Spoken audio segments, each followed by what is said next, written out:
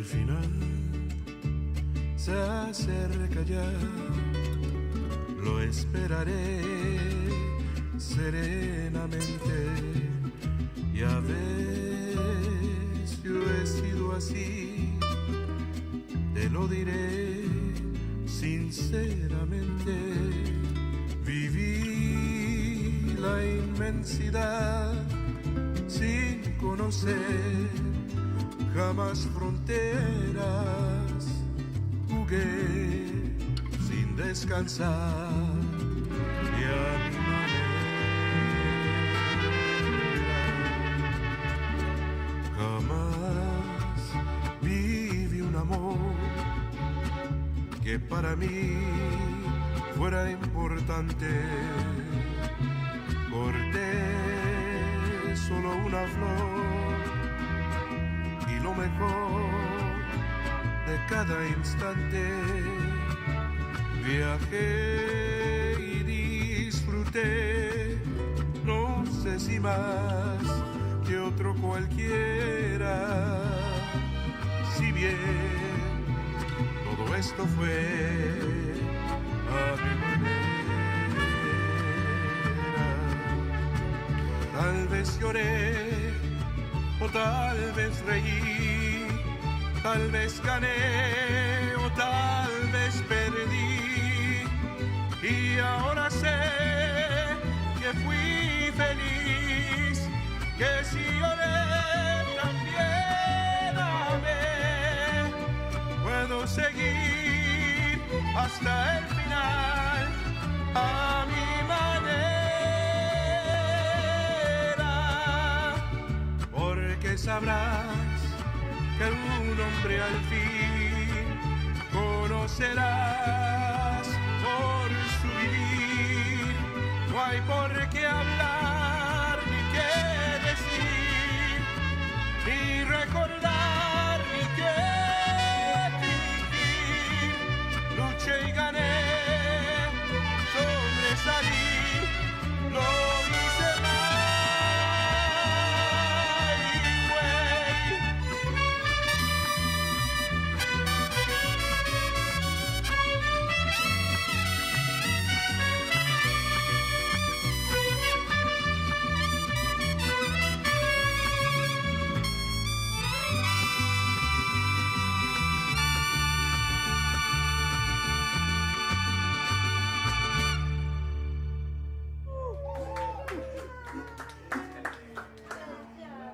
It didn't record. Nah, no te creas.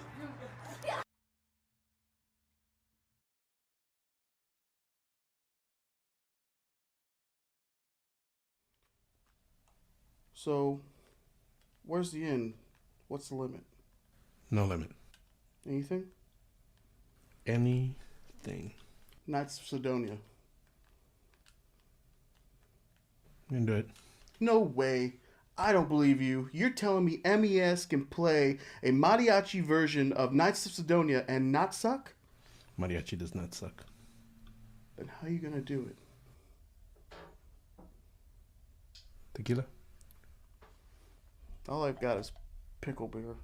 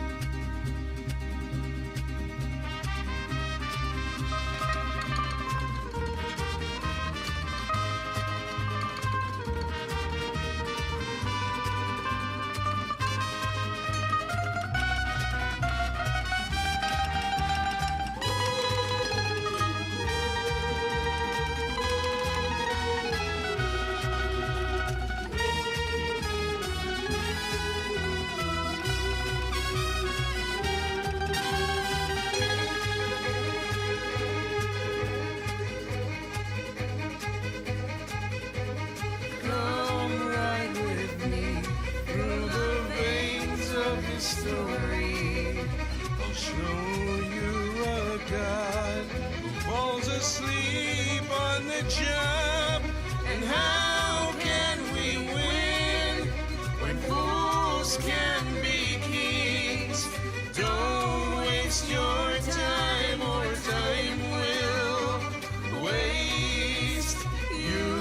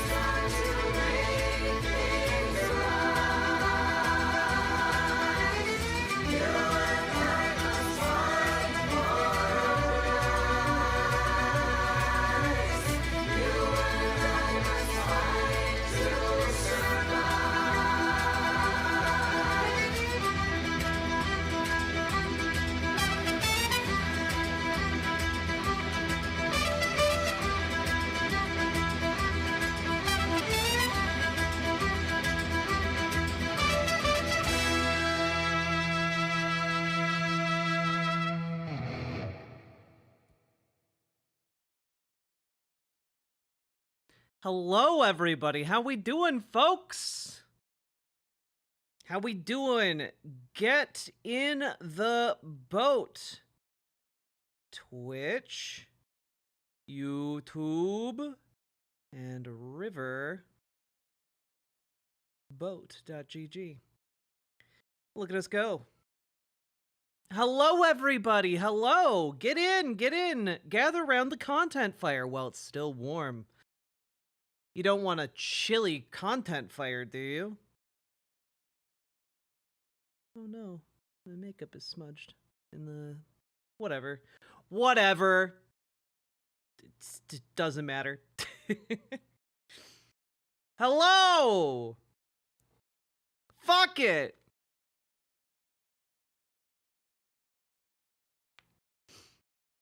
Actually, that one might be better.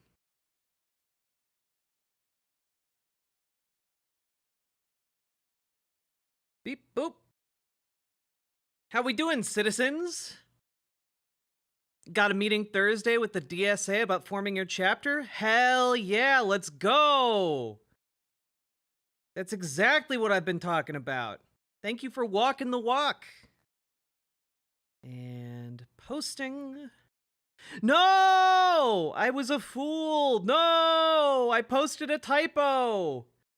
Oh, God, it's a typo on the URL, too. I'm probably sending people to porn sites. Oh, God. Oh, jeez. Delete, delete, delete before anyone notices. Ah, oh, thank God. Typo, time to turn in my English degree. There we go. Nailed it. None will be the wiser. How we doing, folks? The intro music was from Mariachi Entertainment System, which is a really great little band. I've enjoyed them for a long time, and they do great stuff. Hello, everyone. Hello, Skylight. Hello, Gordon Guy. Hello, Blueberry Bumblebee. Hello, Very Knifey Duck. Hello, Feistiest Bard. Hello, John Bainbridge. Hello, Uller Soth. Hello, Comrade Girl. Hello, Sarah Shock. Hello, The Non-Aesthetic Witch. Hello, Underground Uncle. Hello, Bastion. Hello. Oh, God. Oh, jeez. You know what? I'm just gonna save some changes here. I have a lot of tabs open. I've gone over the amount of tabs any sane human being should have. And I have too many. Too many of them, chat.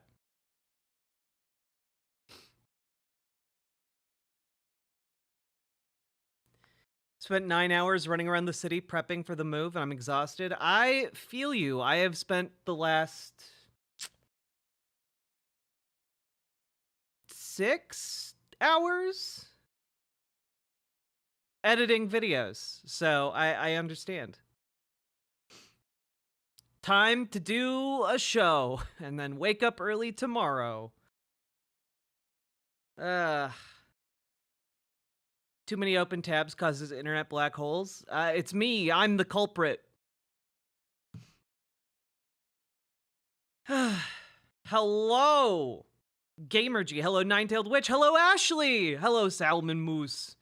Hello, Axolotls with Cream. Hello. Hello, PC Schwarz. Hello, Social Psych Explainer. Hello, Mr. Malachite. Hello, Josh. Hello, John Bogardus. Hello, Punky Gal. Hello, Dragonfly. Hello, everyone. Hello, Peachy Penny Auntie. Hello, Kiwi Teepee. Hello, Zeke. Zeke the Beast. Who doesn't like cream, right? Was that a selfie? Yeah. Look, I gotta get the selfies for the stream somehow, okay? Sometimes I gotta make them on the fly. Chip, chop, chip.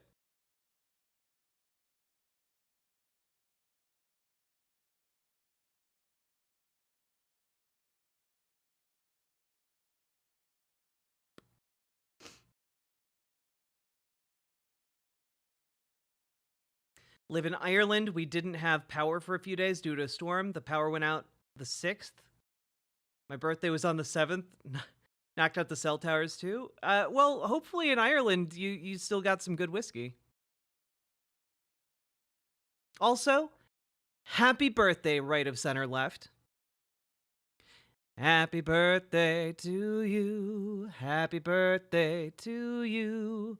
Happy birthday, right of center left. Happy birthday to you. And many more. There we go. All right, we have a show to do, don't we? Oh man, I am very white. I did not test my camera with this outfit, so it's way lighter than it should be. Oh god, that made it worse. Thistles for Eyes, thank you for the being a We are member. the creme fraiche of YouTube. Glad to be part of this community. There we go. A little bit more adjusted.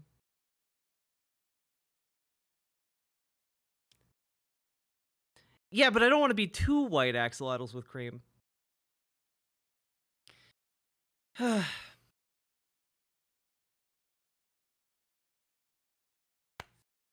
All right. Messy hair, don't care. We got the messy hair bun. Hopefully it's in a becoming way. What am I missing? I feel like I am missing something, and I don't know what it is.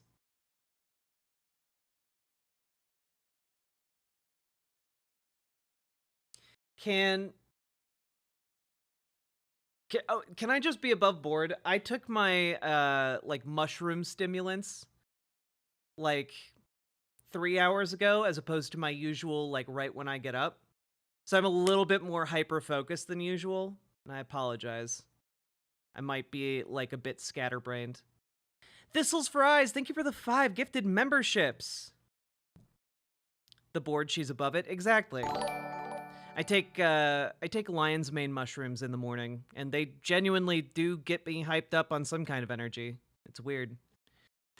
But I heard it helped with folks who have ADHD but aren't diagnosed.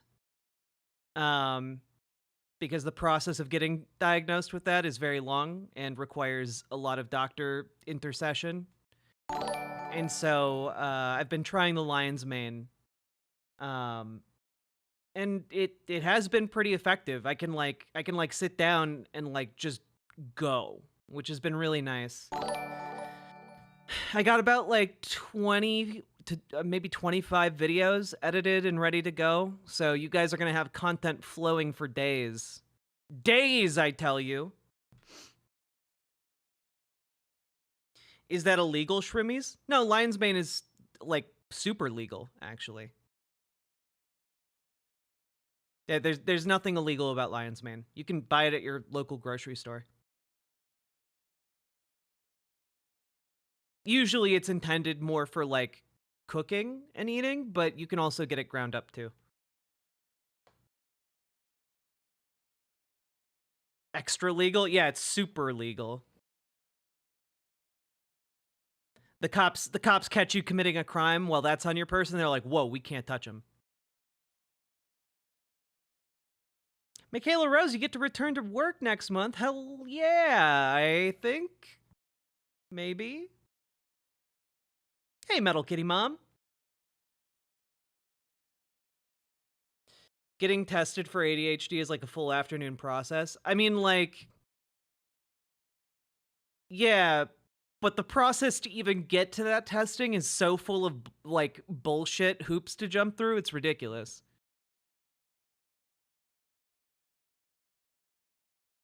Let's go, boaters. Here it's like months, Salmon Moose. I've been trying to like look around. I guess also there's like the additional hoops of like I want to be able to get tested by a clinic that doesn't hate trans people. You know, like you got to be weirdly careful about that and like which clinics handle it. So yeah. I'd advise against getting a diagnosis. Yeah, it wouldn't be the smartest thing to do when wanting to travel to other countries, but flip side, they don't give you medications covered by insurance if you don't get a diagnosis. So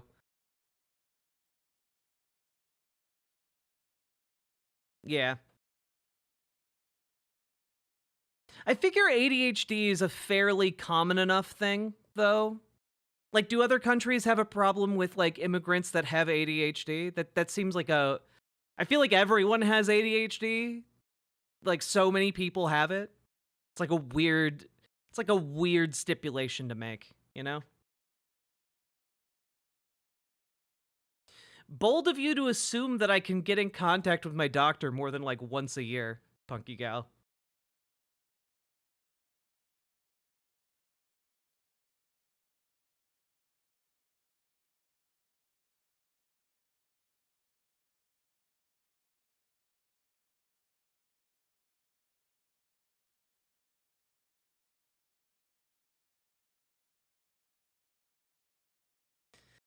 Well,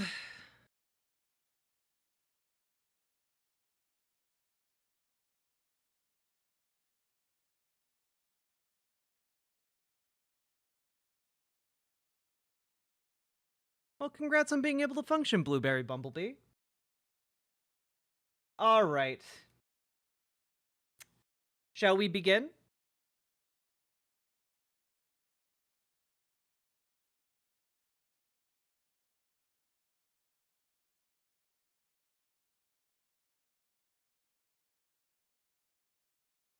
God damn it, Josh.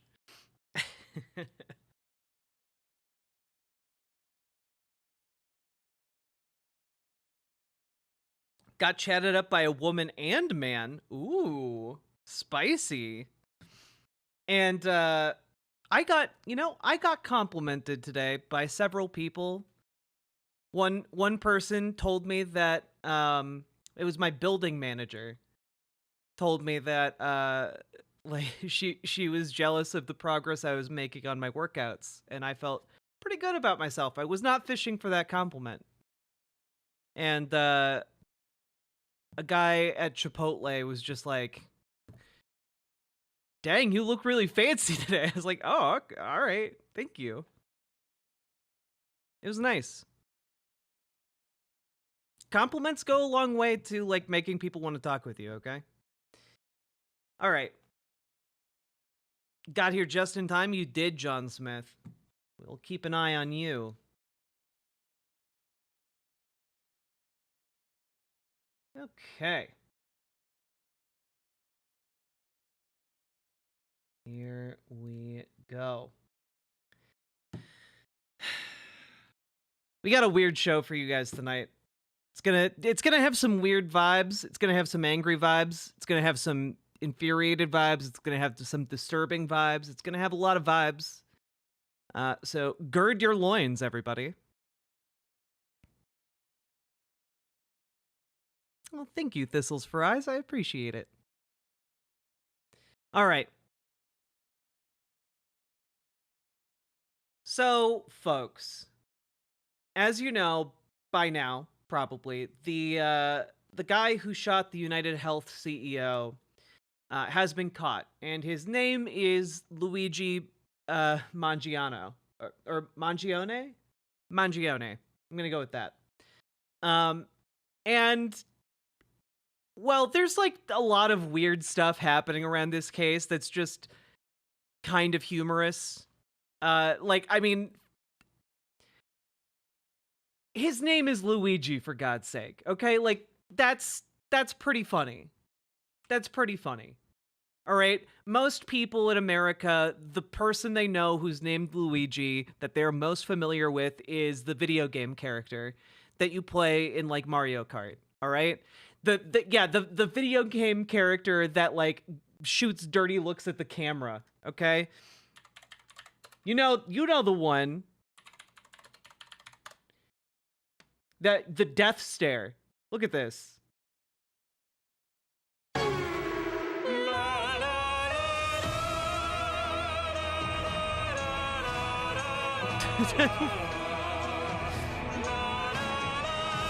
What? Okay, I don't know what I just clicked on.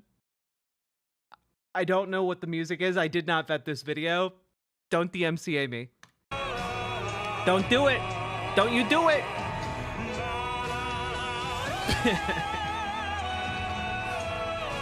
I just needed everyone to know exactly what I meant by the Luigi death stare, okay? Look at him. Look at how angry he is at that baby. He's so mad at that baby. God damn. Now, I wanted us to have that shared schema because it's just fun to have. Now, of course, relating this even further to video games was an inevitability, given that his name is, in fact, Luigi. And that led NBC News down an interesting rabbit hole in reporting on this story. Now, let's look at the opening of their piece on this. Extremely ironic. Suspect in United Healthcare CEO slaying played video game killer, friend recalls.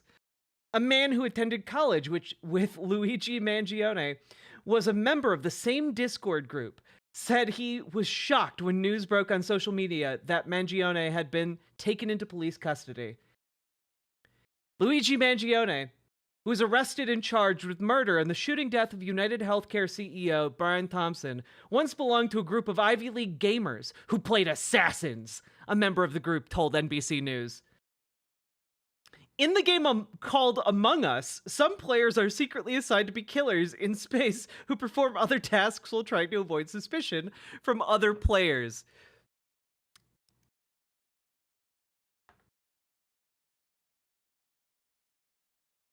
The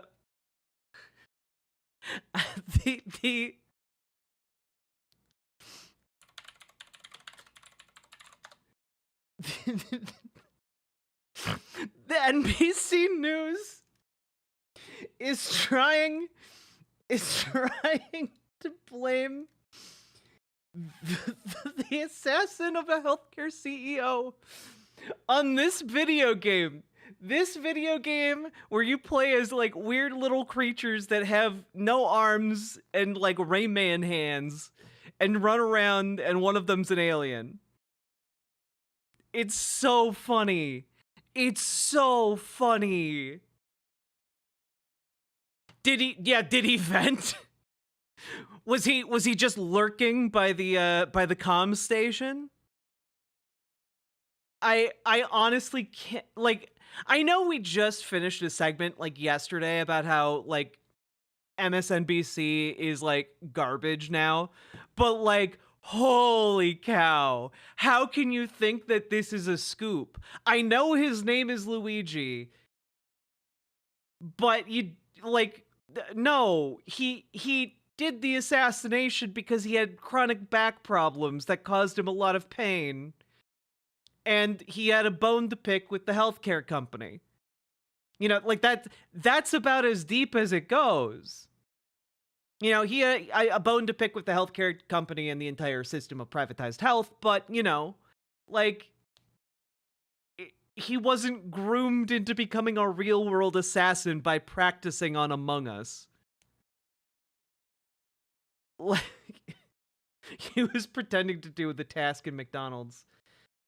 Now, I do want to say, NBC, to its credit, has updated the story, but does it make it better? Let's just take a quick look. Among Us is a child-friendly whodunit game in which a group of friends run around several space station-like maps. The crewmates, who are simply drawn, cartoonish-looking astronauts, run around the ship and complete tasks. The intent of the game? One member is a killer and attempts to off the other crewmates. The death animations are silly and shown as someone getting stabbed in the back or having their neck snapped.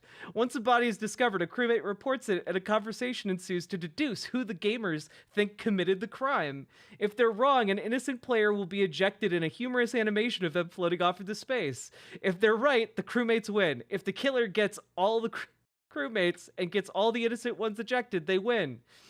The game has been wildly popular, especially during the pandemic, and particularly among young children because of its simple mechanics, colorful, cartoonish nature, and unpredictability. The game is so beloved by young gamers, dressing as a crewmate is often a popular children's costume on Halloween. What an edit. What an edit to try and salvage that piece rather than just simply taking the entire thing down. But also, you know, it's not just a beloved children's game, okay? It's not just that.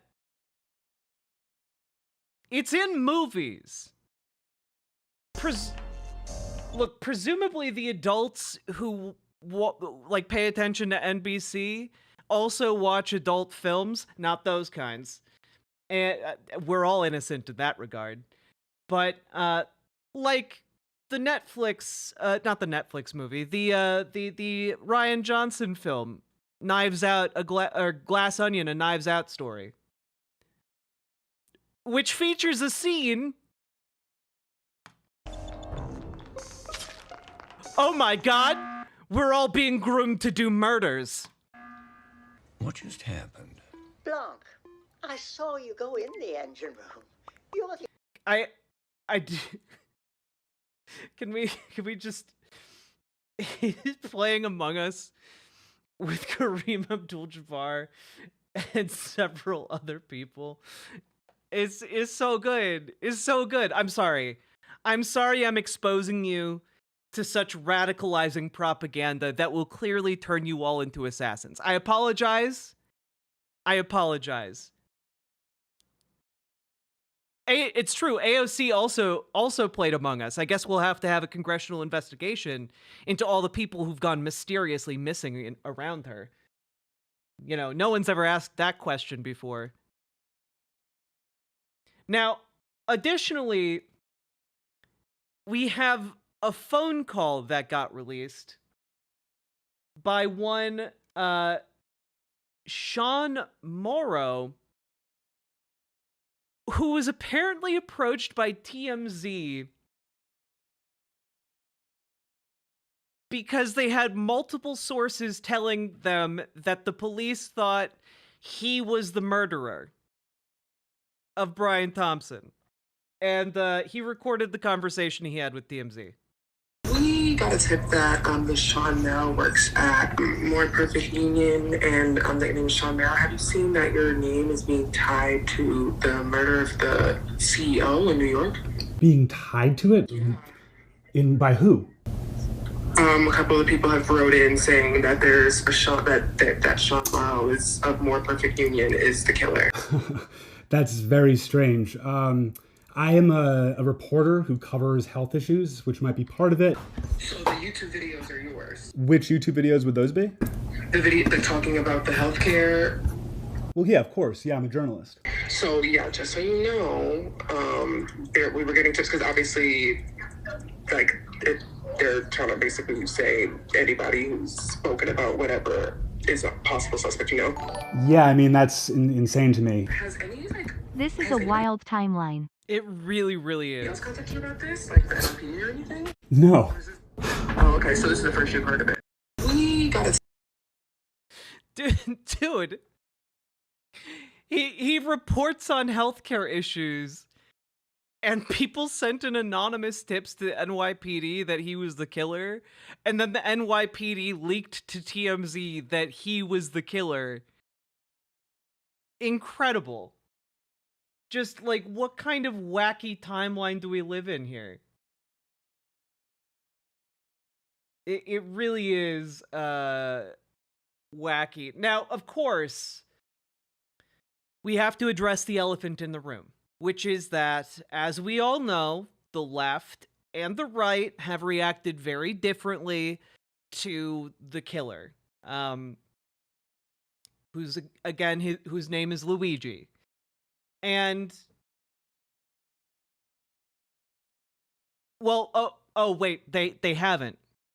Okay, so obviously Fox News is desperate to make sure that at least Fox News viewers are not sympathetic to this guy. Clearly that must be what they're doing, right? Now, you might notice that this is a still from Fox News. Liberals fall in love with CEO killer. Oh, what's this? It's actually a 10-second video clip. Liberal wackos are treating suspected killer Luigi Mangione as a folk hero. First, by salivating over his Italian good looks. Liberal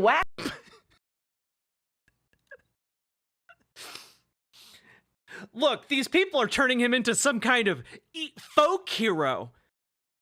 And he is very handsome. Like, you know, the thing you do when you're trying to make someone look bad, you talk about their their good looks. I just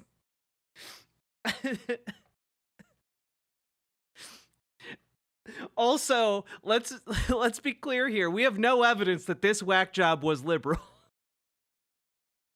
It seems kind of like a nonpartisan whack, if you ask me, but that's neither here nor there. She wants to bang him. She absolutely wants to bang him. Yes. Yeah. Oh no, he's hot. There is a possibility, a very distinct possibility, that Laura Ingraham hadn't seen this guy's picture until just now, and that was her very genuine reaction of, "Oh no, he's hot." Is this newsworthy? Are the abs sculpted by Zeus himself newsworthy? Who can say? Who can say?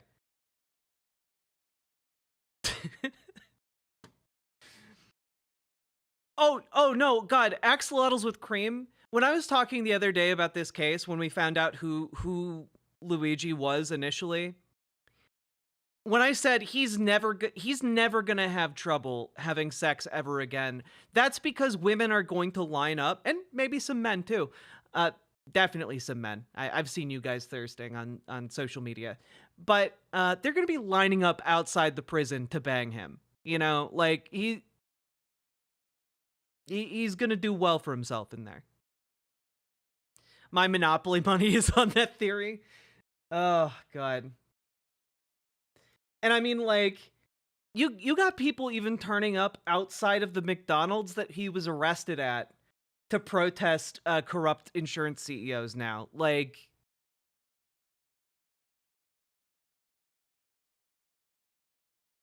that's pretty interesting. That's a pretty interesting development.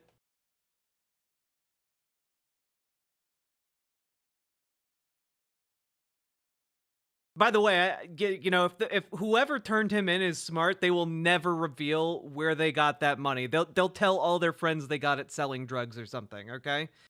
Because like, you don't want to be the guy who turned this guy in. People seem to be pretty on board with healthcare CEOs getting shot. That seems to be the general public reaction to this. Not mine, obviously, as a responsible platform holder, obviously. I condemn all forms of violence. But people in general seem to be very into this. And, you know, I'm kind of coming to the conclusion, and I've reiterated this over and over and over again, that, like, people generally feel pretty hopeless in the face of these gigantic billion-dollar bureaucracies that are designed specifically to ensure that they do not get enough care, because that's part of the sacred duty that CEOs talk about in their closed meetings, when what they really mean is that they want to cut spending so that their investors make more money. You know, stuff like that.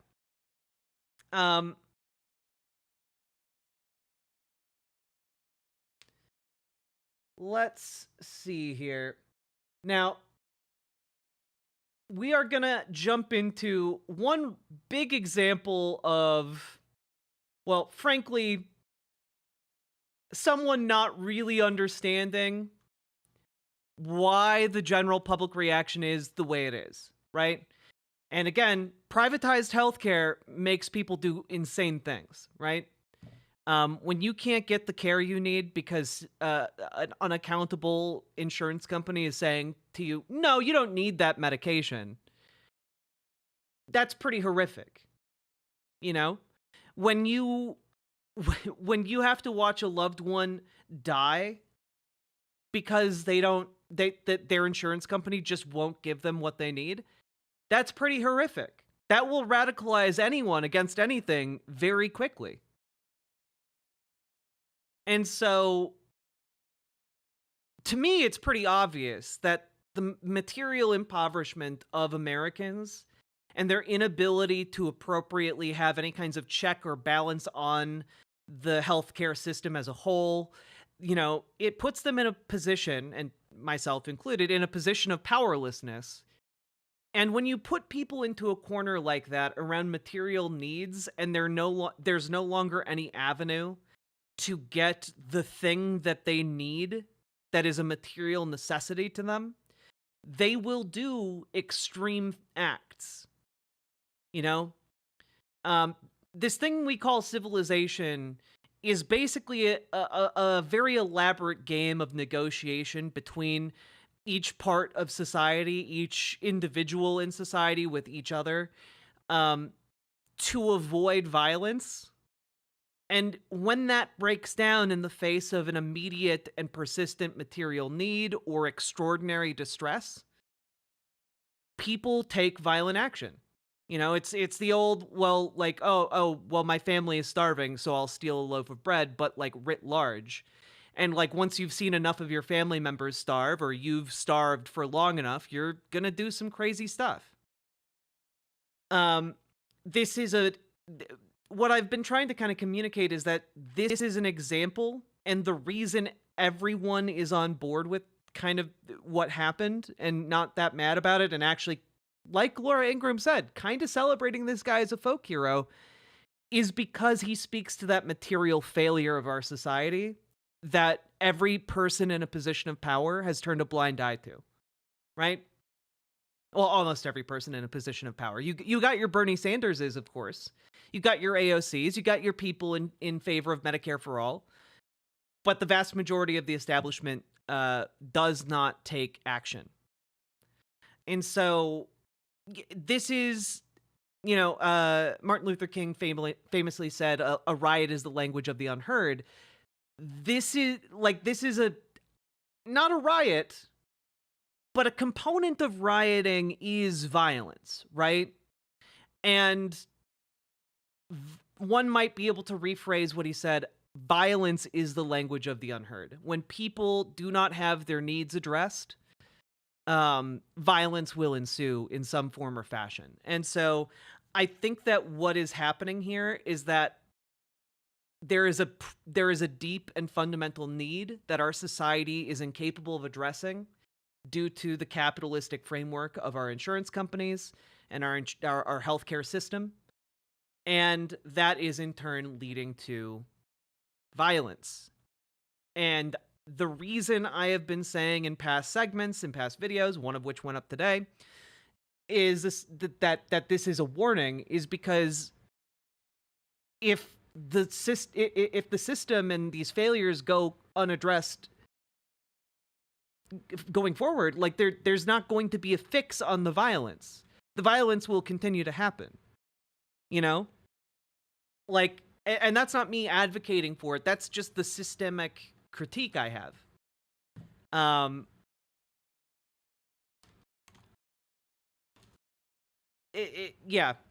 guess that's kind of what I'm getting at in like a little bit of a stumbling way, right? Like, people need the healthcare. People who are suffering chronically, people who need surgical intervention, who need, medication in order to make themselves well. They're hurting. And most people in this country cannot withstand the amount of costs that the healthcare system puts upon them or their loved ones, just from paying premiums and hitting their deductible alone. And if you're not in the United States, premiums are a monthly thing that you have to pay the insurance company in order for you to continue getting care. You have to pay money every month to insurance companies. The larger your family, the more you have to pay. And that doesn't even cover everything. Because if you happen to need care and you have to go to the hospital, you then have to pay up to your deductible, which, can be anywhere from like $1,000 to $2,000 to like $7,000 to $8,000. It can be a huge amount of money. And most people in America only have a couple $100s, if that, in their savings accounts. So, like, it is, well, it's unsustainable, is what it is.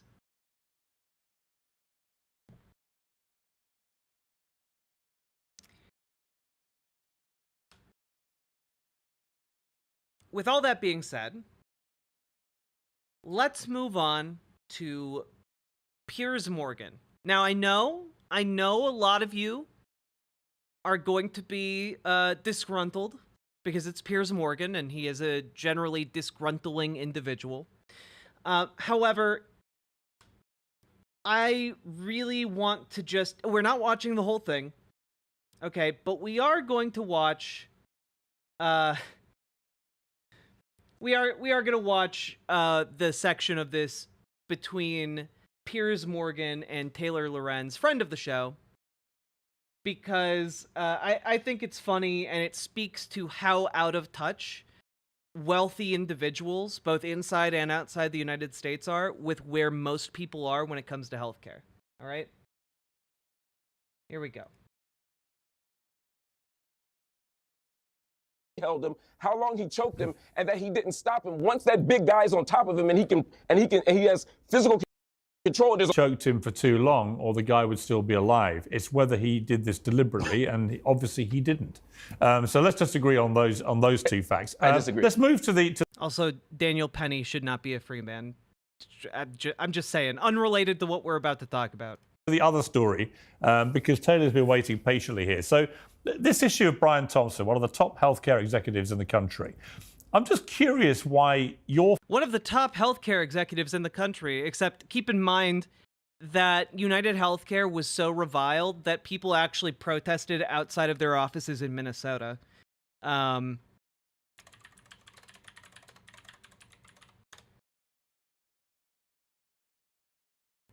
Let's see.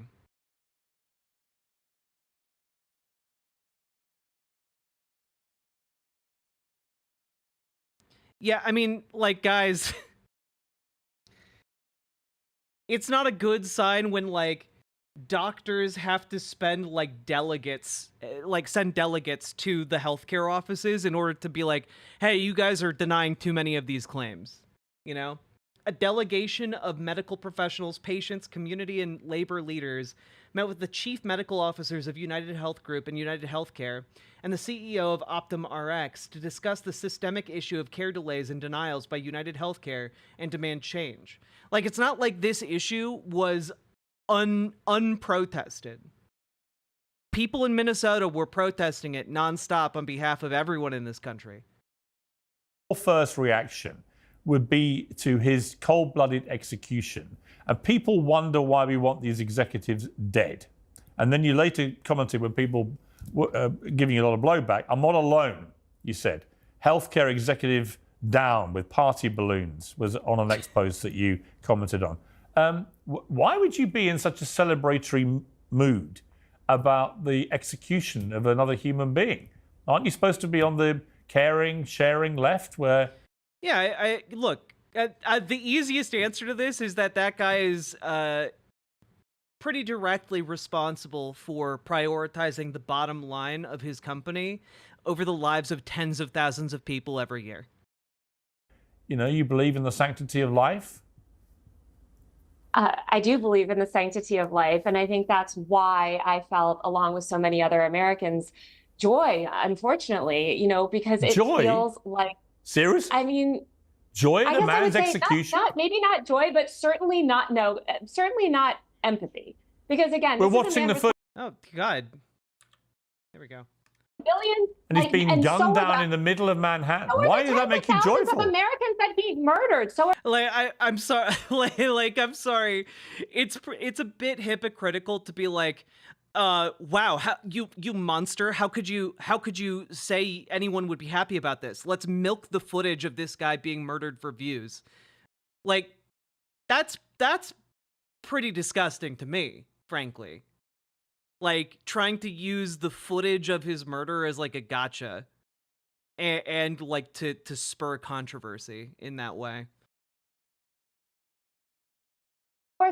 So are the tens of thousands of Americans, innocent Americans, who died because greedy health insurance executives like this one push policies of denying care to the most vulnerable people. And the many millions of Americans that have watched people that I care about suffer and in some cases die because of lack of health care. So should they all be killed then? Should they all be killed, these healthcare executives?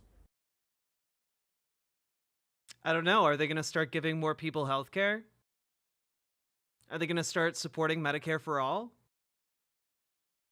Like, the issue is both of these things I have no control over. I have no control over whether or not society responds in a certain way to the way they are treated, okay? And, you know, broadly, society doesn't really have a say in it either. Like, no one gave this guy permission to go and gun down a CEO. But we need, like, if the issue is that there are conditions that are causing the violence to happen, then those conditions need to be addressed. And the only people who are capable of actually addressing those conditions are the CEOs. Or Congress, but we all know Congress isn't going to do anything. Would that make you even more joyful? No, that would not. But why not? And, why are you laughing? I think because it wouldn't fix the You seem to find the whole thing system. hilarious. I find your question funny. A bloke's been murdered in the street. I don't find it funny at all. I don't find it funny that tens of thousands of Americans die every year, and as a result of this guy's actions. Like, tie it directly to the case. Because they are denied life-saving healthcare from people like the CEO. Now, I want to fix the system. Nailed it. You're right. We shouldn't be going around shooting each other with vigilante justice. No. I think that it is a good thing that this murder has led to America, or really the media elites and politicians in this country paying attention to this issue for the first time. You mentioned you couldn't understand why somebody would feel this reaction when they watched a CEO die.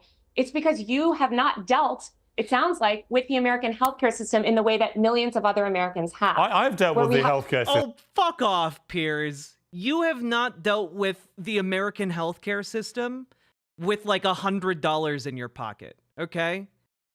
If you try and do, guess what, Piers? That $100, you went for your general care checkup, half of it's gone. Congrats, buddy. Now, you need an ambulance ride to the hospital? You only have $50 in your pocket because you got hit by a bus? Oh, well, you know, you can't afford the ambulance ride. Sorry. Like, I'm sorry, right? The idea that Piers Morgan has dealt with the American healthcare system the way other people in this country have dealt with the American healthcare system.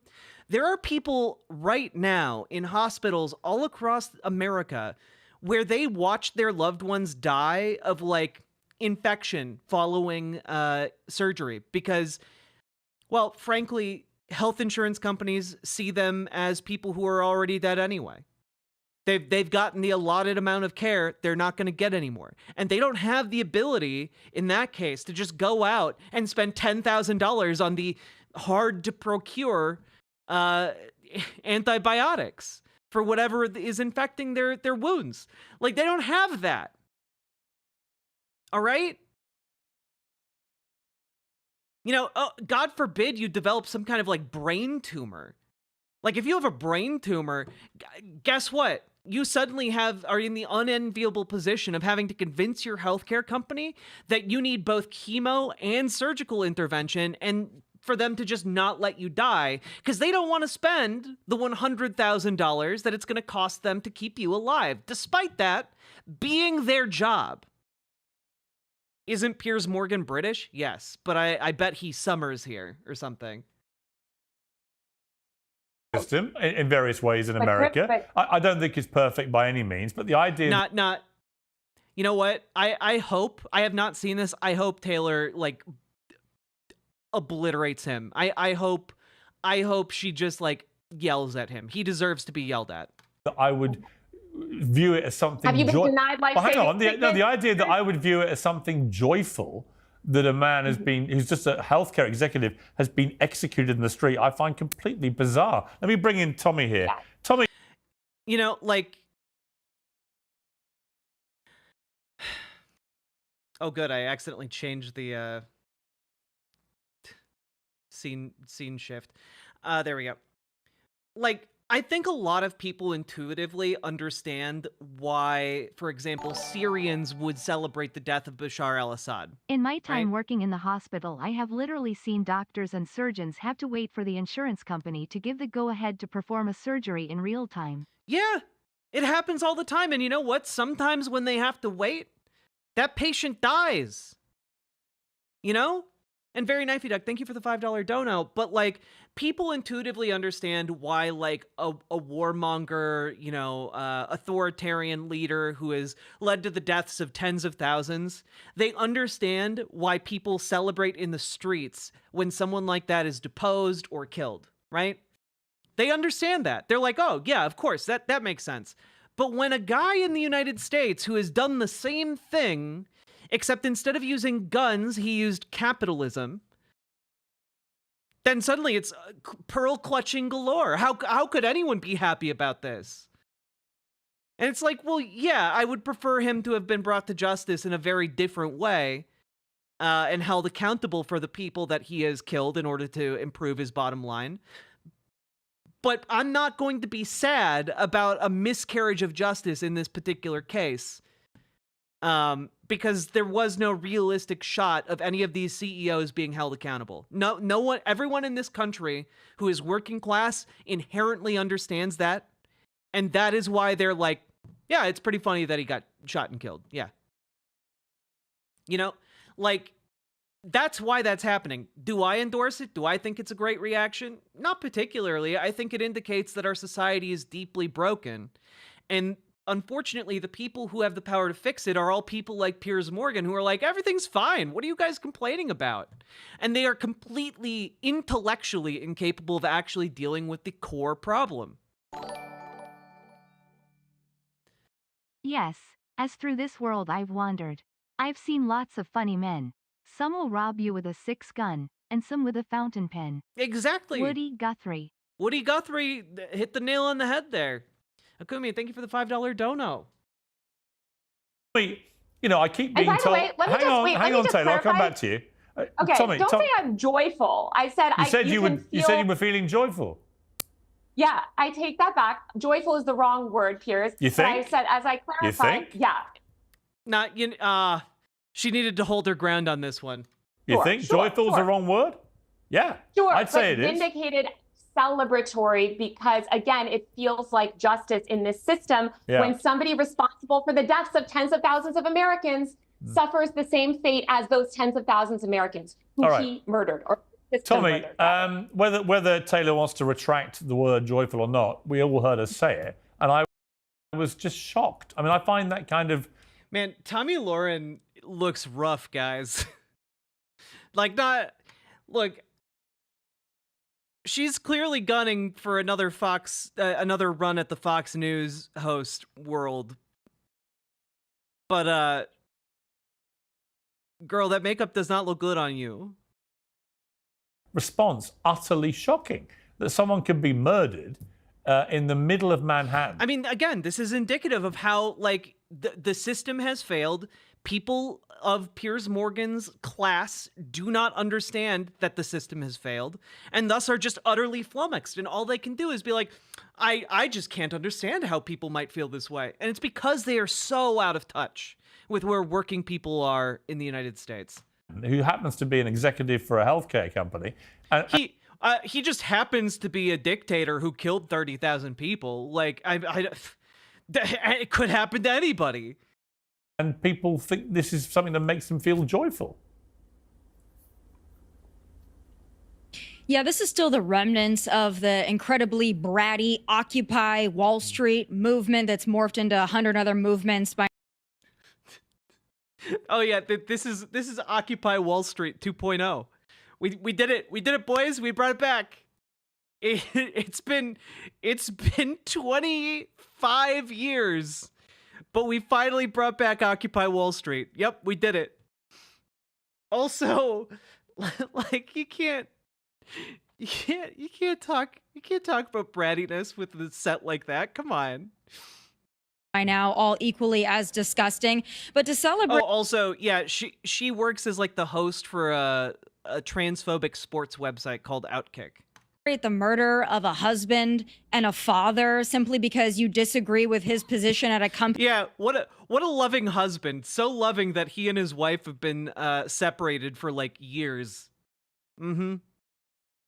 Or you disagree with the company, or but he was a good family man. They were just, you know, a family all living in separate houses.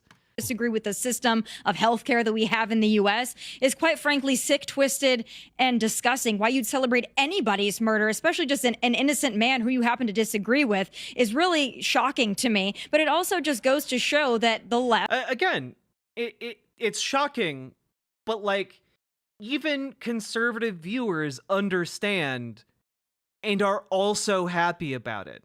Because this cuts across all of the culture war bullshit and speaks to something that actually affects materially every single working class American. If you are working class, you have struggled and like beat your head against the healthcare system or seen a loved one who has done that. You know, you've seen like your uncle weep on the phone with an insurance agent because, you know, he can't get his wife the chemo that she needs because they keep denying the claim. Like, I'm sorry, people in that environment who do not have the hundreds of thousands or millions of dollars they might need to help a loved one who going through that, they have to watch their loved ones or themselves die slowly, agonizingly, and horribly. And these people are so out of touch, they are unaware of that. Or if they are aware of it, they have to feign ignorance. And many on the left have a tendency to believe that violence like this, political violence, is necessary. It's a means to an end. And if they believe in the end and they believe in the means, it's really sick and wrong. If you want to have a conversation about healthcare in this country, that's fine. Yeah, says someone who's supporting Donald Trump, a guy who's going to pardon every single January 6th rioter who attacked the Capitol and tried to overthrow democracy. Okay. And let's have that all day long. But to be joyful or even to say you're not empathetic about somebody losing their life when they leave behind two young boys, especially during the holiday season, the same day that millions of New Yorkers are celebrating a tree lighting, I mean, that's just too far for me, a bridge too far. The loving and tolerant left is at it again, Piers. Hey, you know, just gonna throw this out there. The loving and tolerant left, if you go back in history far enough, you'll find that that love and that tolerance has built coalitions that have toppled governments, that have toppled oligarchs, that have toppled, company structures. That love is stronger than whatever hatred you're peddling, Tommy. Yeah, Taylor, I don't mean to be rude, but why the fuck are you laughing all the time? I don't get it. Sorry, apologies for my language, but honestly, I find it unbelievable. What? I find it unbelievable. Take the fight to him, Taylor, okay? You need to explain how out of touch he is, how hilariously out of touch both these people are. To smugly get sanctimonious about this. What are you laughing at? I am laughing. I mean, honestly, just out of curiosity here.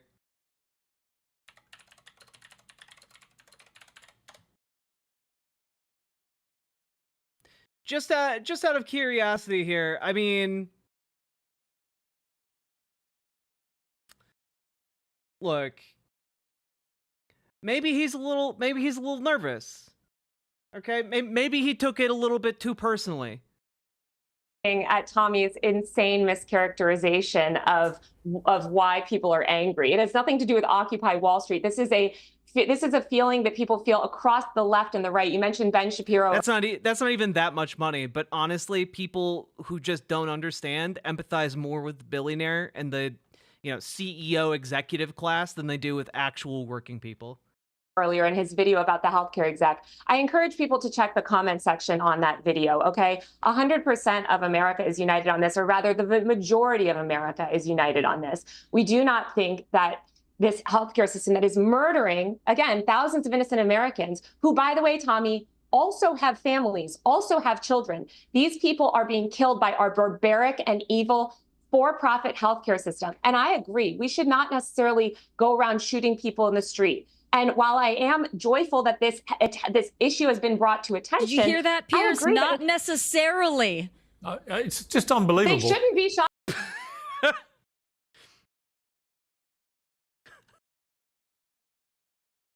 Oh my God.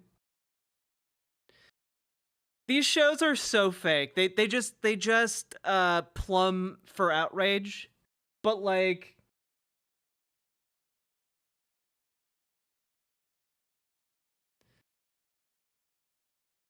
let's see here.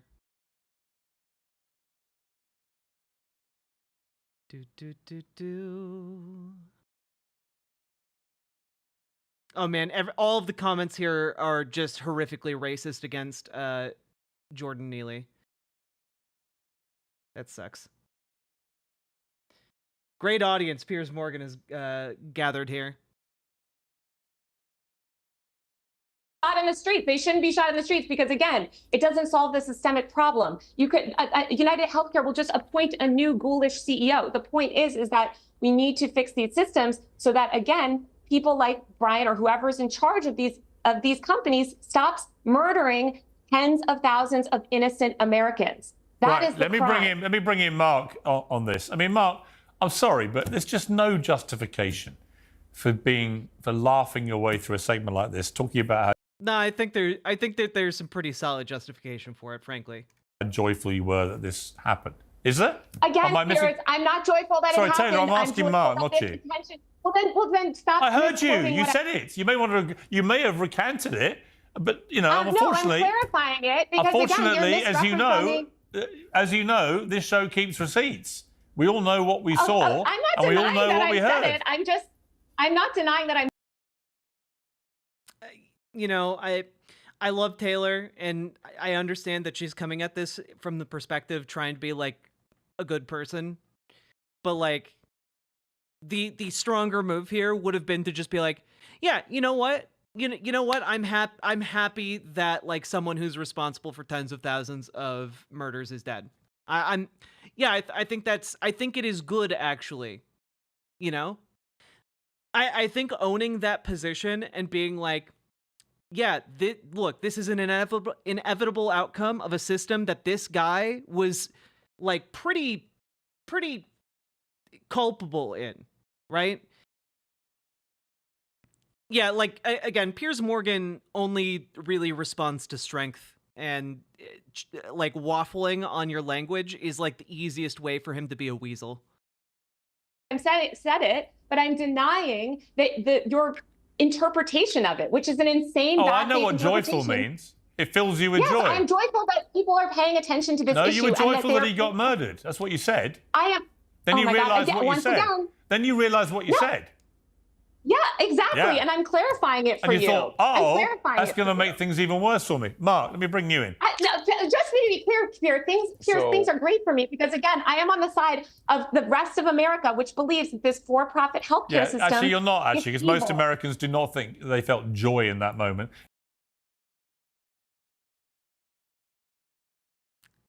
I've seen the comment section on videos that cover this from left and right wingers. They're pretty reliably, chuffed at the whole series of events. It's you. No, because again, I didn't feel joy in that moment. I felt joy that people were paying attention to this issue. You told me you did. Again, you're misinterpreting. No. I tell you what. Just to clarify. Jump in. Do you want me to play it again? Do you want me to remind you? Stop misrepresenting my views. Do you want me to remind you what you said? Do you want me to remind you? You can repeat what I said all I want, but again, you are misrepresenting my views. I am telling you how I feel. Social media will remind you later. Don't worry about it. Mark, again, Piers, I'm glad you're Taylor, able to can you show some manners to your other panelists, please? Mark. Well, stop misquoting me. No, I'm sorry, but like these are some of the comments on Ben Shapiro's videos. Like, dude. People are pretty all right about it, okay? Like they're not upset about it.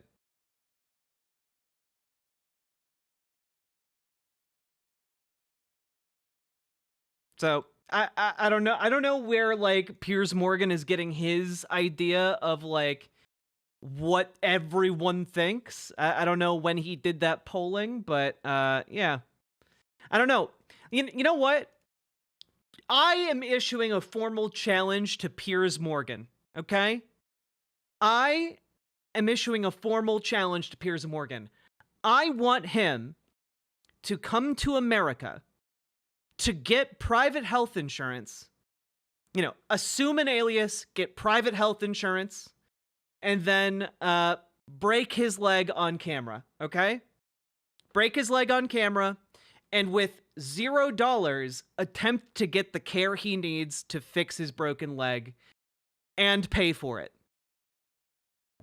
All right? He's not going to do it, obviously. That it's a very large hurdle, but like the point I'm trying to make here is that he is never engaged with the healthcare system in America out of necessity.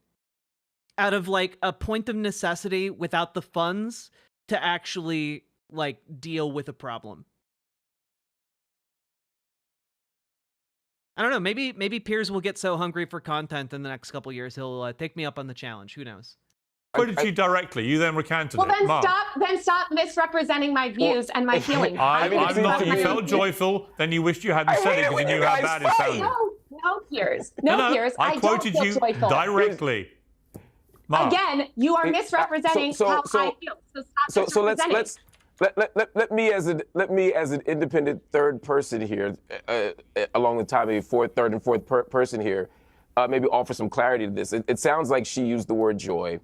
You found it appalling. Did you? She says that she misspoke. She recanted, and you're saying that despite her recanting, she still said it in the first place. I just want to remind everyone that Piers Morgan, while he's getting so high and mighty about the individual language in this case, he got fired from his job for walking off on the air in 2021. I don't know if you guys remember this. Do I have the clip? Oh, I do have the clip. Oh, damn it. But I do want to talk to you. Do you regret what you said about Meghan Markle in regards to her mental health? Because I'm a huge mental health advocate. Yeah. And none of us know what people are truly going through. Do you believe that you were insensitive to her mental health? Well, I'm just going to show it on screen for a second. So she went on Oprah Winfrey Yep. in that infamous interview, and she made a claim that she had had suicidal thoughts, and she'd gone to a senior member of the Buckingham Palace staff and asked for help and was told you can't have any effectively because it would be bad for the royal brand. I did not believe that happened. So what's happened since? This is over 2 years ago, right? Yeah, so basically he was calling her a liar for talking about, wanting to maybe kill herself. Yeah. Piers, how could you have such doubts? How could you take such a relish in calling her a liar on air? And this was in response to Meghan telling Oprah in 2021, quote, "I just don't want to be alive anymore." And that was a very clear, I just didn't want to be alive anymore. And that was a very clear and real and frightening constant thought. And I remember how Harry just cradled me. I went to the institution and I said that I needed to go somewhere to get help. I said that I've never felt this way before and I need to go somewhere. And I was told that I couldn't, that it wouldn't be good for the institution, which, oddly enough, now that we're talking about it, kind of seems like a denial of necessary healthcare. Seems like a disturbing pattern, Piers. Odd. Now, let's take a look here.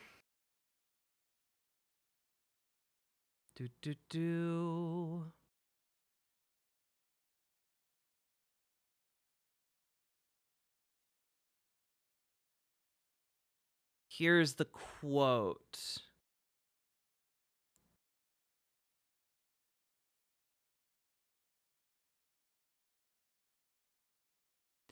Morgan said that he believed mental health is incredibly important, but he added, "Is it feasible that somebody at Buckingham Palace at a high level said to a young woman who said, 'I feel suicidal, you cannot get help'?" And by the way, Harry at the time was the figurehead of a major mental health charity. Why couldn't he get her help? Right? None of it made sense to me. But in his book, it never gets mentioned. There's not a mention of her mental health or suicidal thoughts, right? And that's not a mention of the supposed racism again. It's like it never happened. I think she's a liar. And I think he, unfortunately, is a liar too.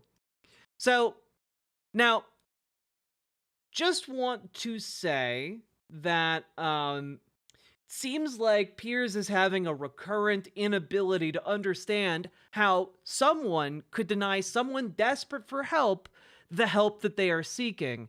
And I think that he just doesn't understand the motivation of money, the motivation of like everything in capitalism. And like the royal family doesn't want it known that one of their highest ranking members is suicidal. That would bring shame upon the brand and the family, and any damage to the brand could affect their income. You see where I'm going with this, right? So they denied her claim.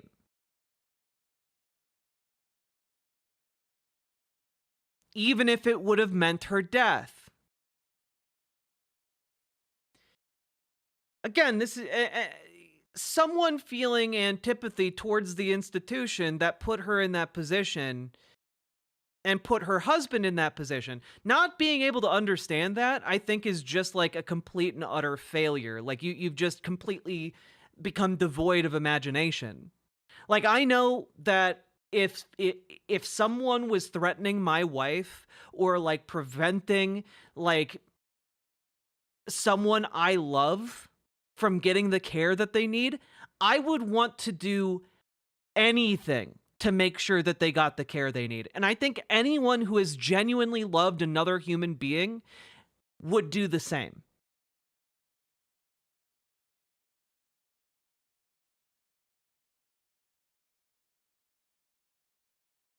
Yeah, it is not about there not being a will. It's about there not being a path to getting that care.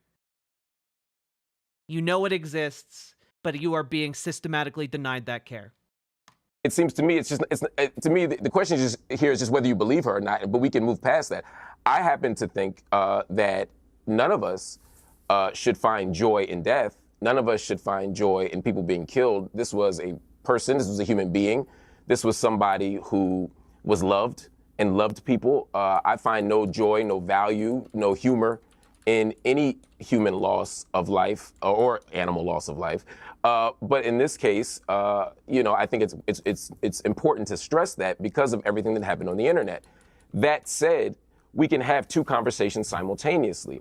We can find great sadness in the fact that this man was killed, and also see it as a valuable and rich site of opportunity to discuss the bigger picture of healthcare in America, which doesn't lead to individual political assassinations, but does lead to the death of thousands, hundreds of thousands, and maybe even millions of people every single day, some of which is entirely preventable. We live in a system. Man, I think it's kind of like a weak stance, but like you need to, I think a better way of talking about like the emotional reaction to it is just as like an extension of the systemic issue. System that prioritizes profits over people. And the fact that so many people who are otherwise normal and humane and loving and empathetic were able to find humor or joy in this tragic death, it says something about who we are as people, but it also says something to how this wicked system has damaged us and corroded our character and eroded our sensibilities. I'm saying let's have that conversation about how sad this man's individual death is, but let's not let that be the only story that we tell. Let's also tell the story about this healthcare system. That's all. Obviously, there's a much bigger debate to have about. Obviously, there's a much bigger debate to be had, which is why we didn't have that debate and instead berated a woman for her verbiage on a tweet for how long here? Started at 18:30. It is 11 minutes. Yeah, a debate he will not be having. Excellent work. Job avoided. Healthcare system. But Tommy, it was inevitable that the finger of blame would eventually turn to one person. Okay, we don't need to talk about this part. This next part is just being like, oh, why are people blaming Donald Trump for it? Which, like, I'm not terribly interested in that question. It ultimately it's irrelevant. Now, just one last thing. Found the video where Piers Morgan got called a racist and he got very angry.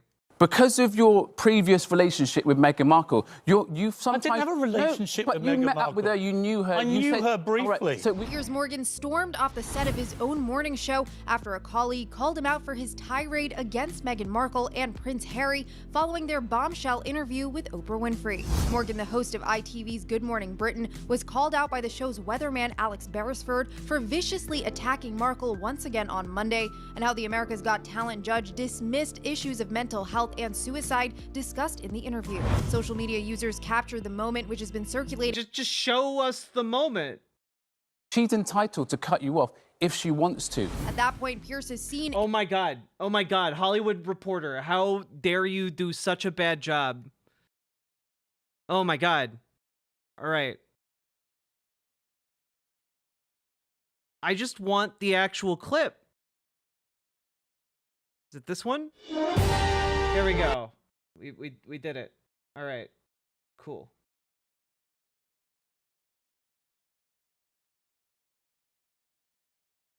Where does it go? Look.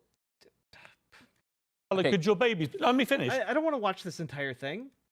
Sometimes identify covert racism. It's actually quite hard because it's not there for But you. Alex, on that one, it's... Oh man, this is a full 14 minutes, and the stats of who watched where aren't leading me anywhere. Damn it. Not know her that well. All it did, her personality. At no point in that clip did he get up. Oh God. Is it this one? And I understand that you don't like Wapo? Meghan Markle. You've Washington Post, I swear to God, if you fuck this up for me. made it so clear a number of times on this program. A number of times. And I understand that you've got a personal relationship with Meghan Markle, or had one, and she cut you off. She's entitled to cut you off if she wants to. Has she said anything about you since she cut you off? I don't think she has, but yet you continue to trash her. Okay, I'm done with this. No. Sorry, no. Sorry. So, do you know what? That's pathetic. You can trash me, maybe not my own. No. See you later. I'm being... Sorry, can't do this. Absolutely diabolical behaviour. I'm sorry, but Piers spouts off on a regular... Piers Morgan is one of the most fragile human beings alive. That's probably why he is very upset about a CEO being murdered, okay? basis, and we all have to sit there and listen. 6:30 to 7 o'clock yesterday was incredibly hard to watch. Ben, thank you very much. Look, on your... All right, we don't need to watch this part, I guess. That's odd. Anyway, we got what we wanted. We got what we wanted. Yeah, Piers Morgan is a loser. And honestly, the people who don't understand this are also hopelessly out of touch, and most of them are losers. Some of them you may be able to make understand, but others have a direct investment in not understanding, right? And I think that that's true of Piers Morgan, for example. I think it is in his best conservative interests to not understand how the monarchy could deny healthcare to one of their own. I think it's in his best interests to not understand how American healthcare works. I think his ignorance is in his best interests, which is why he cannot be educated to a better place about basically anything. His ignorance is by design. And so in real life, you're going to find people like Piers Morgan on a wide variety of issues, but on especially this issue. You're going to find people who genuinely don't understand, who we have a duty to educate, and then and be patient with, by the way. And then there are going to be people who do understand, but they have a vested interest in remaining ignorant. And those people you are better off just not engaging with. They are time sinks. They are energy vampires. They will drain you, and you will have nothing left for actual like interactions with other people. So, that being said, I think this is all best understood as a systemic issue, that the joy people are feeling, and they are feeling joy. Don't get that wrong, okay? And the support that this guy has is directly rooted in material need. And until those material needs are addressed, the risk of this type of violence breaking out is going to go up as time progresses. That's it. That's the fundamental issue here. If it is unaddressed, that will be the result. So, there you go. Boop. You support a heartless killer, now go off yourself, freak. You understand how hypocritical that statement is, right?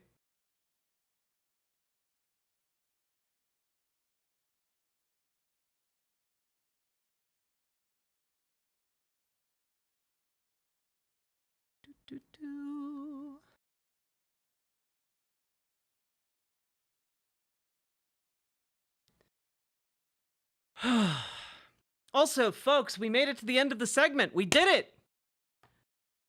And we are now an hour and a half into the show. Please consider supporting the stream, if for no other reasons than to, tell transphobes to go fuck the fuck off. I don't care. Yeah, of course you don't, because you're weak. You're a weak individual with no moral basis and an inability to understand right from wrong. You're basically a child. Which is probably why people like you don't tend to believe in age of consent laws.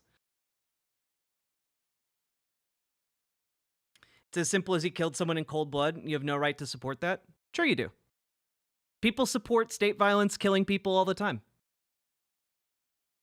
You know, I look, controversial take. I support the United States invading Europe and defeating the Nazis. Hot take. That resulted in the deaths of hundreds of thousands, millions of people. I support it. That was some pretty serious violence. But here you are pearl clutching over like a guy who killed tens of thousands of people in order to make money. That seems pretty fucked up.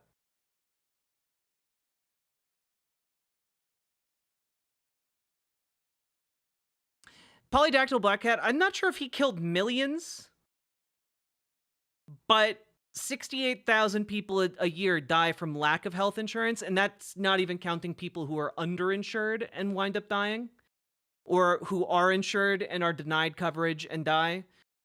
So, like, the number's pretty high every year. And I think that's bad. Playing the new Indiana Jones game? Oh, hell yeah. Is it good?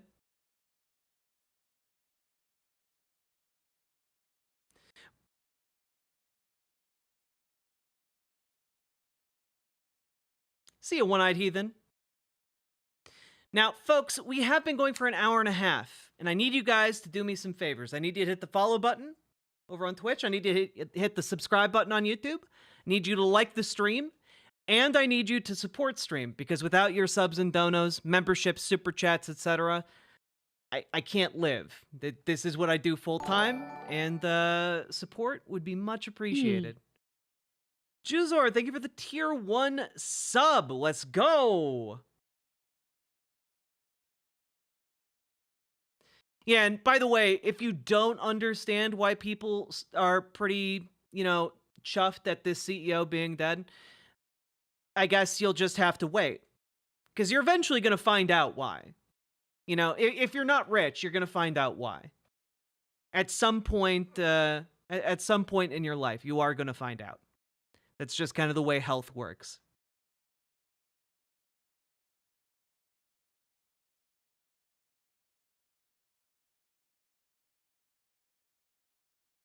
Get the YouTube stream to 100 likes. Is it not at 100 likes yet? Have you guys failed me? Oh my god. It's not at 100 likes yet. How could you do this to me, chat? You're doing me so dirty. So dirty. Yeah, Kumi, I think we need Machine Games to release a Nazi killing game every 4 years. That's my hot take. You know, get them on that harsh production schedule, okay?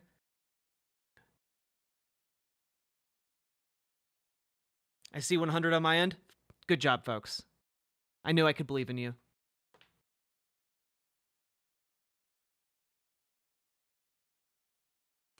Now, let's see. Chat is pretty weak lately. It's true. I mean, we are after election season. I guess I could just go die. It may happen. We'll see. What am I liking? The stream, baby. Came over to YouTube just to give you a like. That's the spirit.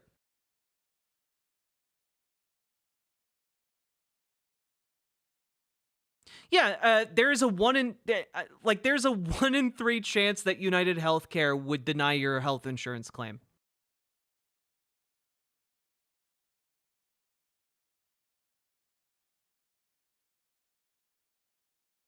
Thank you, Colonel Flanders. If you jump, I jump. Hell yeah.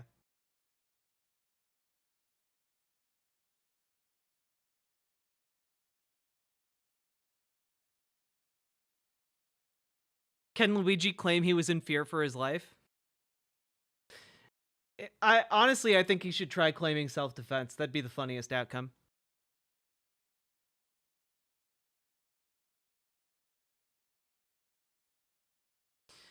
Oh well, get over it. Doesn't mean you go kill someone in cold blood over it. I think the blood was pretty warm. Frankly, I think blood tends to be warm in humans. But yeah, I think if someone kills tens of thousands of people, someone is going to eventually do something about that if all like legal aims are exhausted.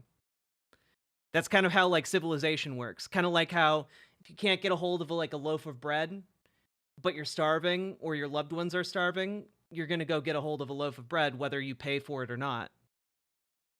I think most people can understand that, but you might be intellectually deficient enough to not be able to understand. So if so, I might be being ableist right now, and I apologize for that. As a member of the woke left, I apologize for my ableism towards you, someone who's too stupid to understand what I'm saying.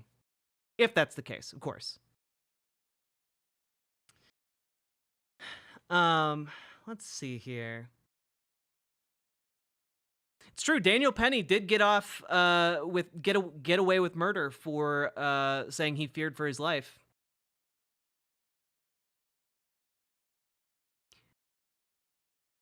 You disavow crime no matter the situation. If you support crime, you're an inhuman mongrel. I mean, I think you're the one supporting crime here. After all, you did tell me to go kill myself, which is a crime. Oh my God. You're trying to encourage me to become a criminal. You're a bad influence. Bad influence. Encouraging someone to take their own life? Oh my God. That's so... How could you do something so illegal? Incitement to crime? Oh my God. But we've already established you don't care about hypocrisy. Honestly, I'm just interacting with you because I find it fun.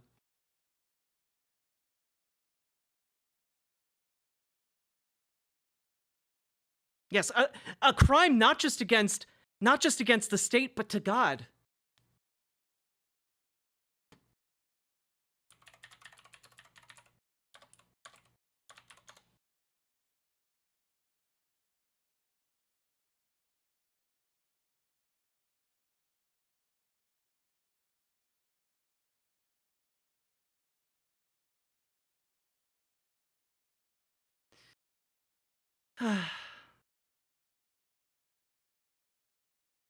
Why do I get the feeling this person's from a country that has universal healthcare? No, this person's just a fascist fuck. It doesn't require any type of consistency. They've already established they don't care about argumentation. You know, because they're stupid. Because their ideology precludes them from arriving at any kind of logical conclusion. And they operate merely upon feelings. That's, you know, in a way, this is actually a unique and useful opportunity for us. We get to examine him like we would some kind of like formaldehyde-ridden ape in like the bio lab.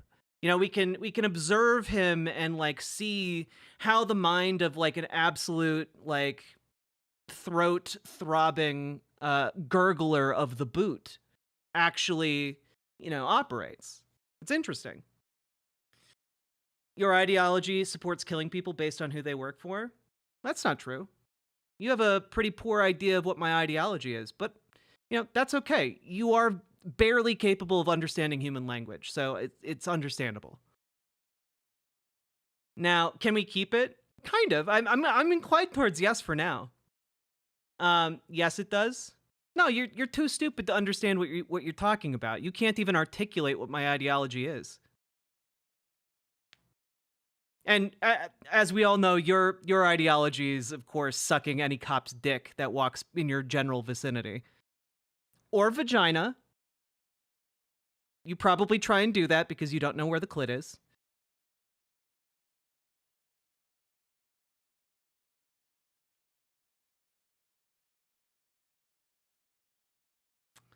Let's see here. This is just the consequence of the social contract being broken. If you take down the guardrails, they're going to be head-on collisions. Exactly, Hypervisor, you get it. If he is a conservative, we know he doesn't eat pussy. That's true. That's true. We also know that approximately the amount of time it takes a conservative to have sex is like 5 seconds. So, you know, they're also very bad at it.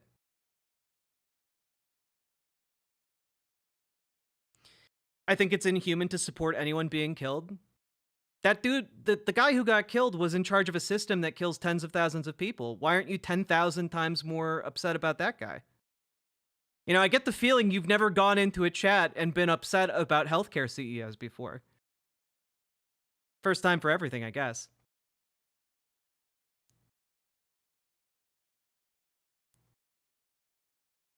That chatter better be sure the sick burns are covered by his health insurance. True. True. This might be the CEO's son. No, if that were true, he probably wouldn't be too upset.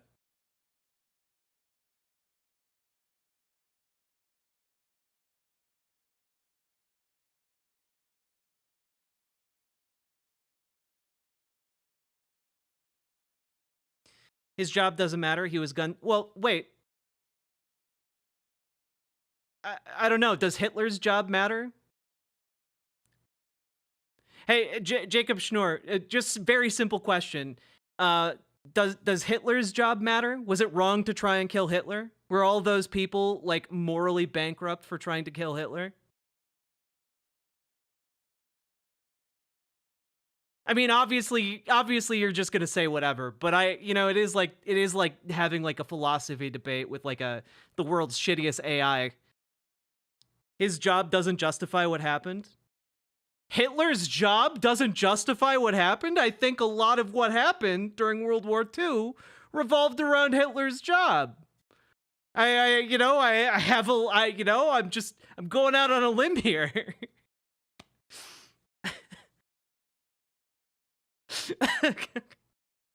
Guys, sometimes we have to have fun, all right? If we're not going to have subs, I'm going to have a little bit of fun.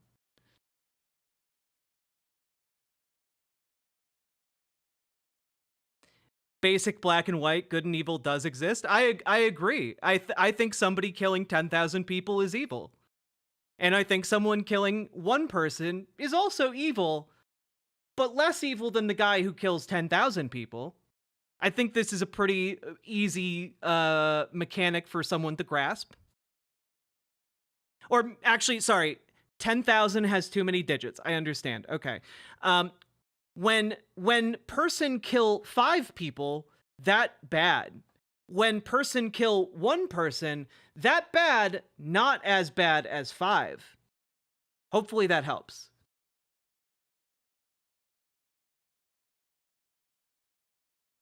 I already agreed that good and evil exist. I don't know what you want. You seem to not understand the concept of numbers, though. You may have some kind of mental illness that like some kind of like perception blindness. Some people have time blindness. Maybe you just have number blindness. I understand. Okay. 1, 2, 3, 4, 5. 1 smaller than 5. Okay, I think maybe that could get through to someone this stupid. Maybe. The simple basic morality I laid out is how the world works. Grow up, child. I think that you don't really grasp how the world works. That really doesn't seem like your forte. Like, honestly, you seem like you're 14. You probably haven't seen, like, another person with their pants off before. Like, I think you may be a bit out of your depth here.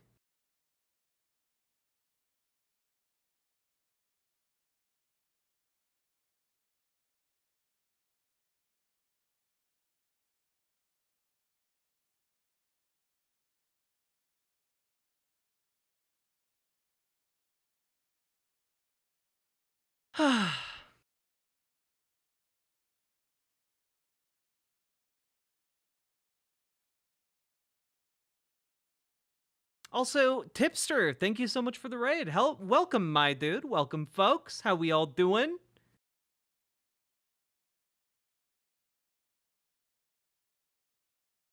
Yeah, I don't know. Seems pretty cucked to be angry about people being not sad about the death of a man who would have killed you, or your mother, or your father, or your siblings, or any person you've ever met in your life, in order to make like $1,000 more for his company. I don't know. Seems pretty weak. Cuck behavior, really. Yee. Juzor, thank you for stepping up and supporting the stream. One of the elite this stream. Thank you for the 5 gifted tier 1 subs. I appreciate it. Hopefully, I'm doing a good job entertaining you folks.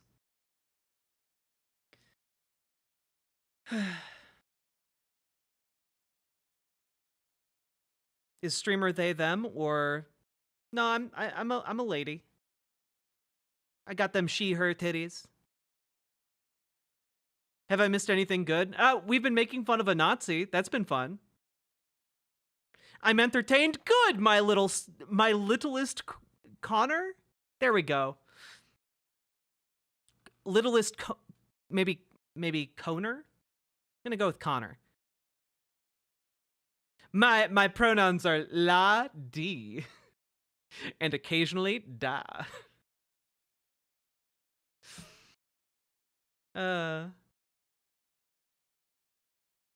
Is it just as good to join the Patreon as it is to sub? I can only afford one. I mean, the best way to support me is either through a direct dono on like Streamlabs or to come over to riverboat.gg to subscribe over there, because then there's no middleman like a PayPal. Eventually, the site, the service that hosts my website will start taking like a 5% cut or something. But it's still the best way to support me even with that. So, yeah. So consider coming over to riverboat.gg and subscribing. But if for whatever reason you run into like a technical snafu, subscribing over on YouTube is fine. Or I think it's slightly better to subscribe on Patreon. But I haven't been able to deliver on the things on Patreon for a while, and I feel really bad about it.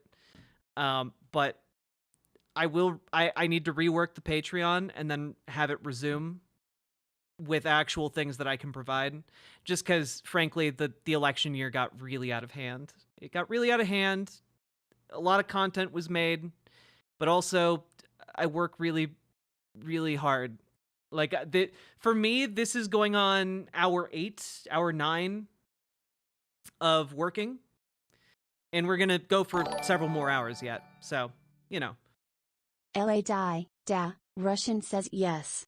BWA for the fam. Thistles Fries, thank you for the $20 super chat. La le di da. The fam is strong.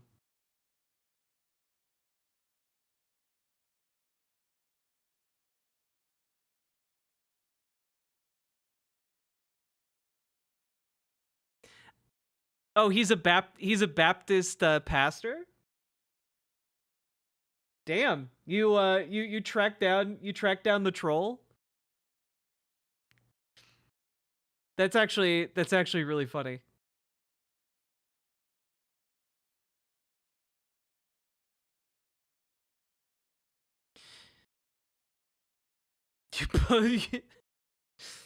You posted links, but it's so comprehensive that it would be considered doxing. Well, you know, that doesn't mean I can't look at them.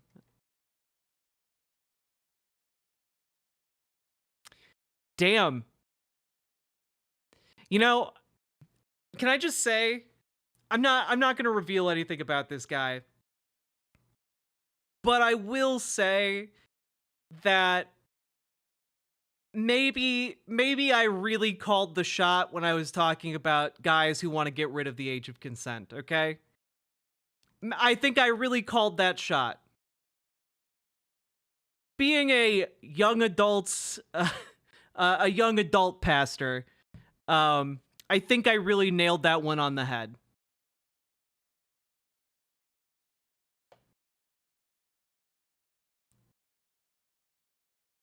Can we get a phrenology check? Very thumbish. Yeah. Anyway, that's enough. That's enough info for me to give out. But maybe I will send a message to his mother telling him how he behaves online. It would not be the first time I've done so.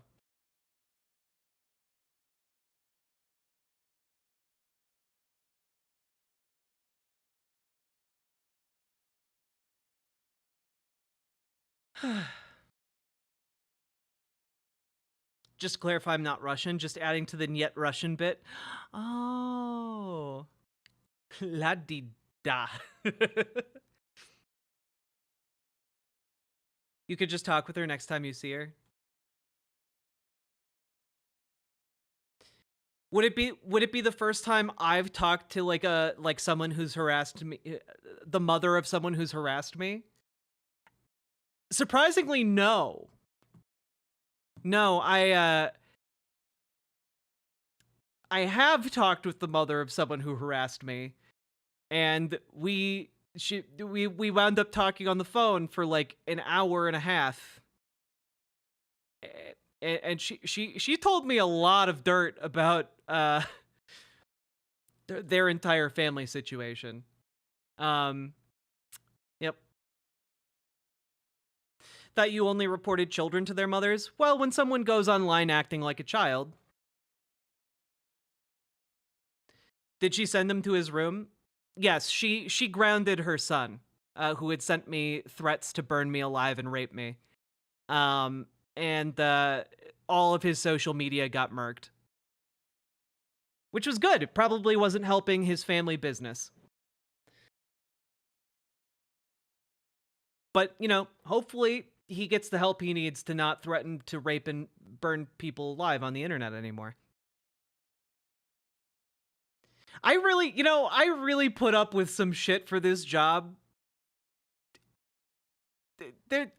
Sometimes I wind up saying something like that and it takes me like a couple seconds and then I'm like, oh yeah, that was pretty fucked up. That is not actually something that a lot of other people have to deal with. Yeah. People are not kind to trans women in media online.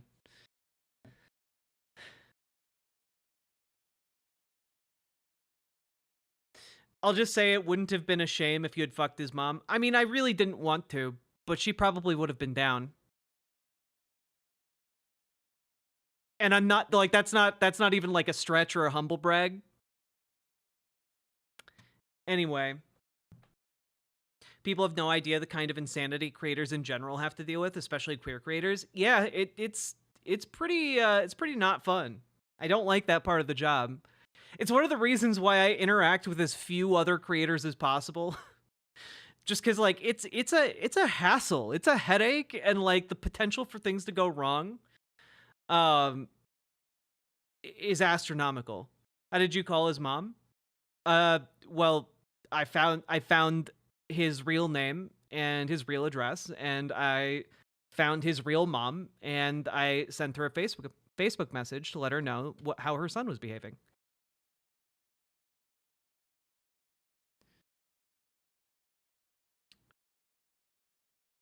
Yeah, by the way, a lot of people who like to engage in online harassment do not have good OPSEC, and like sometimes will just like harass you under their real name, or like a screen name that incorporates like large chunks of their real name, you know, like, yeah.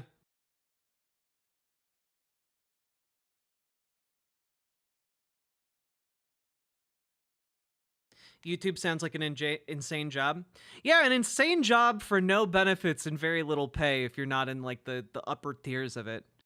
But you know what? We're working on being bigger than Hassan, baby. That's why you guys need to like the stream, share it, subscribe, hit the follow button, do all the things, so that one day I can be out of the position I'm in and have enough money to hire a full-time editor. I'm very excited about maybe one day hitting that goal.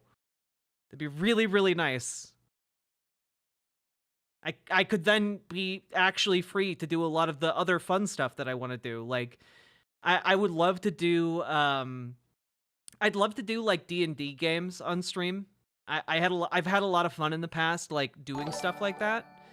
Or, you know, Riverboat more Jack, community call-ins. She will call your mom. Well, I don't, let me put it this way. I don't want to call people's moms. I don't like talking to people on the phone, except for my partner. And that's because I love her, and I love her voice a lot. Makes me really happy.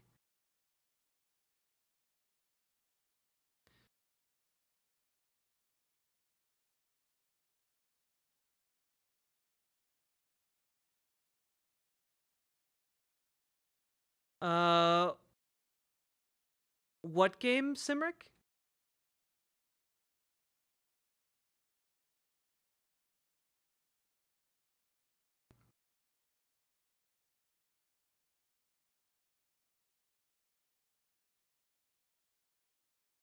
This is great fuck around and find out energy for dealing with people, though, I must say. Well, yeah, I mean, it does help being a small creator and being a bit punchy.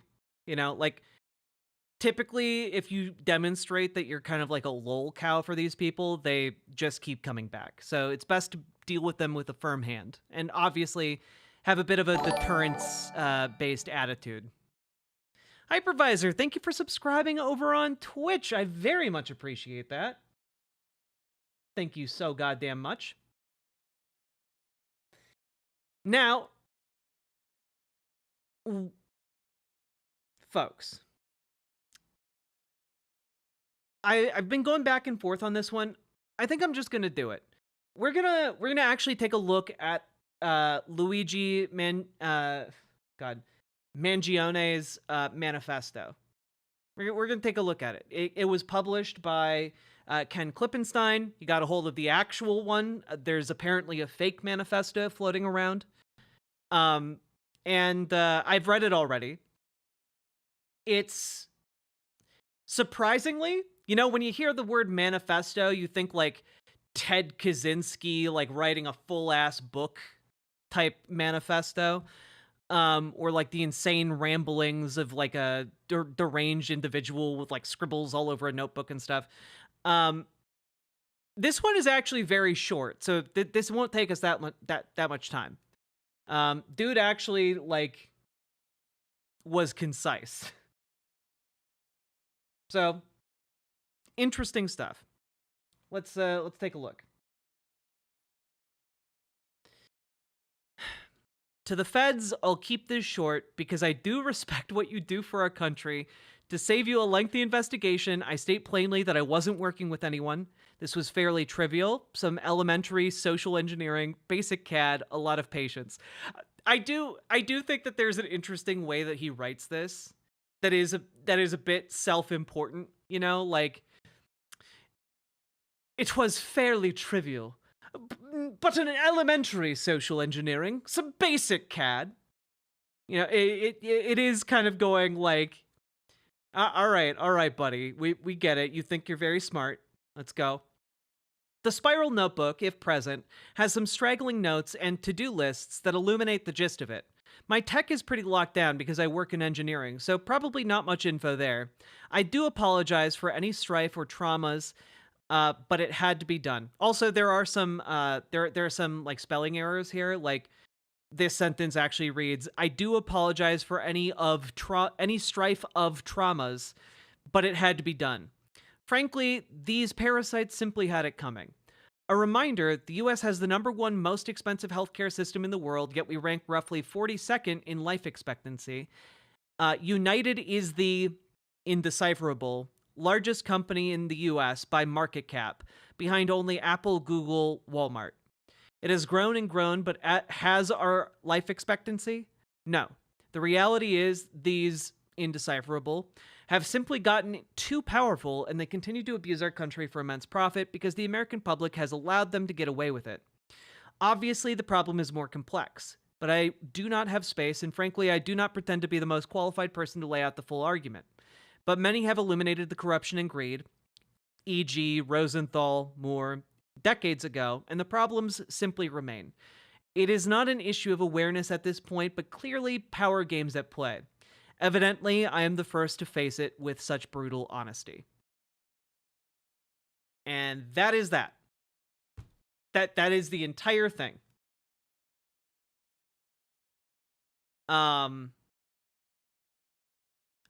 Yeah, and the thing is here, his stats aren't wrong.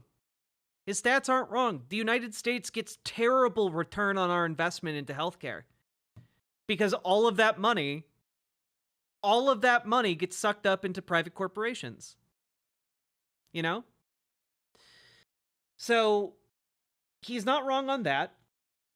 He's not wrong on United being like one of the largest companies in the country. And he's also not wrong that this problem has been known for decades and nothing has been done about it. So it is one of those issues where like he's kind of right. Frankly. Not right in the whole murdering people bit. That was not correct. But he's right about the substance of, you know, what little of the issue he discusses here. Obviously, there are better ways to achieve systemic reforms. Obviously, that there are better ways to do this. And, you know, people in my community are trying to do it. But frankly, it's been a long time of people trying to get improvements to our healthcare system, and absolutely no solution has been forthcoming. Like, Donald Trump's solution to our healthcare system is to empower companies like United, right? He wants companies like United to be able to make more money off of us and exploit us more, making it harder to get actual healthcare in this country. You know? And so we wind up in a unique position. Also, the fact that news outlets are talking about him enjoying an assassination game, and the game in question is fucking Among Us, is pretty goddamn hilarious. That is very funny. We did talk about that earlier, and it's extraordinarily funny. But, like, I guess the only other part of this is just, and I need to keep reiterating this, my analysis of this entire situation is that it is indicative of a profound failure in our society that, if left unaddressed, will continue to be exacerbated by acts of violence. And it may not be as directly laid out as it is here, but it is extremely common for violence to be directed at doctors or nurses or pharmacists or basically anywhere but the insurance companies, in a way that insurance companies actually register. And so, like, until these insurance companies that are run by these insurance CEOs and executives actually respond to this material need, or until such time Congress responds to it, like, I don't see any solution happening here. which leads me to a pretty dire conclusion that this is going to happen again. Especially now that this has received national press, that like the chances of this happening again are high. And that should worry CEOs. It should worry them enough to take tangible systemic action to both improve the healthcare they provide and to advocate for healthcare for all, a universal healthcare system. Because that is the only way stuff like this stops happening.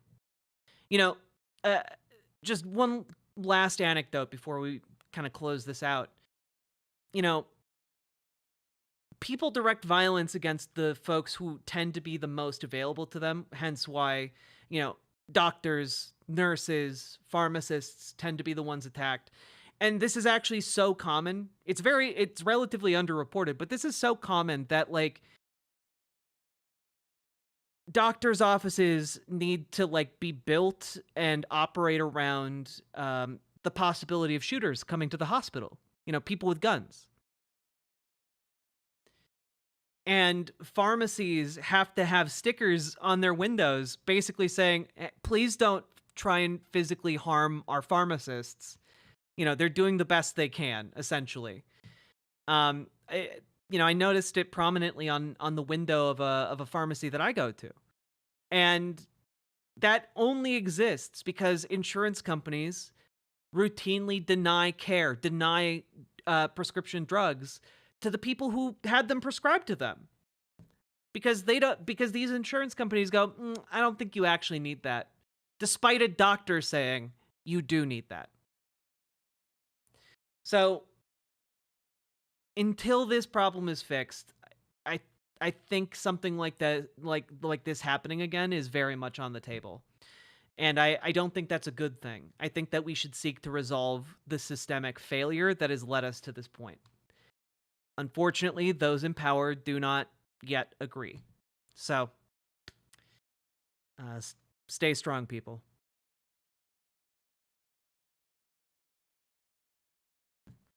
Whew, we did it. We did another segment. Look at us, knocking them out. Do you think he wanted to be arrested? Hard to say. I mean, he had a written manifesto on him. He hadn't gotten rid of the murder weapon. I think that honestly, he probably didn't expect to get this far.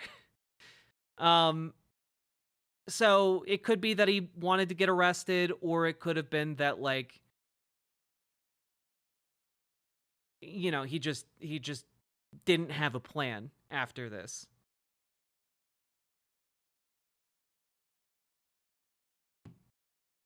Well, yeah, that's the thing.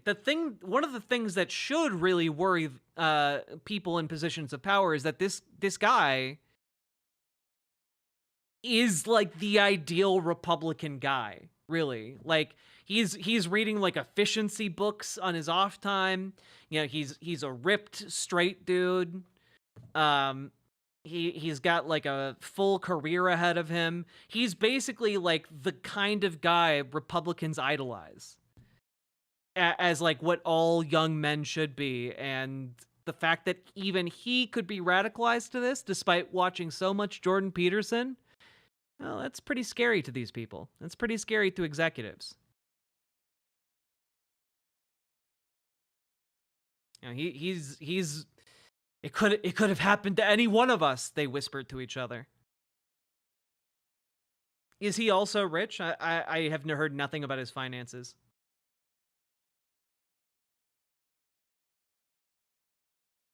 Still sus, thinking Ted Kaczynski had some good ideas? Wait, who thought Ted Kaczynski had some good ideas? The murderer? Like Luigi? He did not, like, to be clear, he did not have progressive opinions. He was out there talking about like the racial architecture of the Japanese. He did not have good ideas on things.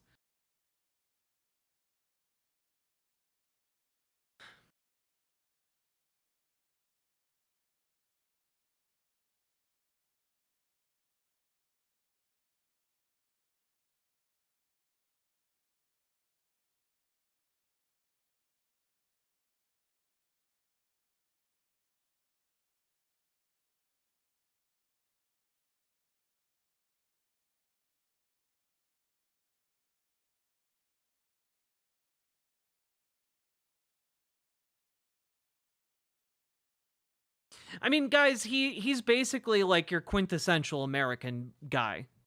You know, like most people do not have coherent ideological frameworks. They just don't.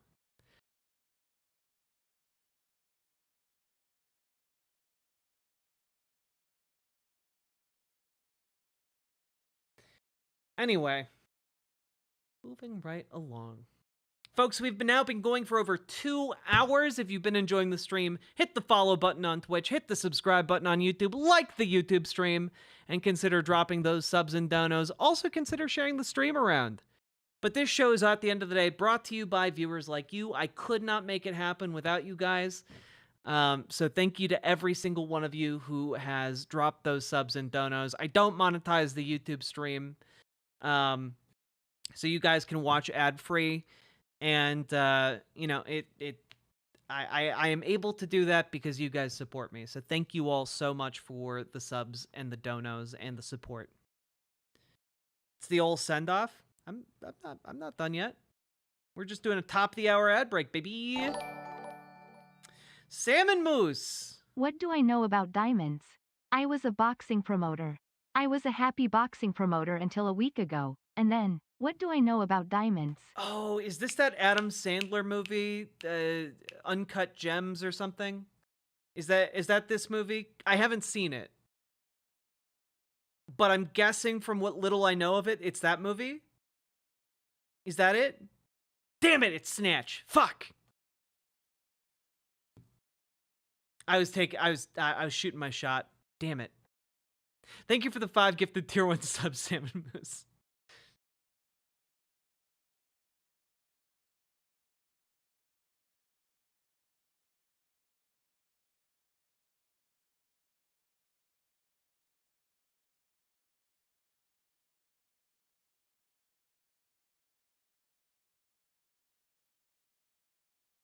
Hey, Cassafel, how you doing?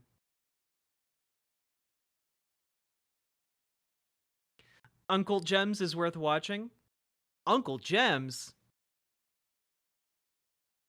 Is that the sequel to Steven Universe?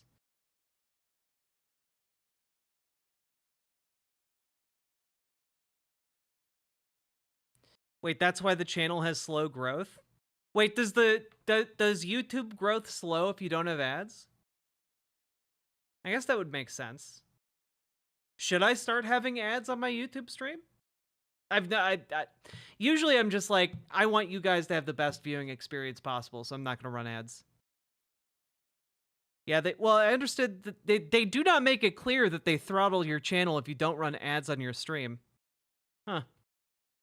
His parents are extremely wealthy? Okay, I just didn't know that part. Frankly, that just strengthens my argument even more. I mean, I put ads on the segments that I upload as videos. I just don't tend to put ads on the active stream. Oh my god, I could never have predicted the idea that you guys are lobbing at me right now that I should put ads on the stream. Why not? Because I want a better viewing experience for you guys. I can sit through an ad? I mean, all right. We'll give it a shot.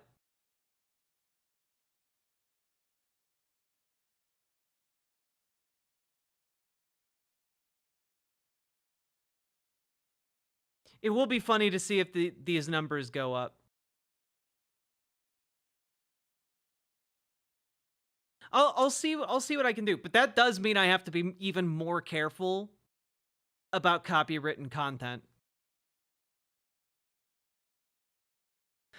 Do it in the new year so you can compare metrics. Ooh, that's a good idea.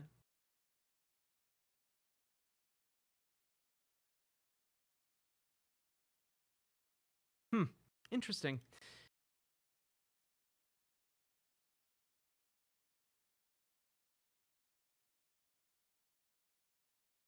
I get through ads too. Everyone can use a potty time. Okay. The thing is, I wish I could turn off Twitch ads all the way, because Twitch already doesn't boost my channel and also doesn't pay me for any of the ads they run on the channel. So, like, I wish I could turn them off because fuck Twitch, but sadly I can't. Thanks, Chunky Baldwin. You're pretty dapper yourself. All right.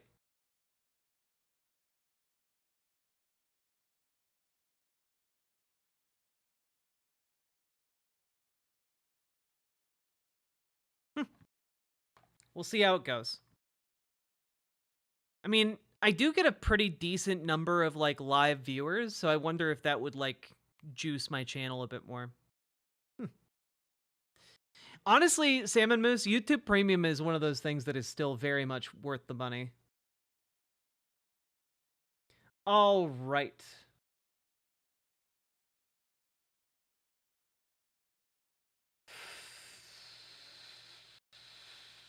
Oh, I didn't prep this particular part. 1 second, folks.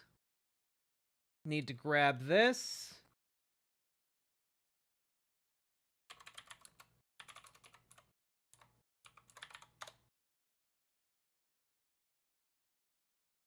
So,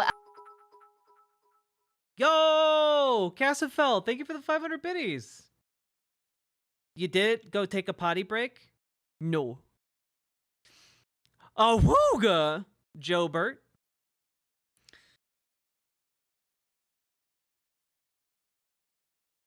The trick is to have it open in 2 tabs. When an ad happens on one, you switch to the other, and vice versa. That's so smart. Look at you.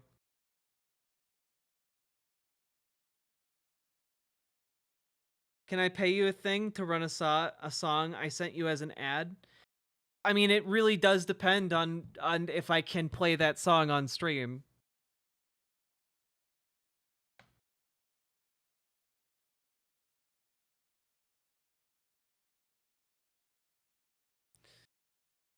Also, I'm considering letting my hair down, but I'm going back and forth on it.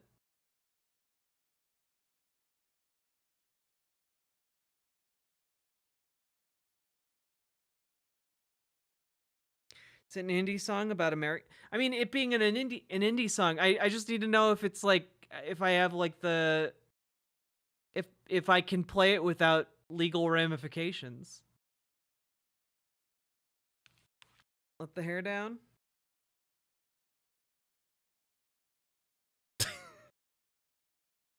It said no. Guys, it said no.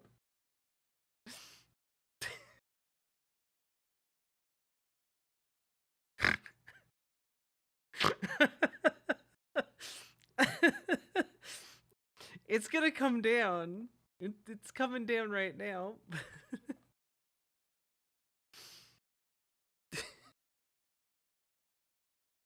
There we go.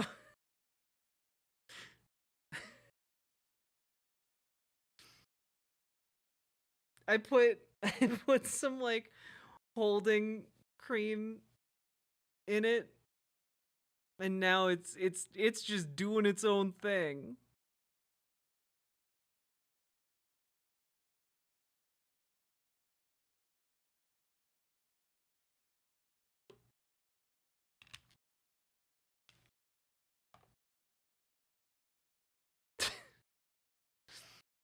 You're the Frizz, Miss Frizzle. I do kind of be frizzin'. I do be kind of Miss Frizzlin'.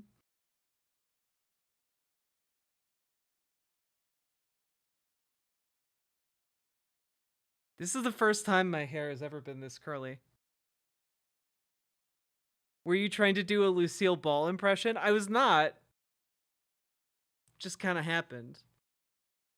It's Merida? I am kind of doing a Merida cosplay, aren't I? This is a very unintentional look. Holy shit. We have similar hair. My hair doesn't usually look like this. This is not a usual way that my hair looks.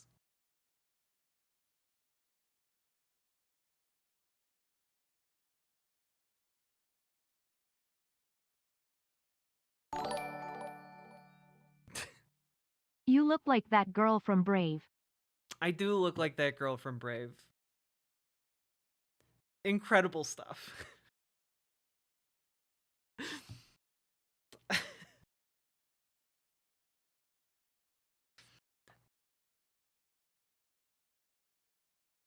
click the link. I do look like Merida. I agree. That is exactly that's exactly the look. God damn. Well, this is interesting. I guess I'll just continue to do stream.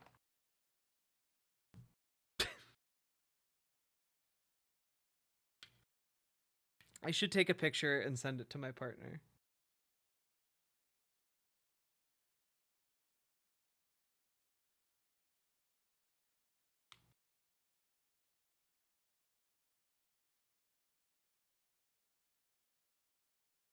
There we go.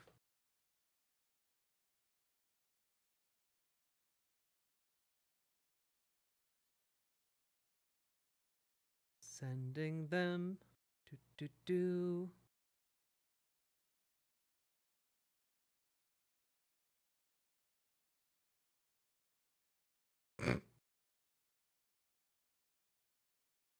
What a silly look. And by silly, I don't mean like inherently silly. I just mean like this is not usually what my hair does.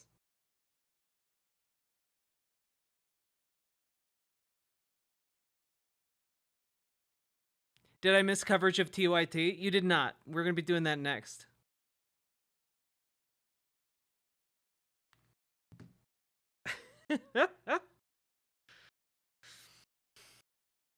Sweet myths. Yeah, my hair is doing some silliness today.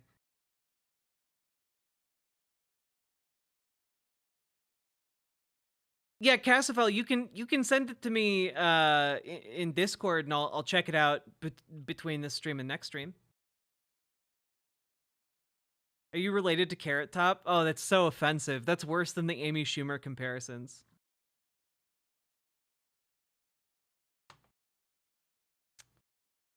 Oh, God.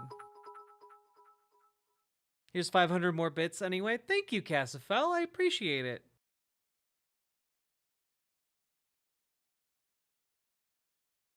You did DM it? I just don't look at my DMs while I stream. Jack has been pre-frazzled for the TYT coverage. Oh God, it's so true. It's so true. I am pre-frazzled. Okay,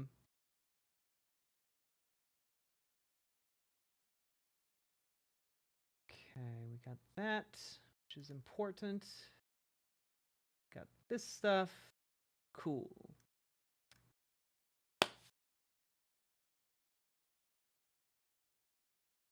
It's been so long since I had long hair, and I forget one side curls, the other half curls in.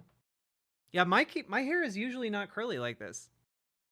I put like some product in it, and then I hurriedly put it up into a messy bun, but I didn't do it the way I usually do it, which results in like very smooth hair.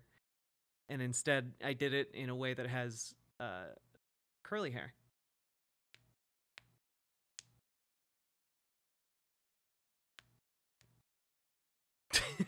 Someone hitting you with the Amy Schumer comparison feels like the most transphobic thing I've heard in my time in your chat. Yeah, I'm not thrilled at those comparisons, to be honest. I deeply dislike her. Let's see.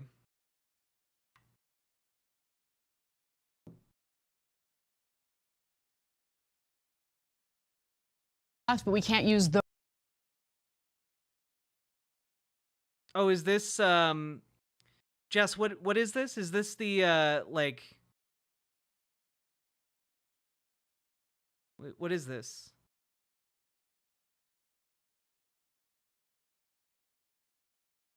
I gave myself a cheap hair tie perm. I really did. When Anna trashes Hassan. Those videos because they're copyrighted, but the compilation did include Hassan Piker and Taylor Lorenz. Let's hear what they had to say. I saw someone say this is like finding out about Robin Hood in the 1300s. Like every new update that comes from this guy, I'm like, that's so sick. When you see the entire internet, left and right, united around one thing, and that is celebrating, I hate to say it too, the death of a healthcare CEO, you have to ask why. And I don't think that has been discussed at all. And when Taylor Lorenz expressed that she had feelings of joy following the murder of Thompson, Piers had a hard time understanding how that could possibly be the case. Take a look. Aren't you supposed to? I mean, we just saw this. We don't need to see it again. Needing the sharing there, especially toward the end in regard to innocent people needing health insurance to actually, cover their claims and dying as a result of the insurance companies refusing to do so. In the case of United Healthcare, analysis indicates that somewhere between 32% to 33% of claims had been denied. And so, that resonates with me. That message resonates with me. I'm currently experiencing what it's like to undergo this whole healthcare process as a very close family member of mine is struggling with cancer. And it's awful in so many ways. And it breaks my heart that so many people deal with this on a regular basis.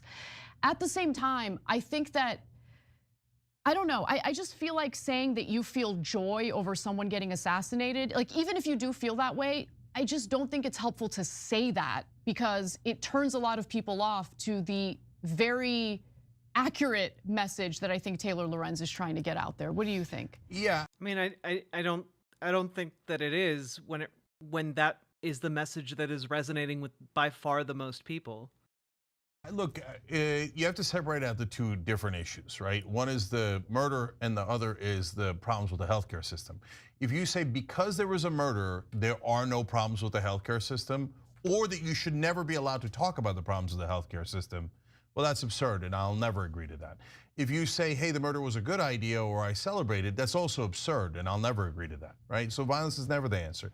Now, to be fair to Taylor Lorenz, she immediately retracted joy. She did it a couple of times in the show. She did, yep. She said, no, that was the wrong word. Now, but she did say she had no empathy for the guy who was shot, and I don't agree with that. I mean, I think let me put it this way. I think a lot of people fall into that camp.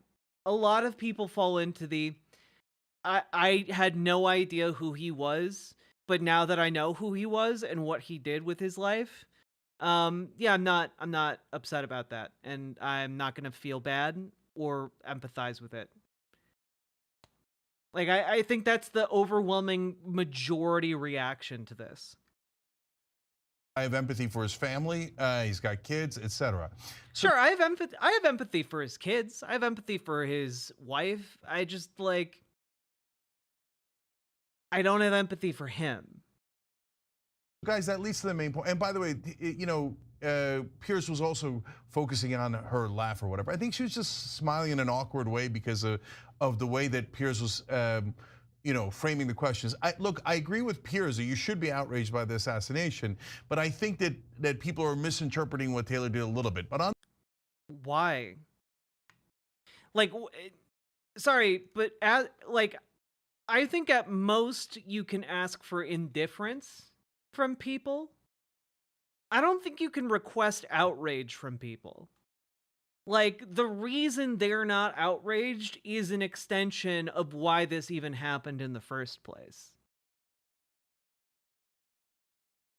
On the other hand, it's not like some folks aren't kind of going towards celebrating what happened, right? Yeah. And so to say that that's not happening is not accurate either. Okay, but the most important thing is you have to separate out the people versus the system. So what I mean by that is, so that's one guy who happens to be the CEO of that company, right? Killing that guy or hurting that guy doesn't fix the system at all, right? So it's the wrong way to get there. And in fact, I mean, it did cause one of those major insurance companies to backtrack on their anesthesia policies. They were going to cut coverage for anesthesiologists. And that's not good. Now, I guess what I'm saying here is that violence becomes a political tool when there are no viable paths towards working towards an outcome that would be beneficial for everyone. So this is a failure of the system, and yeah, his death doesn't necessarily change the overall system, but it does inform some of the actors at the tops of those systems. And like it is the biggest possible red flag that our system is not working. And if they continue down this path, like there are going to be more red flags. Not because it's good or right, but because people are frustrated and tens of thousands are dying. It reminds me of like people who say, oh, what Hamas did on October 7th is fine because Israel is so bad on the occupation and all these other things. No, you're being counterproductive. When you say things that turn people off and push people away from you, like, hey, maybe that murder's not so bad, right? Then you're hurting the cause of actually fixing the underlying problem, right? So in the Israel situation, the underlying problem is the occupation. In this situation, the underlying problem is that we have a privatized healthcare industry that on average, if we're being honest about it, kills about 76,000 people a year for profit. It's yeah, like my issue here is that Cenk doesn't seem to be able to connect these two issues in a way where like he can understand the description of people being joyful at one of these people dying. Like he acknowledges 76,000 people per year are dying from like health insurance companies not doing their jobs, and like simultaneously requesting outrage on behalf of one of the people who ran one of the largest of those systems that is killing people. Like that doesn't make sense to me. Like if I hear someone who is, directly or indirectly responsible for like the deaths of like untold numbers of people, I'm not going to feel that bad when I learn that a violent event happened to them. Like I have no personal connection to that. I have no personal connection to that individual.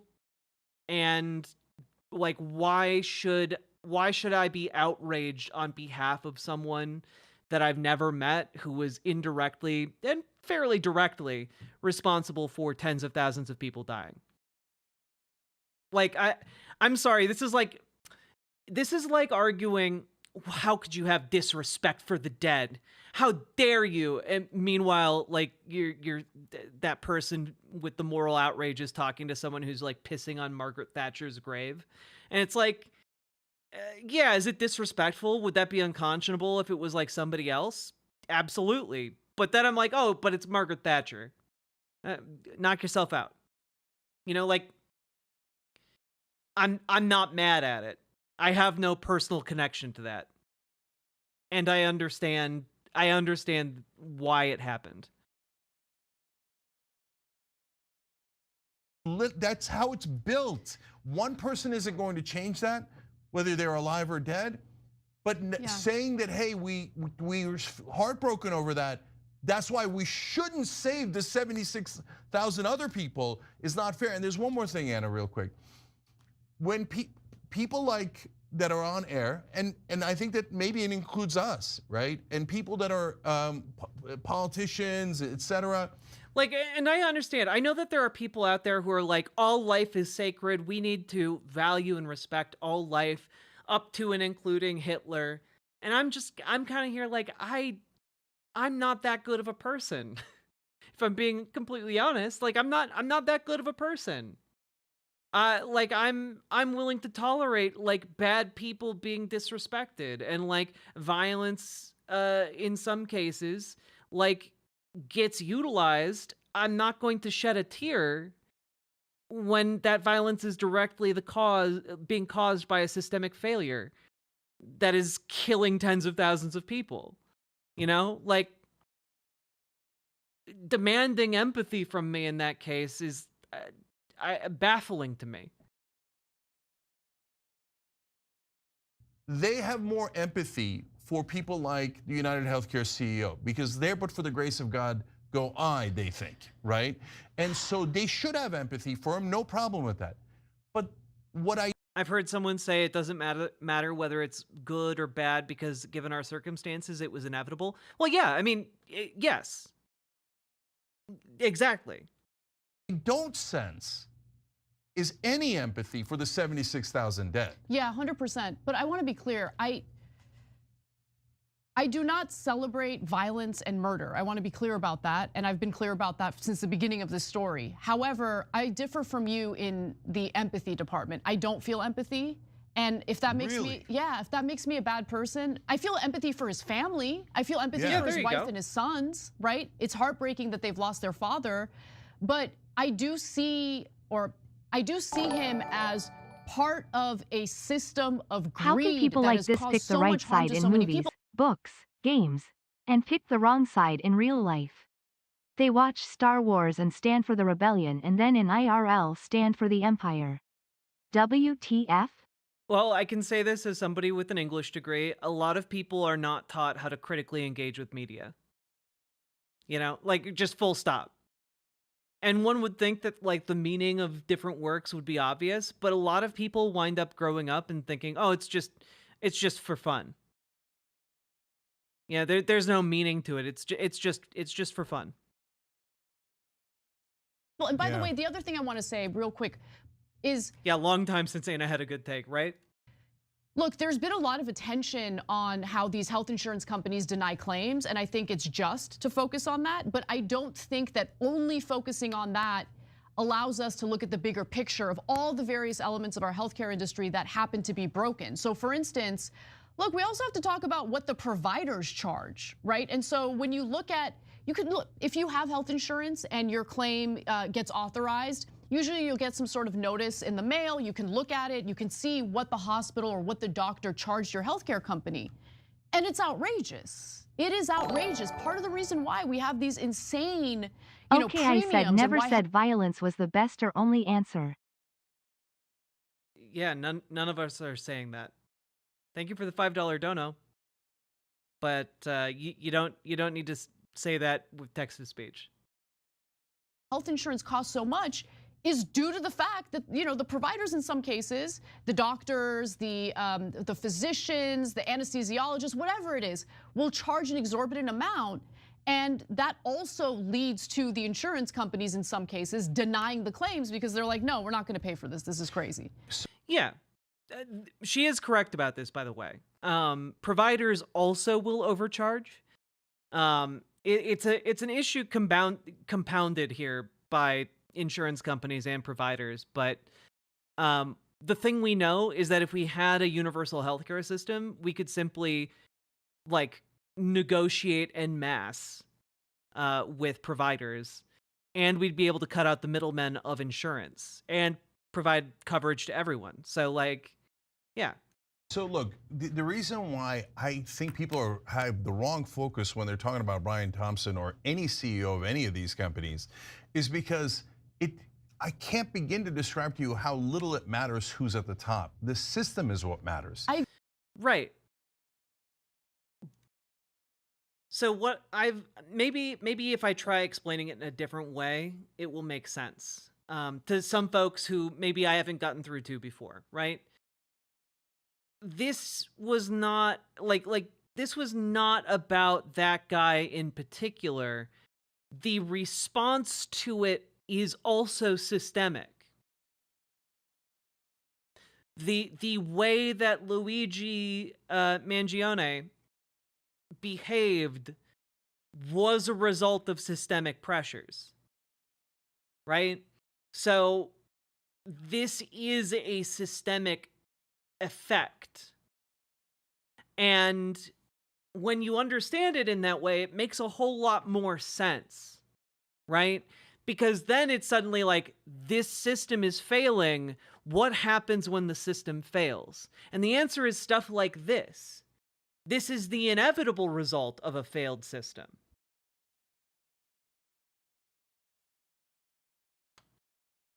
I agree with you on that. So let me explain why, though, for folks who don't understand how it works. Because oftentimes you'll think, well, and yeah, the response of most people not caring is also systemic. Yeah. I make decisions in my life and I'm responsible for those decisions. No, if Brian Thompson said, and this has actually happened in the past and we've reported on it, hey, you know what? This is unconscionable. We're denying 32% of the claims. People are dying, people are getting sick, and we're just doing that for profit. So I'm not going to do it anymore, and I'm going to bring that number down. What would have happened is he would have immediately been fired. He would have been erased, not from life, but from his career. He would have been fired instantly, and then they would have hired someone else. And yeah, but like the issue here is that this is the system lashing out. This is a way that we know that the system is failing. And yes, the people on top of that system would replace that CEO, and they have replaced the CEO.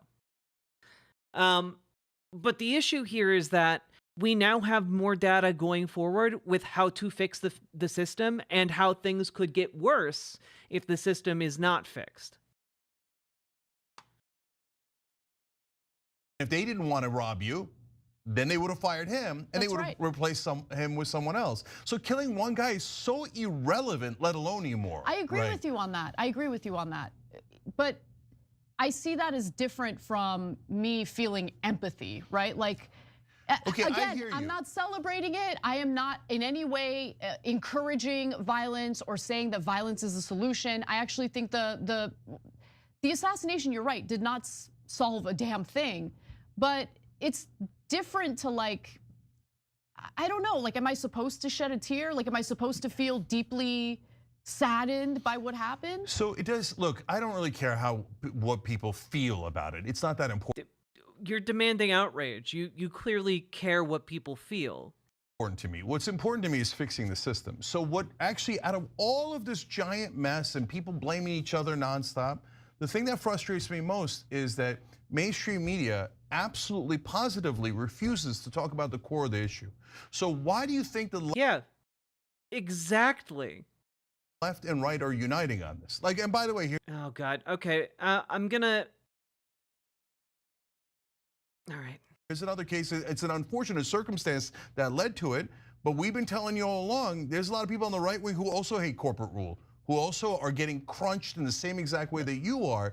So does it not jar mainstream media? Oh, that's so interesting. The left wing and the right wing are both so mad about our healthcare system that a lot of them are even saying they don't even mind that a guy was killed over it, right?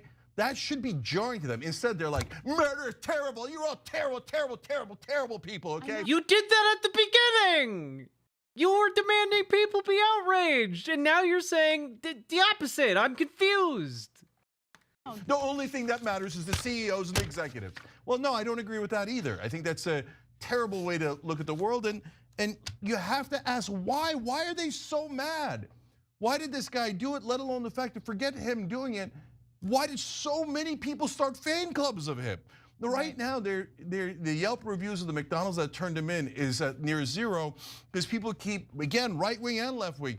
I mean, this is such a silly example of it, but it gives you a symbolic reaction to what's happening. And they're saying there's a rat in your kitchen. They're calling people who turned him in rats and snitches, et cetera, because they're so mad at the healthcare system. And mainstream media goes, well, I don't see it. I know, but I don't see Jane, it. we've talked about the failures of the media and why those failures exist a billion okay, times. asterisk, asterisk, asterisk, number one is, asterisk. of Kid, I course, will never corporate talk capture in of the chat press, again. I but am so also the fact that, yeah, you know, this is why I may take away text to speech.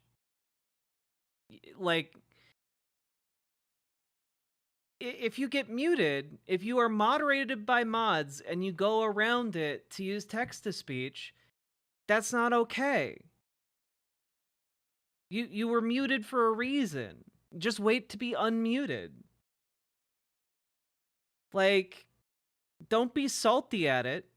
Don't be salty at the mods. Don't be salty at me. For sure.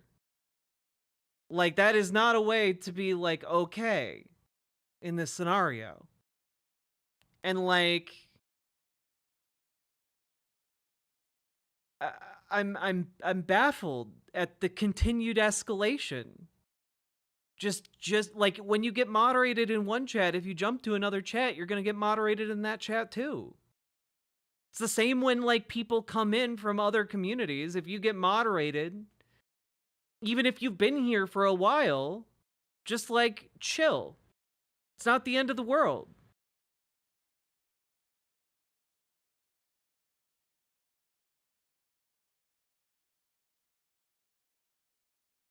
Like, you are welcome to, like, be here, but you're not welcome to, like, circumvent mod action. That should be fairly clear.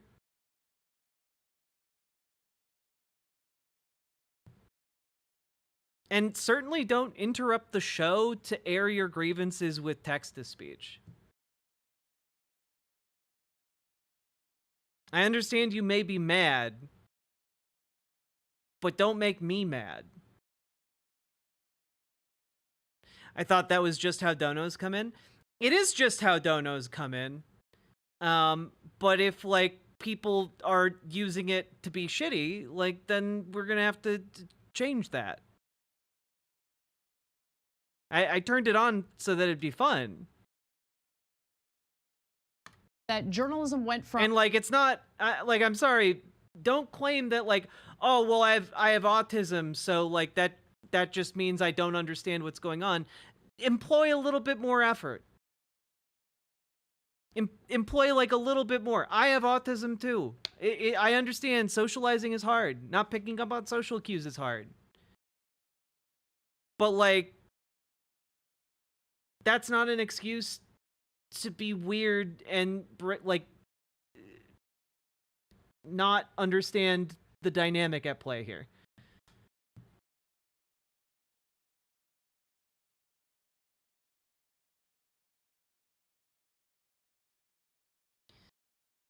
How do you deal with belligerent chanters and not permanently ban them? I mean, I don't generally like permanently banning people. That's not really a thing I like doing. I much prefer just, like, timing people out, but, like, you know, if you're gonna be shitty about it, then, like, yeah, you're gonna get a perma, you know?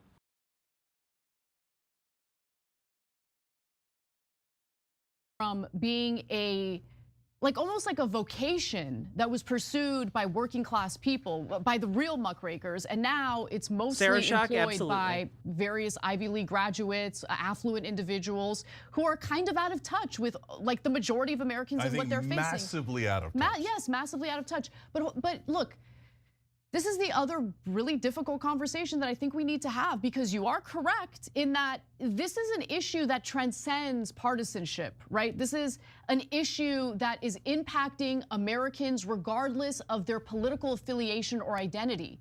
The majority of Americans agree that the system is broken, but it's not gonna get fixed, Cenk. 100%, which leads me to the second culprit. The media is cover for the politicians who are the actual crooks. So who can actually fix the system, right? Okay, I've watched too much of this, and I'm frankly I'm not going to do a full segment on this video. I thought it was going to more neatly tie into the segment that I had planned, but I think my rant about moderation may have ruined it. So I'm going to not do this. All right. Real quick here.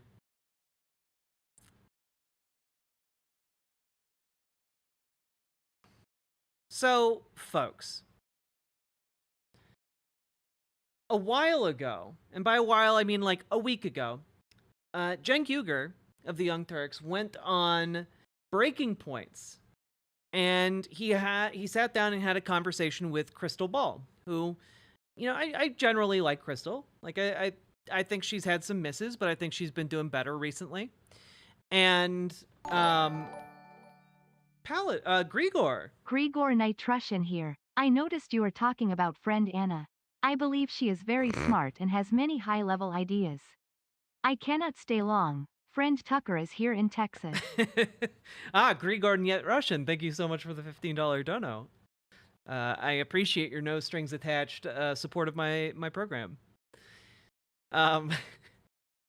Anyway, Cenk sat down with Crystal Ball, and I think it's very illuminating for what he's trying to do. And I don't want us to watch the entire thing together, but I think maybe about 10 minutes in, he gets to kind of where I think he explains where all of this is happening. Can we stop platforming TYT? They've gone to the right wing. Stop farm and cannot.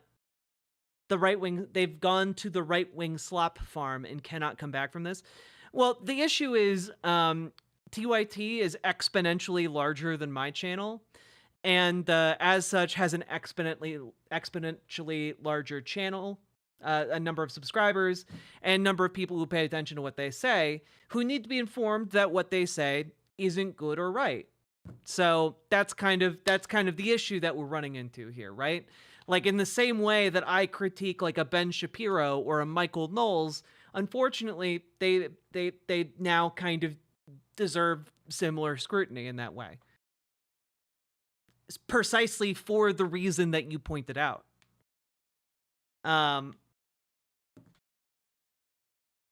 It's not even like that for me. It's not about the drama doing numbers, Gamer G. For me, it's like they are just doing shitty reporting, and not only are they bad at reporting, they're also like trying to tear down other leftist creators in the space.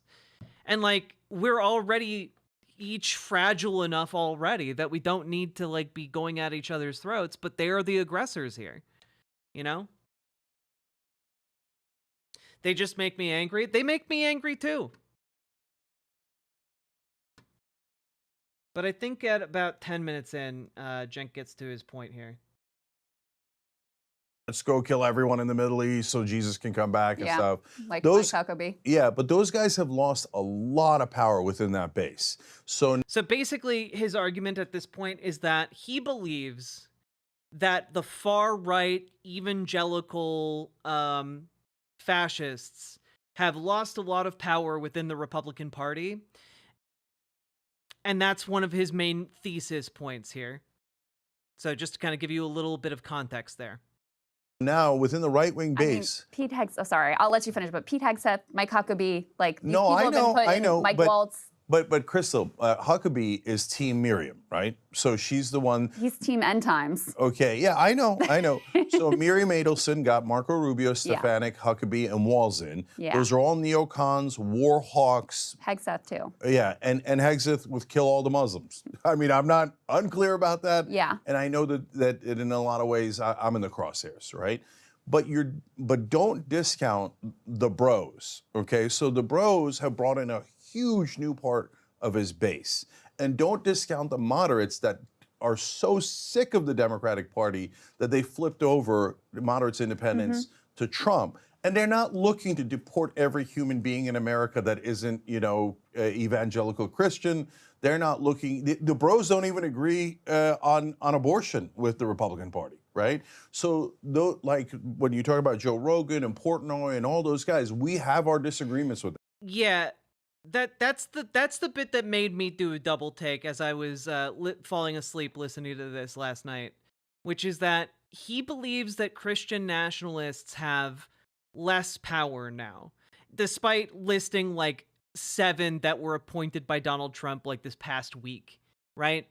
And he's trying to say that like the Bernie bros that like swapped to like Trump, who are just kind of dumb moderates, can be appealed to. And I'm just not convinced that that is a significant portion, a significant enough group to base an entire political party strategy around. No question, right? Yeah. But those guys are breaking the car. If let's say they do what one of Trump's potential picks was threatening to do, which is deport and denaturalize and arrest Mehdi Hasan, right? Right. That's a specific threat that one of the potential appointees had, right? Who said that? I think Mike Davis. Okay. So he was being considered for attorney general. And so, by the way, good news, he didn't pick him, but Kash Patel says things like that, Hegseth says things like that. I think if they go to do that, and this is where people you got me on tape, you'll say, ha ha, Cenk was so naive. That's when I think the Rogans of the world will come out and go, what do what are you doing? Really? I thought we were against cancel culture. I thought he's so dumb. Unspeakably dumb. Point he's had, right? Who said that? I think Mike Davis. Okay. So he was being considered for attorney general. And so, by the way, good news, he didn't pick him, but Kash Patel says things like that, Hegseth says things like that. I think if they go to do that, and this is where people you got me on tape, you'll say, ha ha, Cenk was so naive. No, we won't, because we'll be in a exponentially worse situation. You're naive right now. You're actively doing the naive thing. That's when I think the Rogans of the world will come out and go, what are you doing? Really? I thought we were against cancel culture. There's no universe in which Joe Rogan comes out as like head of the resistance. What do you mean? I thought we were for freedom. You don't agree with Mehdi Hassan's position on Israel, so we're going to denaturalize him, a thing that doesn't even exist? No, I think they're going to say no, okay? And here's the absolute... You think they're going to say no, and granted, this is 7 days ago, but just like 2 days ago, Donald Trump was talking about deporting U.S. citizens. Litmus test. Okay. On Israel, so Team Israel, Team Miriam will drive him towards war. Today, Donald Trump said that he's going in that direction. Yeah. He said that there's going to be hell to pay for the Palestinians and for the entire Middle East if the hostages aren't returned. I don't know what more hell they could live in, right? Exactly. But that's Trump saying, I will murder anyone on behalf of Israel, okay? And I will start any war on behalf of Israel. So am I right or am I wrong? We might find out instantly. Because for the moment being, they're saying, the right-wing populists, oh, no, Trump would never do a war in the Middle East. No way, no way. But he's a tough guy, and he's going to threaten them, and he's going to get the hostages back. But what I'm trying to explain to them is, and I had this conversation with Rudy Giuliani at the RNC. Brother, when you say, oh, he's threatening them, so that's good negotiation. But what if somebody calls his bluff? And in the case of the Palestinians, they don't have a choice. Because what Trump is saying is, in order to get the hostages back, Israel wants to ethnically cleanse and take half of Gaza. No Palestinian will ever agree to that, right? So Trump is threatening a giant war in the Middle East. If he does it, we're gonna find out if I'm right or wrong. Because at that point, I think the right-wing populists and the bros go, like, if that happens, we're gonna have a lot more on our minds than whether or not Cenk Uygur was right or wrong about something, pal. Yeah. no, brother, I didn't elect you to be a worse neocon than Biden. Fair enough. They absolutely did. That's why they elected him to do that.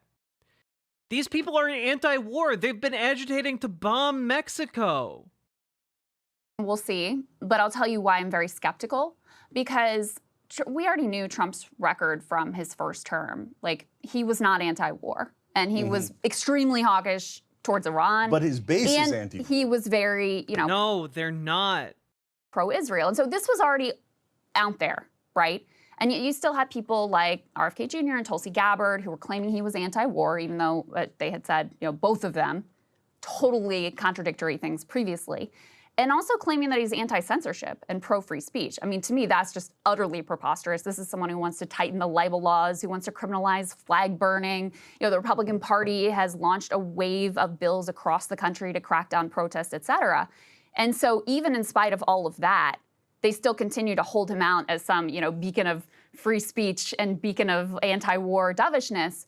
And so when I see that, and I see there's already been this, ability to erase all of the things that he's done in the past and pretend he is something that he's not, it's hard for me to imagine that dynamic changing. But we can put a pin in that, because we are going to see, soon enough what the reaction is going to be. Because I do want to get to this piece about the establishment. Because the other part that I have a question about here is you say the establishment has been defeated. And I just say, even in the Democratic Party, I think they have been dealt a blow.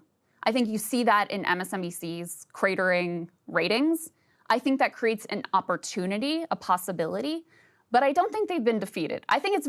Yeah, I don't understand how Cenk comes to the conclusion that, mainstream Democrats are done. They have more money than ever before. They are a formidable force to be dealt with. Are they embarrassed? Are they temporarily embarrassed? Yes. It's very possible we end up with Pete and Gavin, next time around in the Democratic primary. These people are very resilient. I think you have a lot of, affluent liberals who will think that they could be the answer to the problems, et cetera. They still have a lot of money power. But on the Republican side too, for me, the ultimate final boss establishment is the billionaires who rig the rules for their own benefit. And the billionaires have basically never been more blatantly in control than right now. Gavin Newsom is a horrible idea. Well, bad news for you. He's gearing up to run. Musk is a perfect example of this, but we can actually put this next element up on the screen, guys. Trump has the wealthiest cabinet in history. I think there are 6 billionaires so far that he's picked to be part of his administration. And so, to me, again, this is like the ultimate establishment, and they are fully in control of what's going to happen. Not only, again, this is exactly why I've been saying, we need to get involved in politics now, show up to your local Dem meetings now, because we need to build up the political power to actually affect things in a couple years, 2 to 4 years.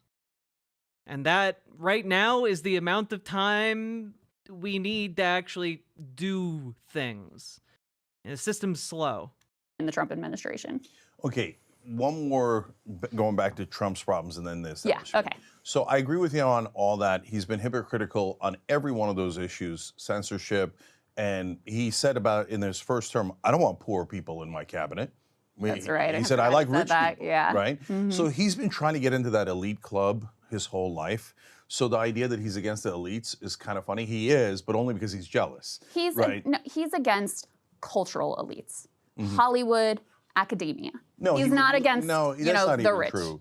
That's not even true. He'd love to be in Hollywood. Oh, that's true. Right? Yeah. And that's he how started a positions fake himself, university, right? Yeah. So was he perceived as against the establishment? Yes, right? Yeah. So that's when is the establishment annihilated? No, of course not. Are they going to make a comeback? Of course. The empire is going to strike back in 2028. Yeah. But the empire struck back so many times. It struck back in 2016, 2020, 2024.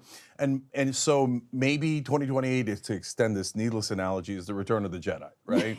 And so I'm not under any illusion that the establishment is gone, right? But was Kamala Harris the more establishment candidate? Yes, of course she was. Sure. Right? And so did she lose? Yes. And as I explained in another tweet in that thread, it's not just that Kamala Harris lost.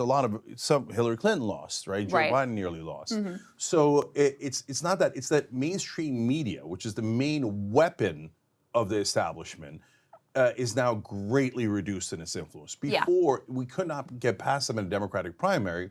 Bernie almost had it in 2016, but certainly in 2020 when he won the first 3 states, and mainstream media defeated him with their lies and propaganda, right? Oh, he's going to execute people in Central Park, he's a Nazi, et cetera. Yeah. So the mainstream media guys are the worst liars in the world. They lie way worse than even right-wing media. I don't know about that. Okay, we can have that discussion. I think you cannot find 2 bigger liars in America than Joe Scarborough and Whoopi Goldberg. I mean, but I hear you. But I also have been kind of blackpilled on a lot of independent media, because that tenant media situation where, Tim Pool and whoever else were taking random sketchy money to put out whatever propaganda they were told to put out. I just, I don't see what has grown up on the right in the independent media space as actually being better than the mainstream press. I totally disagree with you. While I'll tell you why. While I feel like what I think maybe Crystal's hitting a little too close to home right now. Agree with you on is there is a possibility that exists now that didn't before. And so I feel I guess what I relate to in your tweet is I would say I feel energized because there is a possibility that wasn't there, that is there now. I think the most likely outcome is that things continue to get worse. That's why I don't feel like optimistic, because what I see over the next 4 years is you're probably going to have, a lot of cruelty towards immigrants. You're likely to have, another inflationary spiral if he does, half of the tariffs he's talking about. You could very easily have more chaos in the Middle East. We're already seeing it. More brutality in the Middle East. That's almost certainly going to happen. You could have some giant crypto bubble as possible, avian flu. There's all kinds of things that I think could be horrible and brutal. over the next 4 years. And I can't look at that. I would love to feel optimistic that, there's going to be a light at the end of the rainbow. And like I said, I do feel energized, but optimistic is just not, I would love to be there, but I'm not. Yeah, she's the So let me agree and disagree in part. So Okay. first of all, I agree with your facts. So when we're talking about online media, are the Russians involved? Are there fracking billionaires that are financing shows? Yeah. Billionaire X and Billionaire Y, and do some of those shows totally serve those interests? Yeah. Yes. And they're reading the ads themselves. Yeah. So there's not even like, the appearance of an arm's length distance Yeah, from I the get all that. advertisers and the money. I get all that, and I grant all.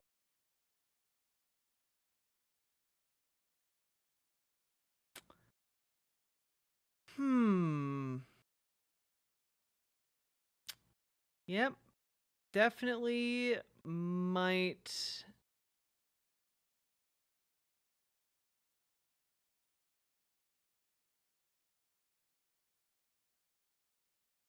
Definitely might be hitting too close to home right now, Crystal. I'm sitting here just having a little bit of a flashback here. Let me pull up something real quick. Just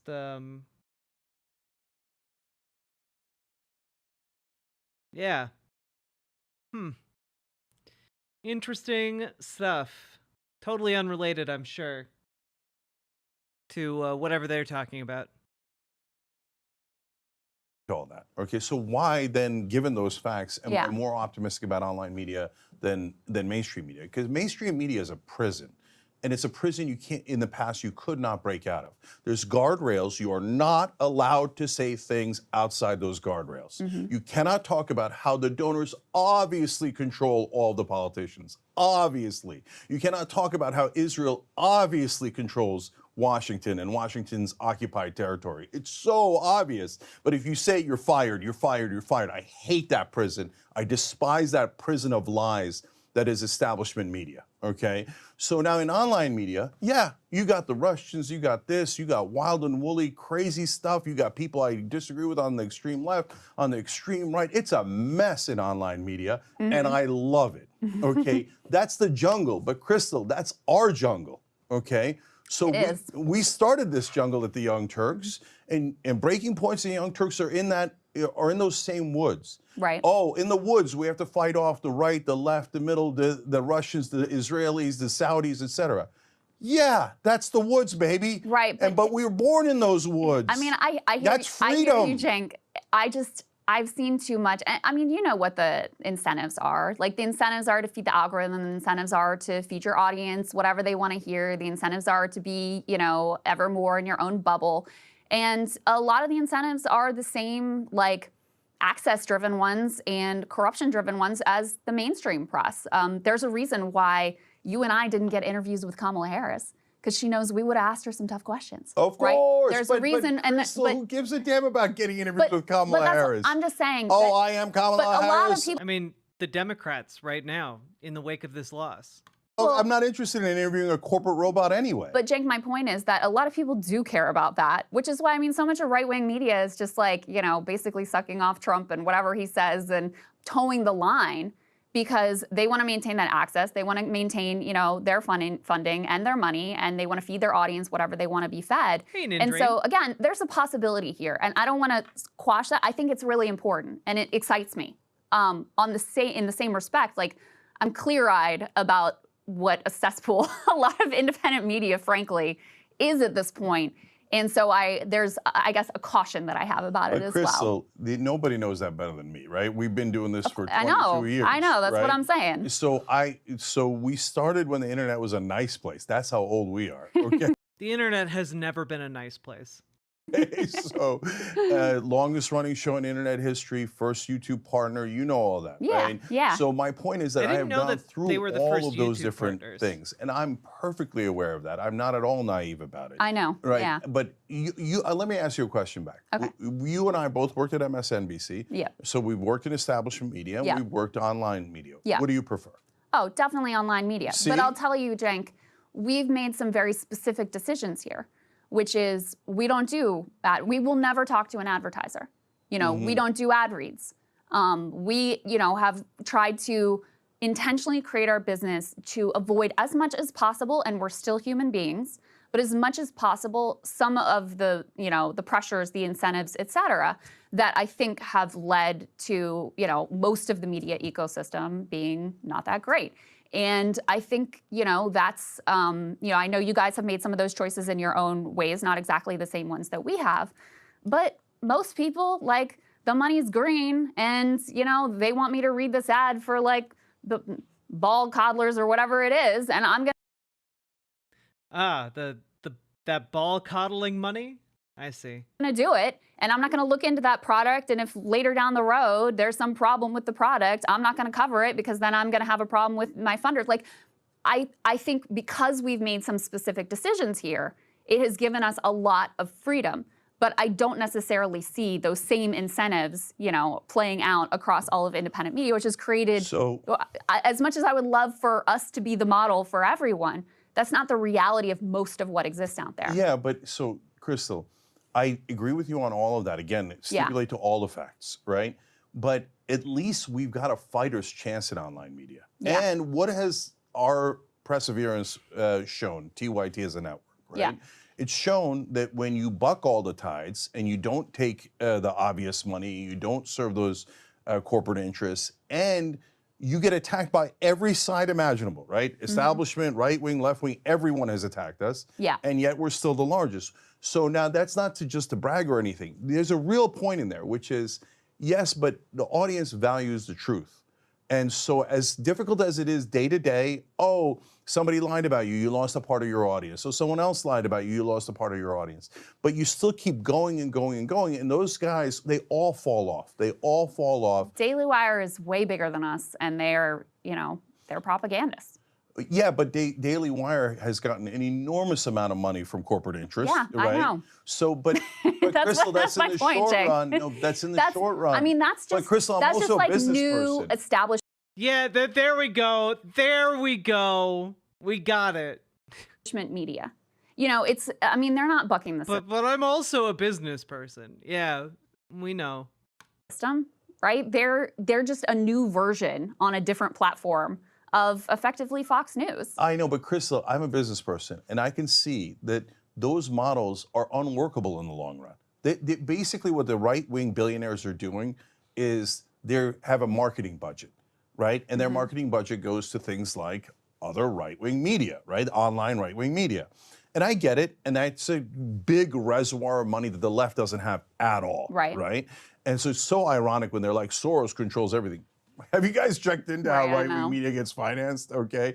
Let alone the fact that Soros hasn't helped us a dime, right? As far as I don't know about you guys, but not us. Definitely. Right? And so I get all that, but they don't have margins. It's not a real business, okay? It's not a real business if you have to rely on, as Dennis Prager does, $23 million a year from right-wing billionaires, right? That's just a marketing, short-term marketing operation.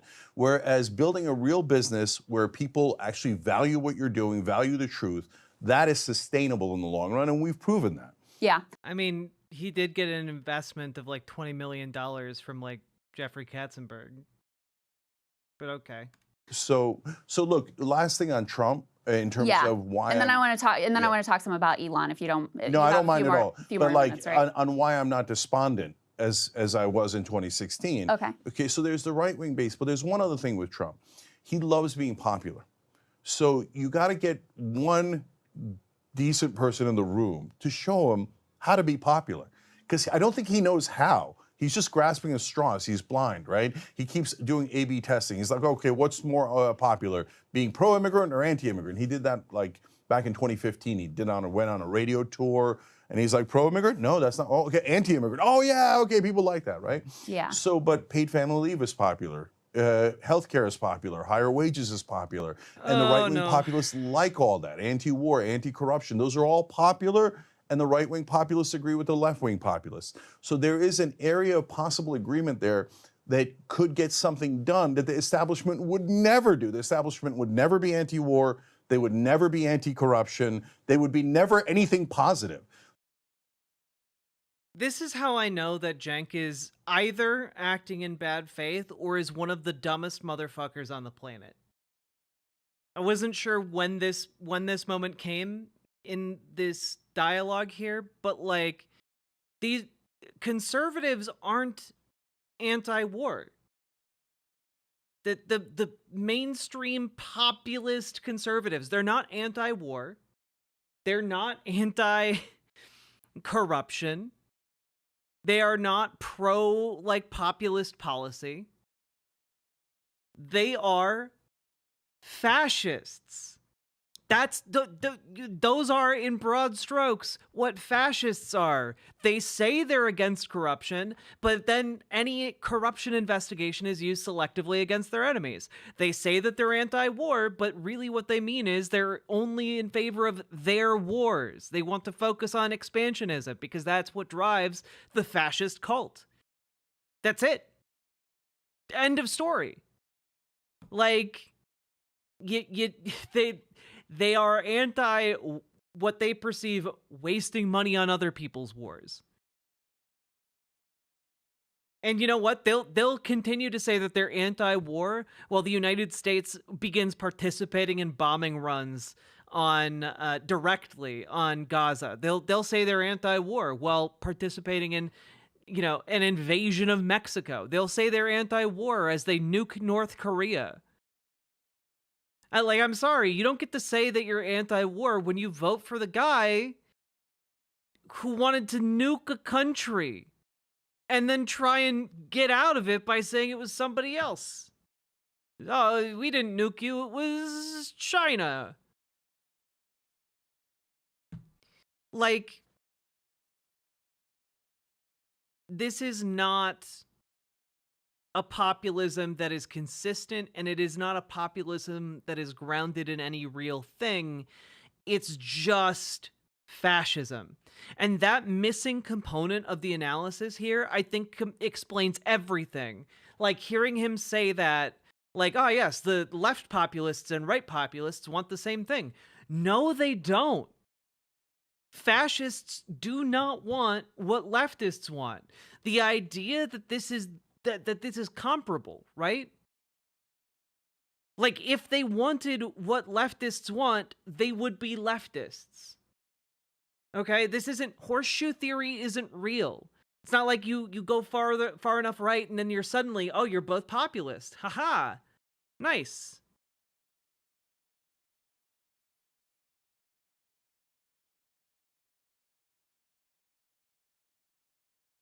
So, like, we've broken out of that prison, and that prison was the worst place in the world, and it was filled with nothing but gaslighting about the American people suck, and the donors are the greatest, the politicians are honest. I just don't know who is going to be that voice, number one, because his administration has largely been filled with, you know, almost, with a few exclusions, you know, I think the labor secretary is a notable one, but with almost all, like, sort of right-wing ideologues.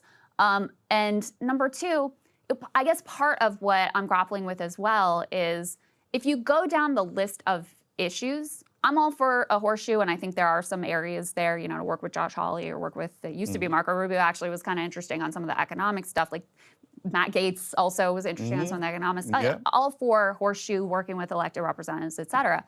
But if you go down the list, I think you and I are mostly ideologically in the same place. I'm sure we have some differences, but I think we're by and large ideologically in the same place. Yep. If I go down a list, I am on almost every issue closer to the Kamala Harris Democrat than I am to. This is basically, I think, Crystal in the nicest possible way explaining to Cenk that he's full of shit.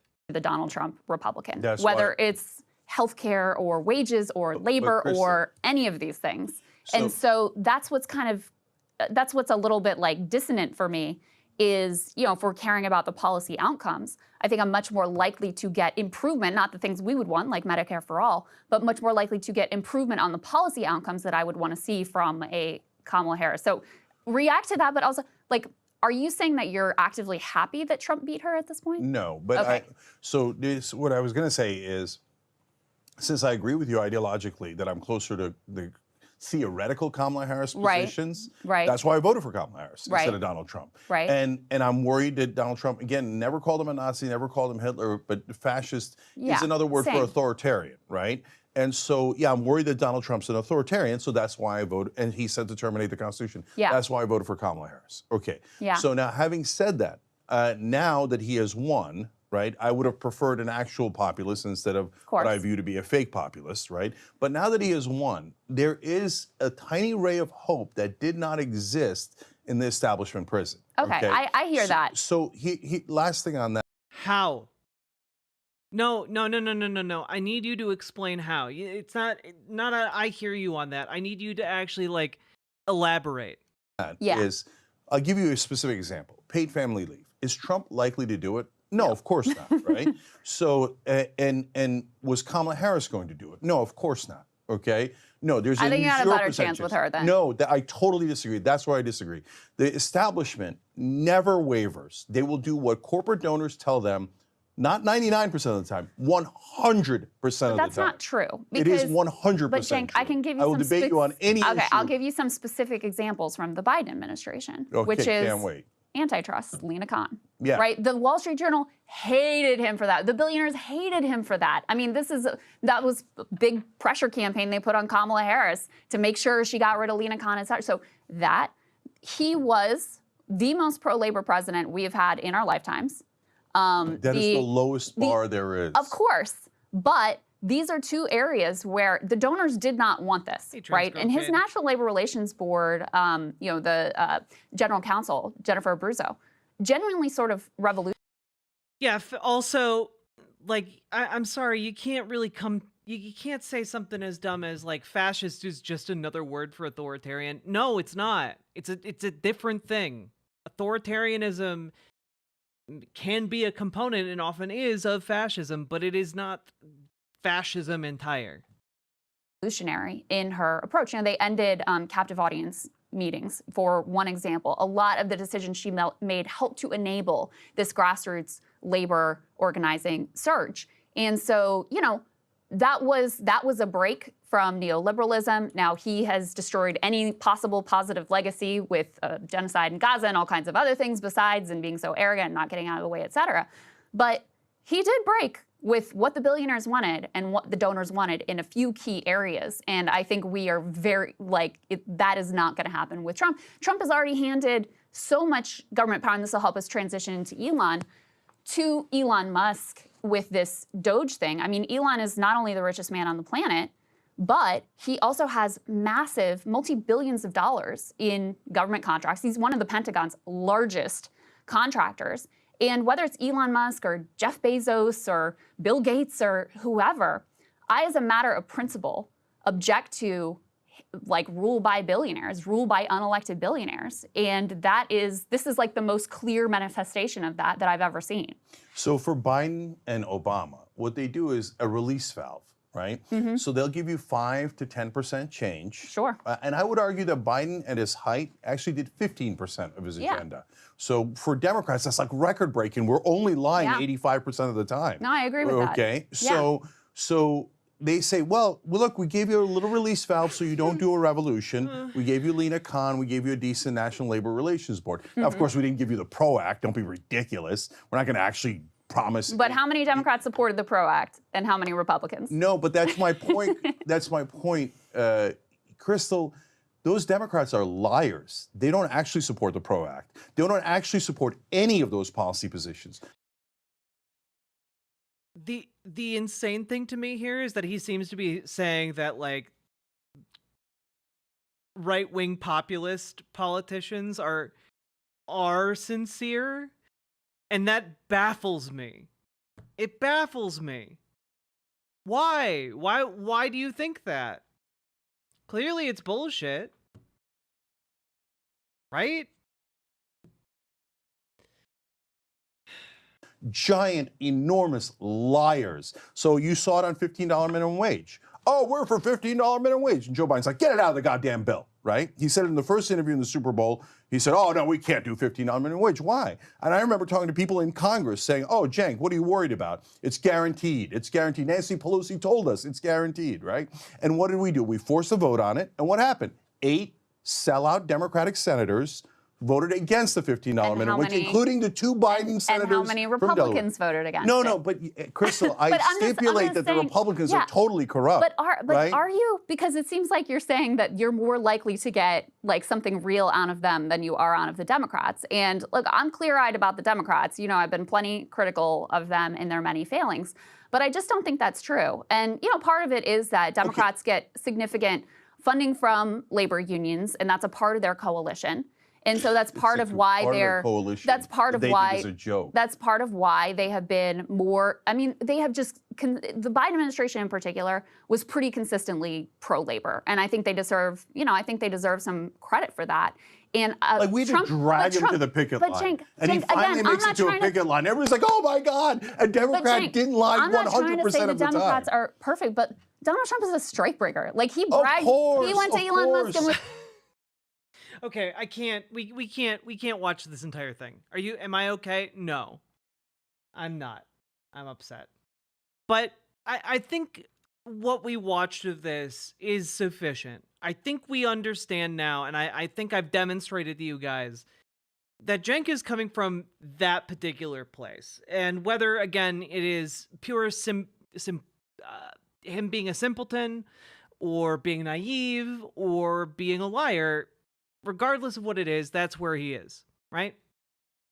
Now, one of the things I wanted to look at here was this in particular. Like, Greg Abbott is now praising Anna Kasparian for her appearance on Glenn Beck. Anna Kasparian, a staunch progressive, said, "My busing of migrants to Democratic majority cities and how it impacted local politics in those places proved to her that she had been lied to by a media that had been downplaying the country's immigration issues."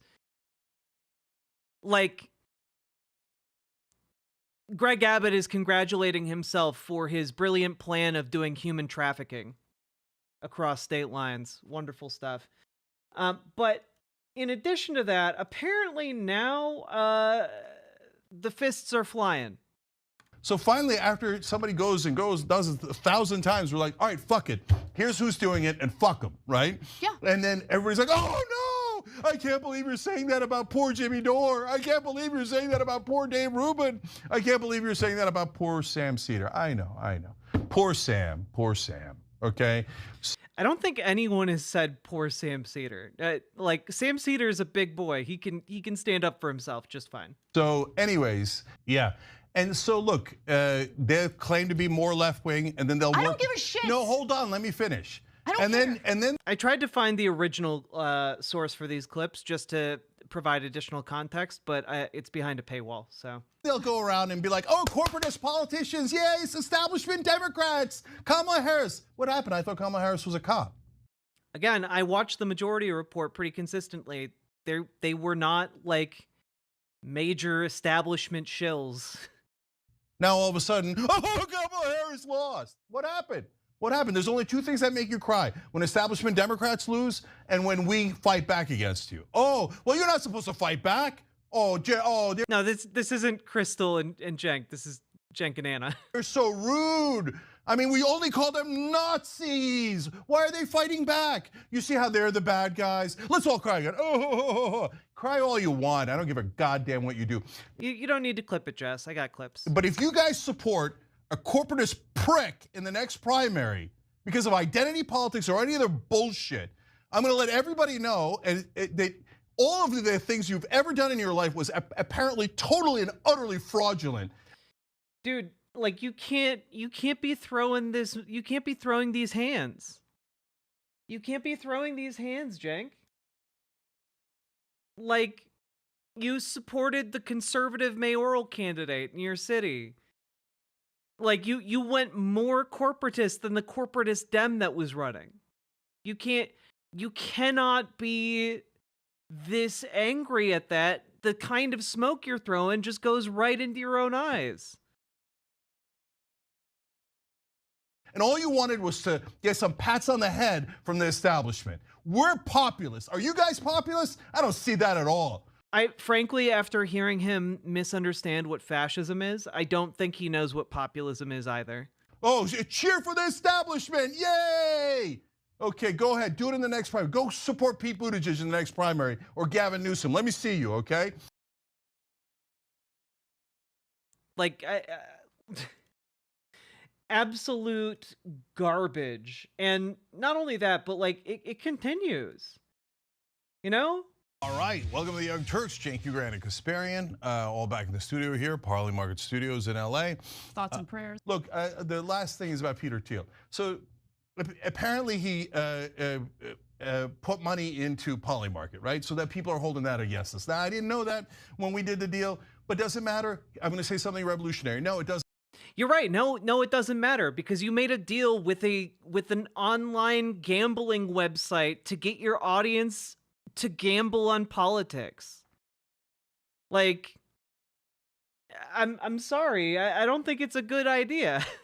I think that's actually quite bad. And in fact, I seem to recall the Young Turks making some kind of promise to not do bad things with their advertising, you know, pretty explicitly. Back in 2019, in fact, there was a whole article on Forbes about it.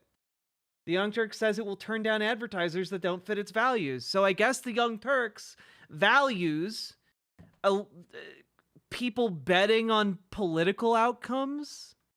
That's insane. That is insane. And yet, he continues. Doesn't matter. Why? Okay, Peter Thiel also financed PayPal. Did anybody ever use PayPal? If you did, guilty. Okay, but there's a big difference between using a product and advertising a product. Those are two different things. Okay, hold on. Okay, Peter Thiel also financed Facebook. Did anybody ever use Facebook? I know Emma did, because she used to make videos for us on Facebook. That you required her to make. You were her employer. You had her do that. Emma, I can't believe you work with Peter Thiel. And Peter Thiel funded organization Facebook. Hey, give me all that money back from all of your videos on Facebook. You paid her to do them. Because Peter Thiel financed Facebook. You're going to do that? No, you're not going to do that, right? So this is such, like they're so mad they've gone into completely bizarro world. It's just a piece of propaganda that they're using against us. I don't give a shit, okay? I don't care at all. I'm here, I'm speaking my I mean, kind of seems like you care. Kind of seems like you give a shit. Truth. Like, I don't know, like why, the only reason I can conceive of to burn these bridges is to just like, because they are doing a concerted conservative pivot. That's the only read I can have on this. Because frankly, like, it's what they've been talking about. They've been talking about, you know, oh, we're going to bridge the left populists and the right populists. And they've been covering the conservative stories. They've been doing the conservative disinfo. And, like, honestly, like, leftists in this space, we will occasionally criticize each other. And you know what happens? We politely ignore it. Or we receive the criticism and we change accordingly, but we don't make it into a gigantic deal, you know?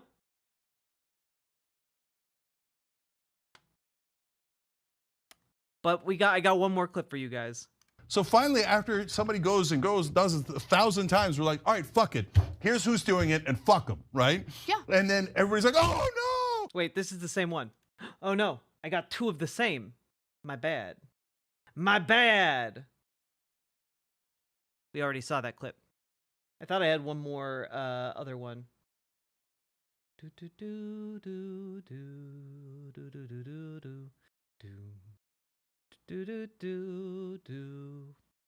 Well, all right.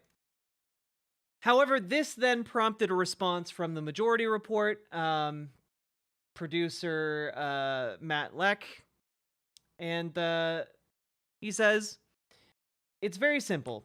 Cenk got a bunch of money from an almost billionaire to make online CNN. He and Anna failed despite having had talent that has superseded them under their umbrella at some point that could have maybe got them there. They are lashing out and looking for new markets. And like, you know, hell yeah, let's get into it. How much of TYT's membership dues have gone towards returning this guy's investment instead of to the TYT employees who have better politics than the main hosts? Again, Jeffrey Katzenberg invests $20 million into TYT. Hey, Cenk Uygur, call preferring Dems to win over GOP, whatever you want. Big fella, where we were saying it was inappropriate to expect endorsements of Harris. Find us doing this for her. And Cenk Uygur here. Yes, Karen Bass's main message seems to be that she is establishment Democrat, no interest, who thinks things in LA are generally fine. They're not, and will work the system better. This problem is the system. There's nothing but blah, blah, blah, blah, blah. And Dave Weigel here, Rick Caruso gets the TYT founder's endorsement. Bernie heading to LA tomorrow to campaign for Karen Bass, which is a really good, demonstration of exactly how far Cenk Uygur's fallen. Corporatism indeed, loudmouth panderer. And then starting 2 PACs to save America from money in politics, all from the Polymarket studio. And yeah, it does indeed appear that like all of the money from Rebellion PAC seems to be going to Brianna Wu. And administrative business services, which is very nebulous indeed. And only $2,900 of what has been finally, raised. after somebody does it 1,000 times. Only $200,000 of what $2,900 has been that's been raised went to an actual candidate. So I love when a billionaire decides to buy a stake in my company because he notices how many paid memberships I have. Doesn't affect my politics at all either, which is nice. Also, as you can see, I've put the money to good use. And quote, TYT has done a tremendous job developing a deeply engaged millennial community as evidenced by the size of its paid subscription membership and total watch time. 3L managing partner Sean Colo said in a statement. Quote, this financing will allow the company to accelerate its reach and further its leadership in the massive and evolving market of online news and entertainment. Uh-oh, looks like not quite billionaire money man, unlike Caruso, maybe a damn Democrat corporatist. Katzenberg has also been involved in politics as an election donor with active support of Hillary Clinton, Barack Obama. He was named Hollywood's premier political kingmaker, or one of them, and one of the Democratic Party's top national fundraisers. Oh, and he worked with Joe Biden in the 2024 campaign. Oh, that's crazy. That's crazy.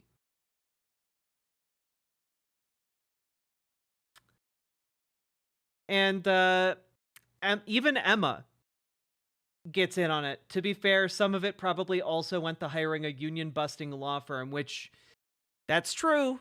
Cenk did that. There is a documentary out on YouTube that delves into the issues between employees and Cenk when it comes to making that union. And, well, things also got a little bit nasty here. Anna Kasparian, quote, tweets, yet another sign of her pathetic dishonesty. Emma was employed by TYT when the company announced recognition of the union. These cheap shots are to make herself look like a class warrior crack me up, especially when she advocates that we all shut up and take when someone assaults us on public shut up and take when someone assaults us on public transportation. Not wanting to get punched in the face is a bougie concern after all. Unclear what this means. I'm a member of a union. If that's a shot at my upbringing, I'll let my work speak for itself. The TYT NLRB complaint is public. I've tried to keep our differences professional. I loved you as a friend at one point. I'm sorry you've gone down this road.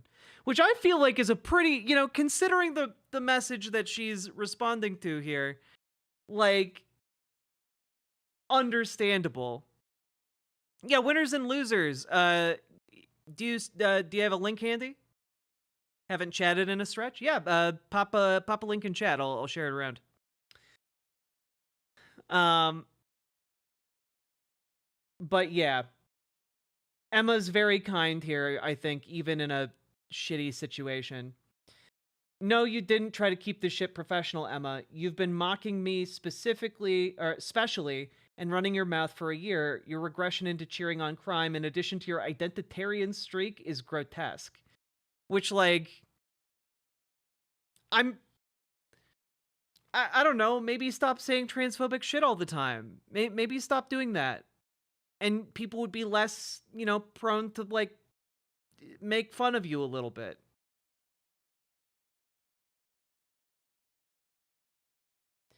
And on top of that, like,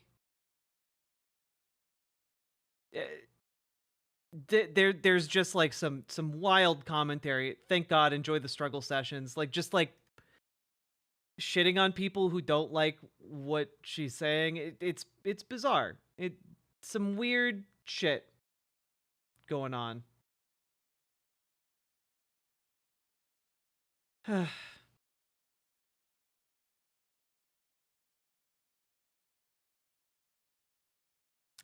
It's deeply disappointing. And all I'll say is that I'm firmly on team majority report, I guess, if we have to choose teams. But like it really does seem I mean it's petty as shit. Like I mean even friend of the show Cosmopolitics is here. Like Anna stops to be like, you sure were a sweetheart when you were asking me for money. And it's like, damn. Like, yeah, this is pretty cunty. In not a good way. Not a flattering way. And yeah, she continuing to peddle misinformation while she's at it about the Venezuelan gang story. The Venezuelan gang story was about Venezuelan gangs taking over multiple apartment complexes. Even just one apartment complex. And that was not what happened at any point. Like, Anna goes on the show the other day and starts talking, or it was either the show or on Twitter, I can't remember. I've been working for like 12 hours straight. But like, goes out there and starts talking about how like the arrest of 2 Tren de Aragua members in New York is evidence that all the gangs are taking over the apartment buildings in Colorado all over again. And it's just like, no. They were caught, like they were on camera, then they were searched for police, and then they got caught for doing the crime that they were on camera doing. It's not rocket science. Did that tweet say arrested in New York City? Yeah, they fled Colorado and went to New York City.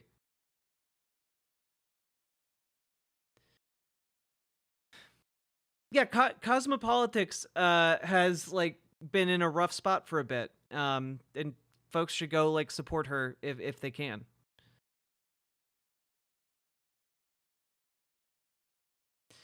Yeah, like I don't know, man. Like it's pretty disappointing to see, and it's pretty, I don't know, deeply unprofessional to just be like shitting all over people that like you considered colleagues. And like, yeah, I understand that you're getting critiqued and that doesn't feel good. But I don't know. This kind of response seems pretty unacceptable. It's been a weird night. It has been a weird night. I don't feel great. Not gonna lie. This all sucks. All right, welcome to the Young Turks, Cenk Ugranicus. Please stop.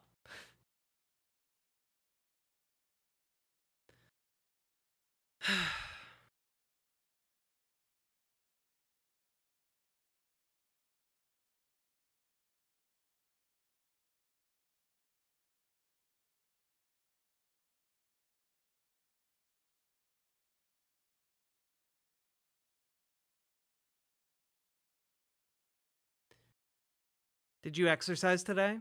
No, I did last night. After I finished stream last night, I exercised until 4 o'clock in the morning.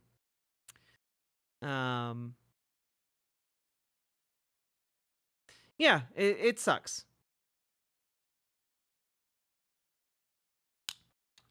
You look really pretty tonight. I don't know. I'm not having fun at the moment.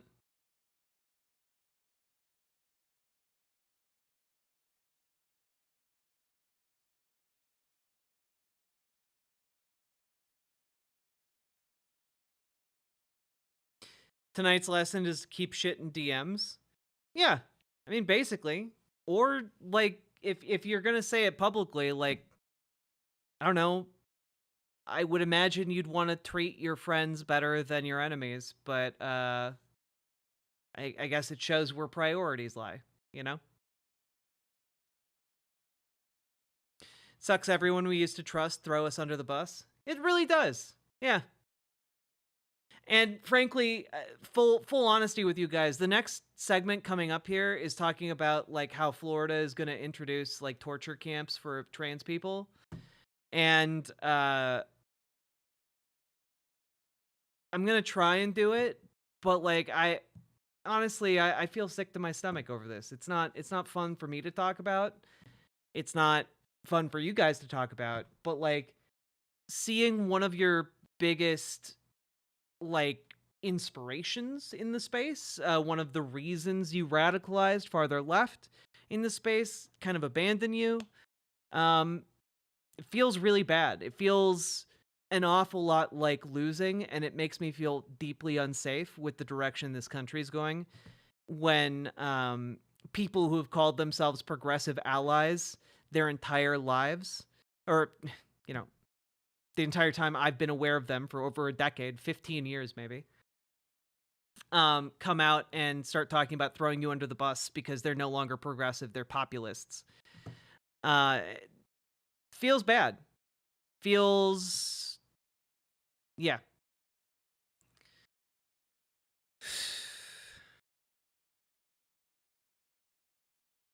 That's just kind of where I'm at the moment.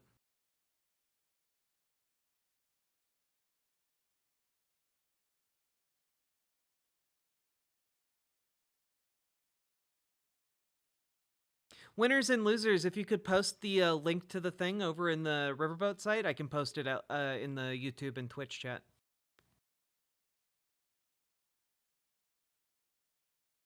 I remember the last time we watched a movie, it felt good. Yeah, it did. I do enjoy watching those public domain films with you guys, but we've been too busy. Greaves Underground, thank you for the membership. I appreciate it.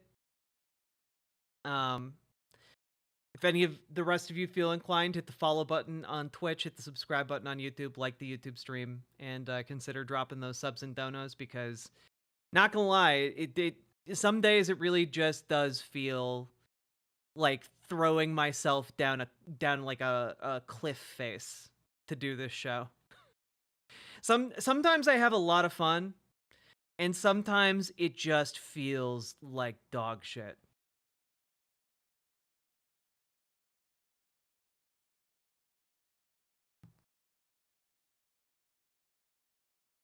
Can we watch Dr. Strangelove? I'm pretty sure Dr. Strangelove is copywritten. Gotta be public domain. Would not blame you if you saved this one for another night. For that segment. Maybe. We'll see.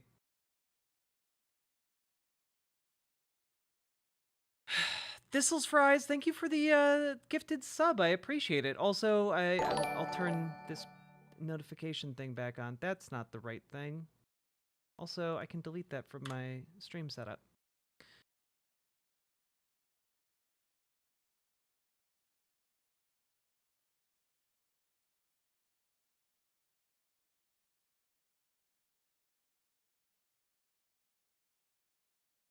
For what it's worth, you are the reason I got so active here in Ohio.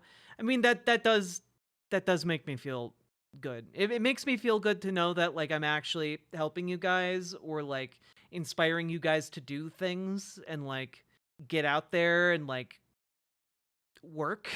And to make things better, so it's not just me screaming into the void.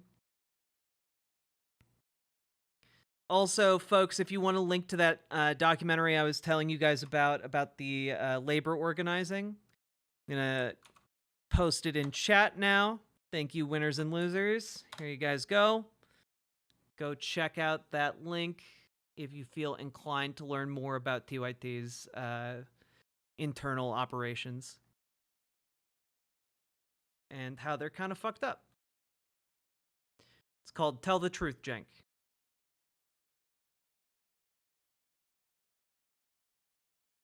We need to appeal to the party of non-voters.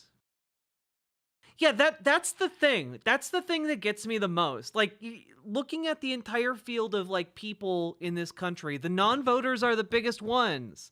The reason they don't vote is because they don't believe they'll get anything out of voting. Like, why cater to the worst, loudest people?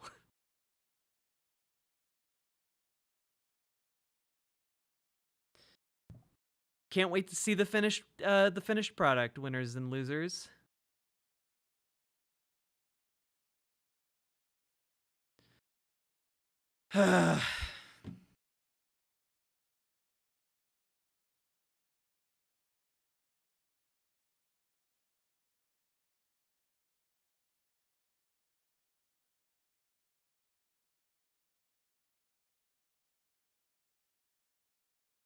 Oh, you know, I did sit down and plan a segment that might help us feel better. I forgot about that. Let's check it out, okay?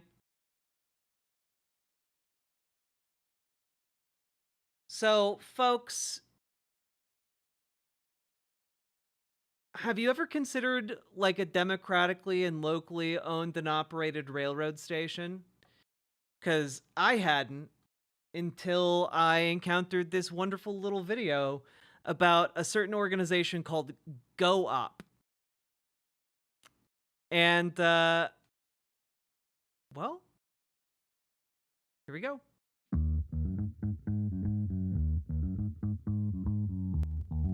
Seems kind of like a little pleasant way to spend our time. This is from the YouTube channel Green Signals. Welcome to Westbury Station on a cold and foggy winter's morning. Really busy here, actually. The car park was really full, and I had to go right to the edge of the overflow to go to space. So that was quite interesting. It's maybe not quite the railway centre And it on the once was, computer. Westbury. Oh. Hi chat, also my heart breaks seeing this. TYT is where my political journey really started. Same, Drago. It really sucks. Like, it makes me feel very unmotivated. But Drago Vitricordis, thank you for the tier 2 sub. Let's go. But it's still Yes, this segment is brought to you by Trains and Bullshit for posting it in the offline chat and helping me discover it, because this is great. pretty busy. Still a fair amount of freight going through the area here, and some important regional services, one of which is from Westbury down to Taunton. I love now, train That's where I'm YouTubers. heading. I'm off to see a new open access operator called GoOp, who are proposing to run a service on this line, then also up to Swindon, and then from Taunton up to Wester-super-Mare. I'm going to talk to them about their plans. I'm really hoping Station Cafe's open though, because it's jolly cold. I need a coffee. Yo! But we'll head on to the station. The first Discord message I sent you was November 11th, 2020. Thank you for the last 4 years, Jack. You are a dear friend, a fighter, and a true inspiration. All my love. Lady Raincloud, thank you for the $20 dono, and I really appreciate that. It's been a good 4 years. I wish I had more time so I could work on the stuff with you, because that was really fun. I enjoyed when I could do that. And you're really wonderful, and I look forward to maybe one day in the future, sometime soon, being able to do that again, because I enjoyed working on our tabletop game. We do have work to do. I've got to get bigger than Hassan, and then I can take some time off, maybe. Station. hopefully jump on the train down to Taunton and go and see what Go-op have got planned. I was delighted to see the coffee shop was open, and shortly afterwards, Look at how foggy it GWR's is. Devon Express turned up, a 9-car IEP set bound for Paynton, and stopping as far as I was concerned at Castle Carey, the junction for Yeovil, and then Taunton. There were a smattering of people on the platform, though the train itself was lightly loaded. Once at Taunton, I made my way across town to Go-op Cooperative Limited's modest, perfectly functional office, where I met with Alex Lorry, chair of Go-op, and David Northey, vice chair. David is a career railwayman, and latterly was a senior development manager in Network Rail from 2012 until 2022. Alex, David, and I spent some time together talking about the journey of Go-op from their beginnings to this point. Isn't this fun? Like, I like learning about how democratic, like, co-ops or locally owned co-ops can, like, operate in, like, the public interest. I think this is a great thing to learn about. And then it was time to speak formally with Alex about what is planned. Just to, like, demonstrate how versatile this can be, because so many people don't know how amazing, like, co-op structures are and how versatile they can be. Welcome to Green Signals, Alex. Delighted you're able to join us for this conversation. Go-op Cooperative Limited. So that's, in railway terms, that's a very new concept. Just explain a little bit about what a cooperative is and why you think it could be applicable to a railway service. Sure, yeah. So a cooperative is simply a democratic business. It's a business that is run by and for the people who rely on its services. And in the UK, we've been very familiar for many years with cooperatives delivering retail of groceries, for example. I know it's just the accent, but he sounds a little bit like Tim Curry to me, and I keep waiting for him to go a little bit weirder with his inflection. Example, there are a lot of agricultural cooperatives and a lot of small co-ops, a lot of workers' co-ops, for example, in the service sector. Like to throw in in the service sector, like just like a weird little like type noise, you know? But I guess it's unusual for us to see a co-op in a very capital-intensive sector of the economy. It's been very common. What about trains fascinates you? They're fast, they're efficient, they run relatively on time, they're reliable, they don't have the unpredictability of cars. You know, they are like good for the environment, they're better for city planning, and like they're like tiny houses that move around, and that's just really cool. Elsewhere in the world, Italy, France, Spain have very large manufacturing. Exactly. A lot of autistic folks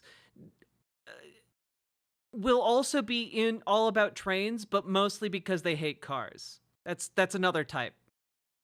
Cooperatives, for example. But in the UK, it's only relatively recently that the range of tools for raising capital for co-ops has been expanded. And I guess that's what's triggered the move into a number of sectors like energy and telecoms, and now rail.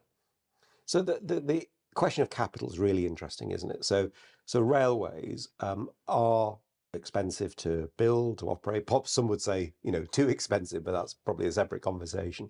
But they do require quite deep pockets to be able to run them. So for this, where do you think, where's the capital going to come from? Who's likely to want to invest in this? So cooperatives thrive from having a very broad base of support, a large number of small investors rather than a small number of large investors. And we've already found that we've built up quite a community of people, both who expect to make use of the services of the co-op and also in a supportive role, people elsewhere who just want to give their backing to the idea. And what we're offering is a balanced investment. It's a mix of social impact, social benefits, but also a financial return so that people can use it as a way to preserve and enhance their capital. And that means we have quite a mix of people who've made a very... Okay, this is interesting. So far, it sounds like it's indistinguishable from just like a small railway company. Like not that in a non-co-op sense. Like it doesn't sound like, it sounds like you're just soliciting investment from like non-traditional investors, like individual workers. Very basic £25 membership investment, but also people who put in tens of thousands of pounds as a long-term investment, maybe getting the benefit of venture capital tax reliefs.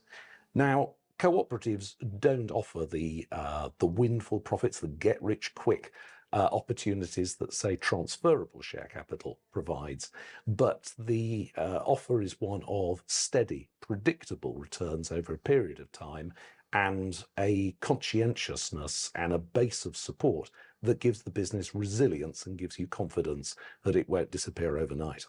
So one of the things I was going to ask was almost like, why here? We're sat in Taunton at the moment. This is one of the... I mean, I guess this is one of the more ethical ways to do a capitalism while still running a railroad. Like, if you had to do a capitalism and run a railroad, this would be the preferable model, I guess. The hubs, I suppose, on your proposed network. Is this part of the country particularly attracted to these kind of investments? Why here? Well, I have some theories, but it's not a question I can answer very exactly.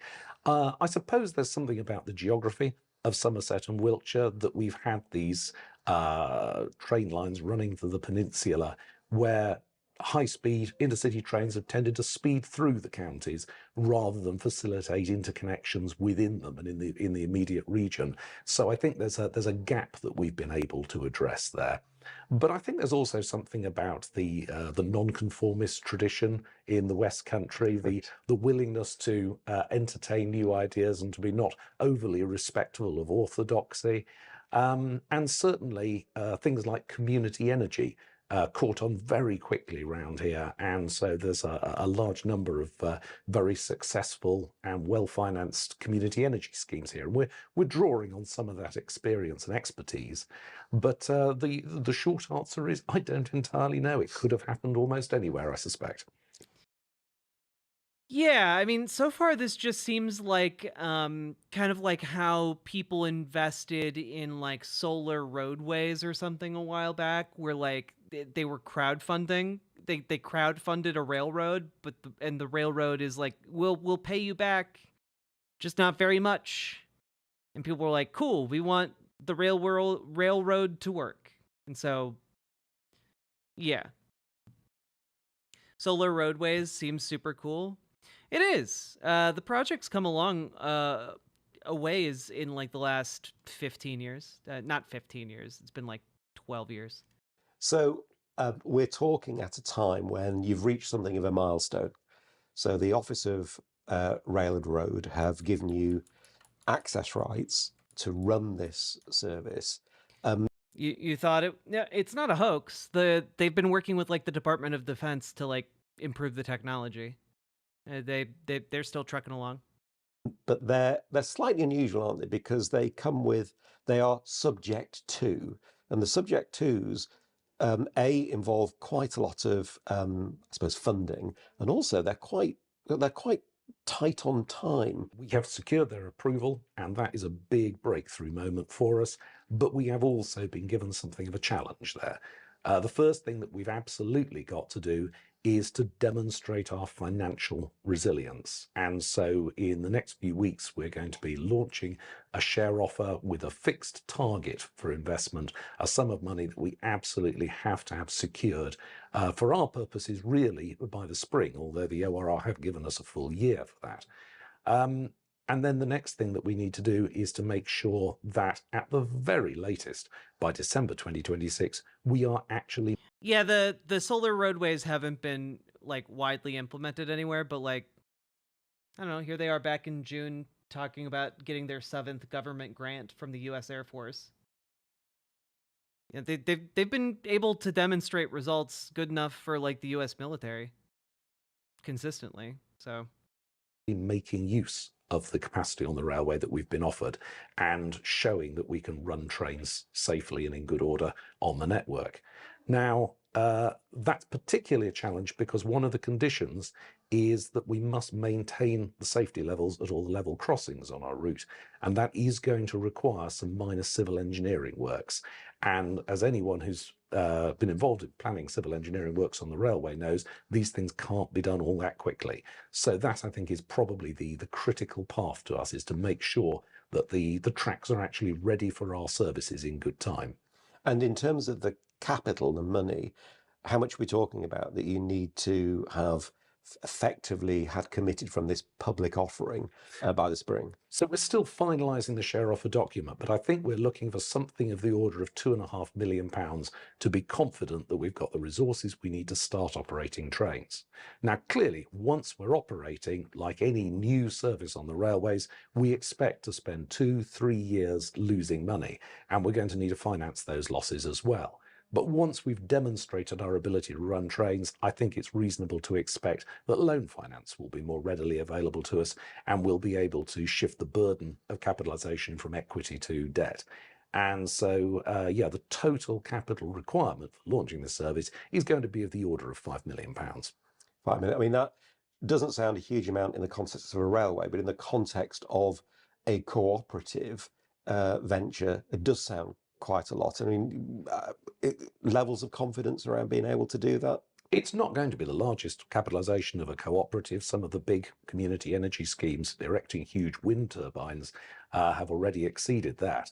But and I think it is modest by the standards of the railways, and ours is a modest plan. I think we've designed this as what you might call a minimum viable product. Right. A way in which we can demonstrate the ability of our business to run modest but useful train services in Somerset and Wiltshire.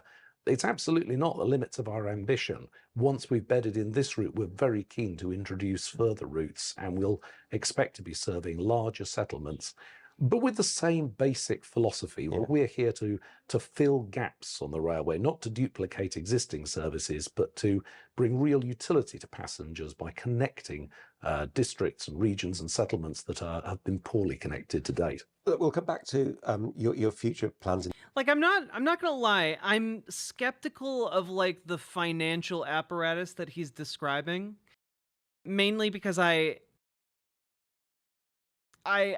would need to see like who's actually backing it for how much. Like, that seemed kind of vague. But I like the idea of basically the community having an entity that through which they can buy and operate a railroad line. I think that's a really good idea if you're going to have privatized rail, which the UK does. So like, or privatized rail management, you know what I mean? So like, this isn't the worst idea in the current system that they have. It just seems like, it just seems to me like the best idea would simply to have it be public instead of have like this intermediary entity. Yeah, they're saying it's 25% investor funded, 25% employee funded, and 50% passenger funded. And that just seems, those numbers sound too neat and like a bit weird to me. Like, it would make sense for it to be passenger funded and investor funded, but like employee funded? That sounds, I want to know more about that. This does sound weird. They are public, but not in the way that there's a difference between, are they a public company versus are they the government? Because I'm not getting the impression here that they are the government.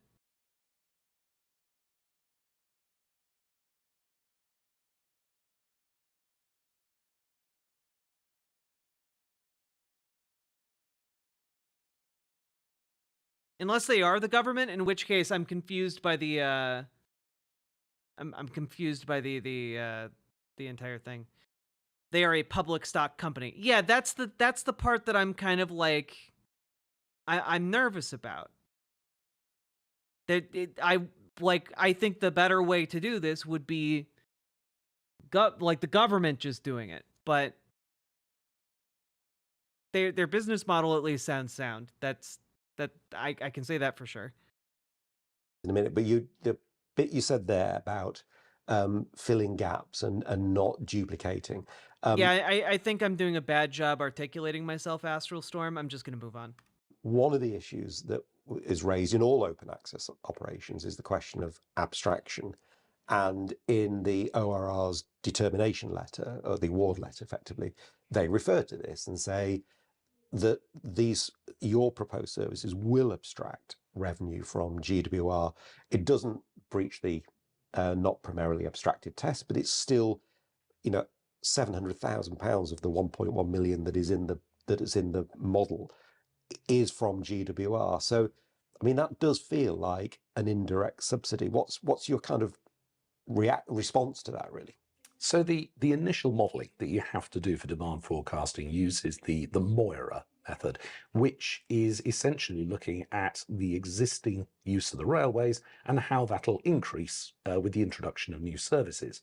What it doesn't capture so well is the routes that are presently impractical or unfeasible to do by rail. There are, for example, very few people regularly travelling between Taunton and Yeovil by rail because the connections really don't support it. You'd waste an enormous amount of time compared to taking the car. But with our services added, the connections at Castle Kerry get much better, and all of a sudden, regular journeys between Taunton and Yeovil become practical. And that introduces a lot of new revenue onto the railways. It's something that has to be added into our demand forecast alongside Moira with a gravity model, and that is almost entirely generative. And so we feel, firstly... And I thought we were going to get to trains. This is the business behind trains, which is great. But I want trains, baby.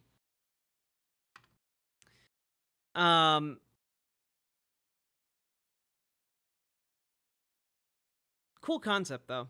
See ya, winners and losers. Yeti VODs. What do you mean Florida will torture trans people? Okay, I guess we'll get into it. Since you are a concerned trans person in Florida, that doesn't seem right to leave you in suspense. I didn't really want to do this story, but hey.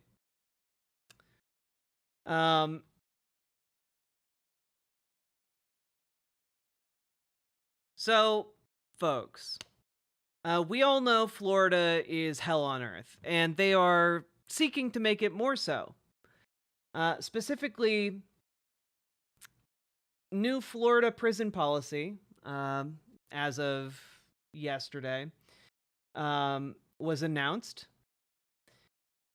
And basically, their new Florida prison policy is they are going to torture trans people who are arrested. So if you are in the Florida prison system, they are going to detransition you, whether you want to or not. New restrictions on gender-affirming care. Prisons confiscate underwear from trans people and compel them to cut their hair. Earlier this fall, Florida officials ordered transgender women in the state's prison to submit to breast exams. As part of a new policy for people with gender dysphoria, prison medical staff ranked the women's breast size using a scale designed for adolescents. Those whose breasts were deemed big enough were allowed to keep their bras. Everyone else had to surrender theirs, along with anything else considered female, such as women's underwear and toiletry items. This is just torture. This is just detransition. This is as much torture as when people beat kids to try and make them not gay. This is the same concept.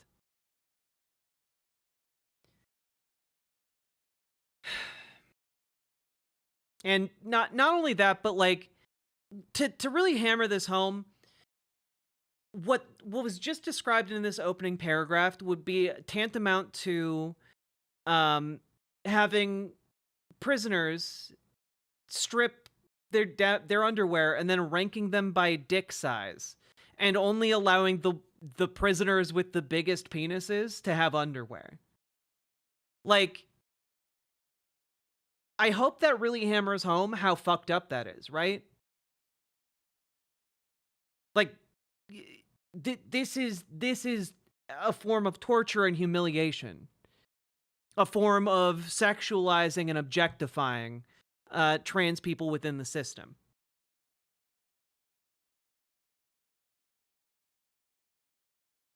And you know, it's bad. It's as bad as it sounds, guys. The examinations came after people who had been diagnosed with gender dysphoria by the prison system's own providers were brought into meetings at the end of September and told of the prison's new policy, which would make it nearly impossible for them to get hormone therapy and other gender-affirming medical care, according to interviews and emails with more than a dozen transgender women who said they attended the meetings. Josie Takach, who is incarcerated in a men's facility south of Tallahassee, said a male doctor told her to lift up her shirt, then glanced at her breasts and wrote something down without saying a word. When she tried to ask a question, a nurse told me not to ask any questions and to just shut up and do what I'm told, she recalled. It felt like I was being treated less than human, she said. The state's chapter of the ACLU sued Florida's Department of Corrections, which operates the prisons, in late October, calling the policy draconian and arguing it amounts to an unconstitutional ban on gender-affirming care. I mean, I would go a step further, which is that this amounts to cruel and unusual punishment. You are stripping prisoners of, like, basic undergarments and toiletries on the basis of their sexual identity. Like, that's... And not only that, you are denying them that medical care specifically to torture them. Like, there's no other reason. You think that they should be something other than what they are, so you will torture them until they fit that shape.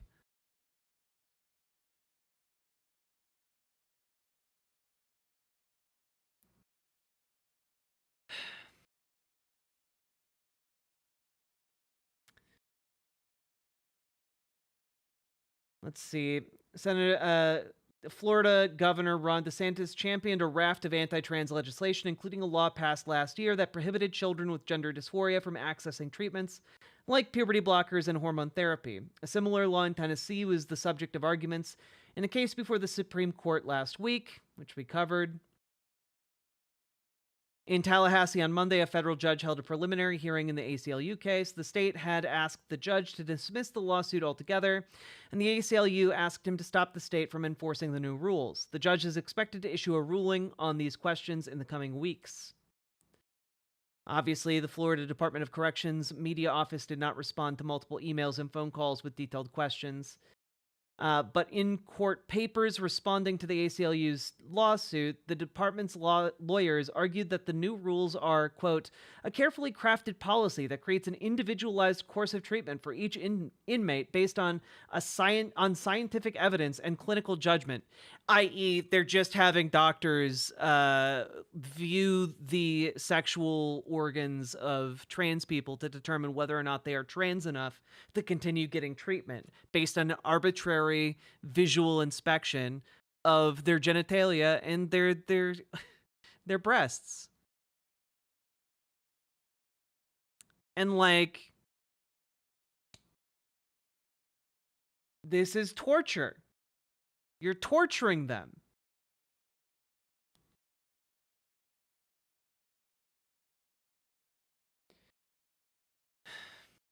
Under the new policy, the Department of Corrections stated that the prisons will only provide those with gender dysphoria with psychotherapy and not cross-gender hormones, except in rare instances if necessary to comply with the U.S. Constitution or a court decision. The policy argues that unaddressed psychiatric issues and unaddressed childhood trauma could lead to a misdiagnosis of gender dysphoria, and that cross-gender hormones may be requested by persons experiencing short-term delusions or beliefs which may later be changed and reversed. Basically,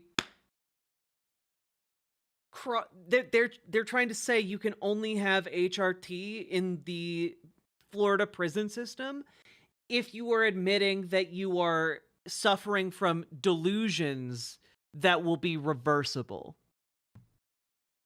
This is torturing people to try and make them cisgender.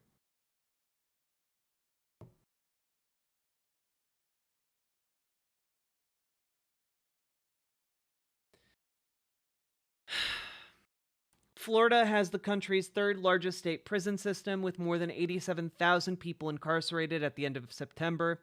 Of those, 181 have been identified by the department as transgender, and about 100 received hormone treatment, according to documents state officials filed with the courts in the ACLU case, meaning, you know, like 60% were provided treatment. That's a really bad rate of care. They denied 40% of trans people in the Florida system access to the medical care they need.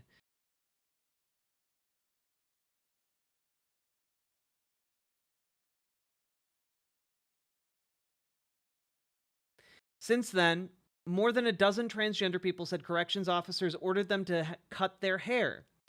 Mariko Sundwall told the Marshall Project that she was given a disciplinary infraction and spent 10 days in solitary confinement, which, by the way, is considered torture,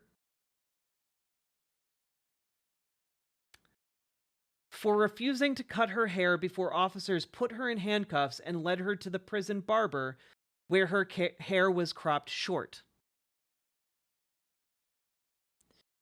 I mean, guys, if this happened to a cis woman, like all of the United States would be up in arms. For like you drag a woman to the prison barber, shave her head against her will, and then throw her into the torture chamber. Like, no, like that would not fly. But because it's a trans person, no one seems to care. And you should care. You should care about the dehumanizing treatment of people like us. If a doctor has diagnosed you with gender dysphoria, who the fuck re-diagnoses you? The prison doctors. Or if a prison doctor diagnoses someone in there with gender dysphoria, they get fired and replaced with one who will know better.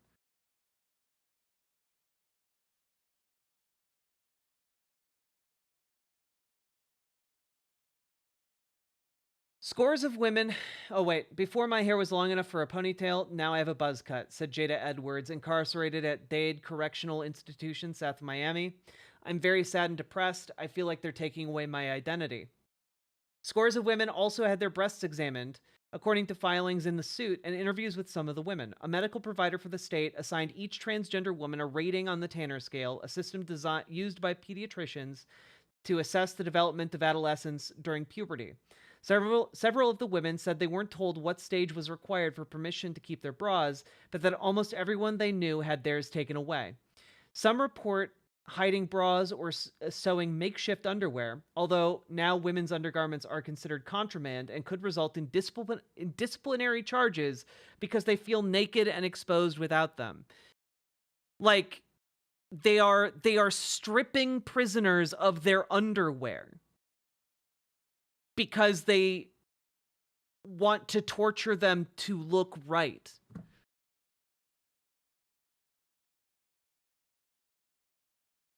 And if you happen to be caught having like a MacGyvered bra on you, you get tortured. I feel like I'm 12 years old again, sneaking around wearing a bra, said Takach after her female undergarments were confiscated. The new policy, which requires psychotherapy to treat underlying issues rather than treating the dysphoria, comes off like conversion therapy. It's not like conversion therapy. It's worse. It's so much worse. Says Daniel Tilley, the lead attorney from the ACLU of Florida. We're trying to change your fundamental nature to get you to stop being who you are. Sarah Mach, who was incarcerated in a men's prison south of Orlando, said that she was told the gender dysphoria diagnosis she received from corrections department doctors in 2019 would now be considered a serious psychiatric illness. If she wants to continue her treatment, she said she was told she would have to move to a more restrictive prison with more psychiatric services, but fewer work and programming opportunities. Meaning that if you wanted to keep getting your necessary medical care, they would simply torture you more. They would remove any opportunity you had to develop skills or to actually go out, get out of prison and do like volunteer work in the community. Like,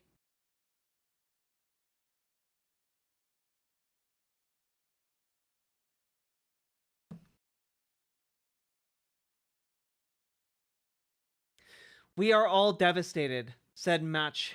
There are good days, bad days, and very bad days where part of you hopes you have a heart attack. The new policy is the latest change in health care for transgender people in Florida after a 2023 law said any governmental entity in Florida may not expend state funds for sex reassignment prescriptions or procedures. It did not name prisons specifically, but the Department of Corrections' new policy says it shall comply with this law.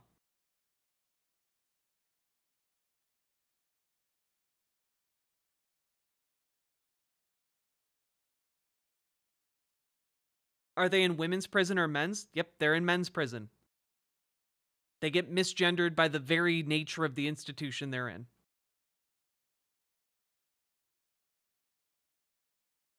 A lot of this hits hard. Yeah, it's why I was hesitant to start covering this story.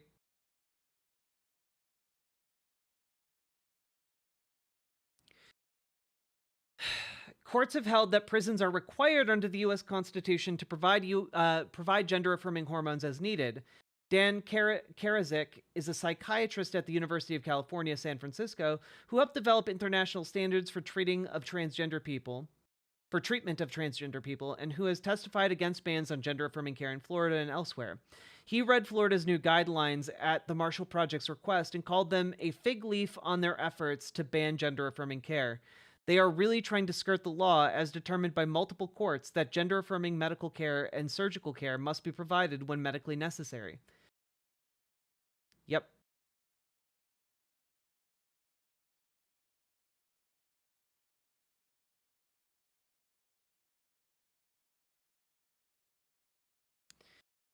The Florida prison system's program to treat prisoners with gender dysphoria began in 2017 after Rain Keohane sued the state. The federal government in the case said the Department of Corrections' refusal to provide Keohane with hormones and social accommodations like women's clothing and haircuts caused her to continue to suffer unnecessarily and poses a substantial risk of harm to her health.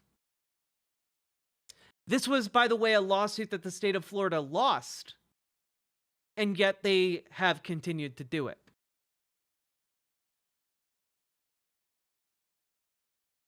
It is deeply troubling, to say the least. It makes me feel very uneasy with the direction this country is going, and it makes me especially furious with people who have tried to paint themselves as allies who would throw trans rights under the bus.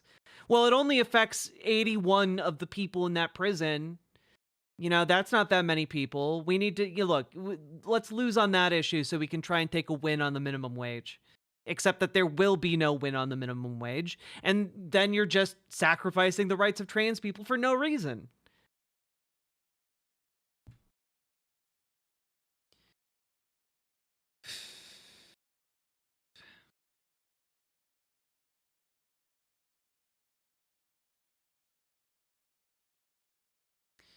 If they took away my hormone therapy treatment, I would be ready to end my life. I'm at that point, said Sasha Mendoza, who's incarcerated in a men's prison near Miami, in a declaration filed in the ACLU case. It may sound drastic, but FDC just let me start my transition, and I was doing so well, and now they are making me stop. I'm halfway there and halfway not there. That's how that piece from the Marshall Project ends. And I just want to like scream and cry. Like that's horrifying. It's horrifying.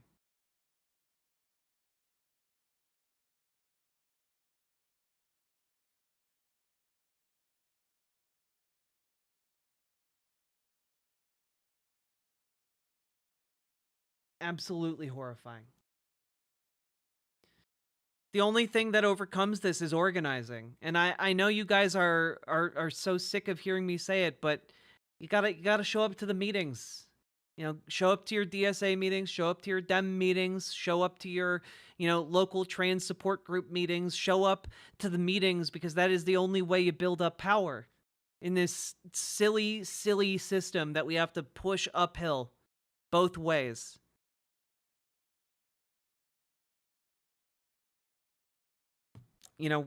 We need you to show up.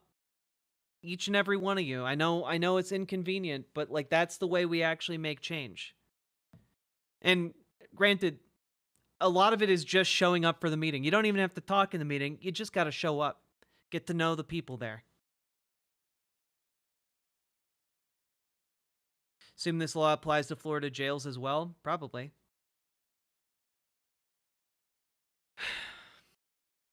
So, yeah, that's where we're at.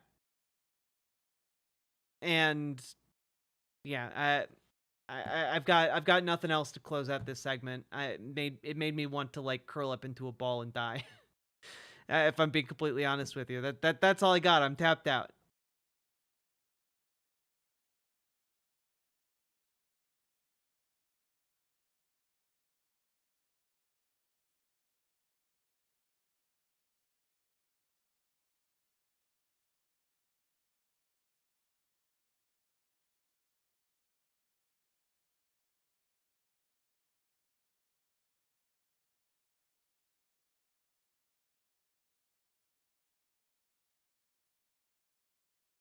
Moving to Georgia next month, so excited to start going to DSA and figuring out ways I can help. Hell yeah, Sydney Fable. We need more folks like you. Anyway, folks, we've been going for 4.5 hours. If you've been enjoying the show, I can't really say enjoying, but if you've gotten anything useful out of the show today, hit the follow button on Twitch, hit the subscribe button on YouTube, like the YouTube stream. And do consider dropping those subs, those donos, those memberships, because those are what allow me to make this show possible. Like, I could not do it without your support. Couldn't do it.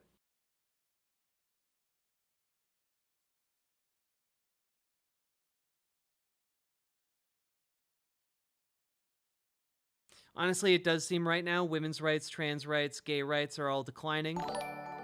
It's a global trend. That's why you need to get out. Thanks for we all got you too do, comfortable. Jack. Personally, I haven't done any damn meetups, but I am getting in touch to volunteer for an LGBTQ shelter. Hell yeah, Odd Spectre. Thank you for the $5 dono, and that's wonderful. Good luck with your volunteering. I hope maybe you can give us an update soon.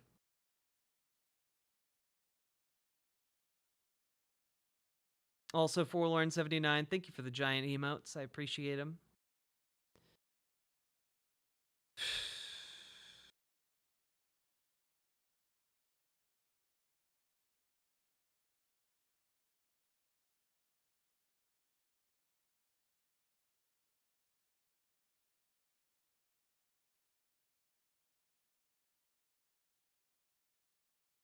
Well, Eddie, that's one of the great things about DSA. You can usually you can join via Zoom, or you can make your own chapter that's closer.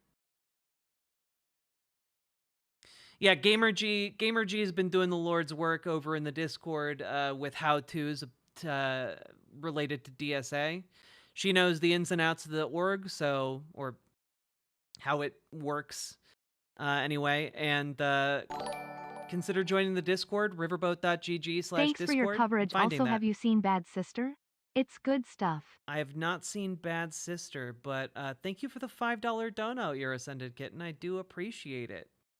Head over to the Discord. GamerG's been writing up DSA info over there. So if you've never been to a meeting or you are interested in starting a chapter or joining a chapter, you can find more information over there. Again, that's riverboat.gg/Discord. Good night, Melanie. You found a DSA chapter in Kansas City. It's close? Hell yes, Melanie.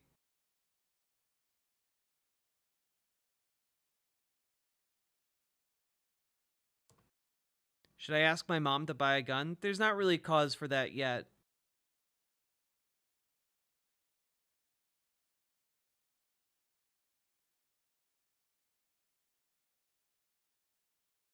Anyway, I'm gonna go. Not sure what I'll do with myself, but I don't really want to be on camera at the moment. So you all have a good one. I will see you all tomorrow. Go sleep? Probably not. Bye.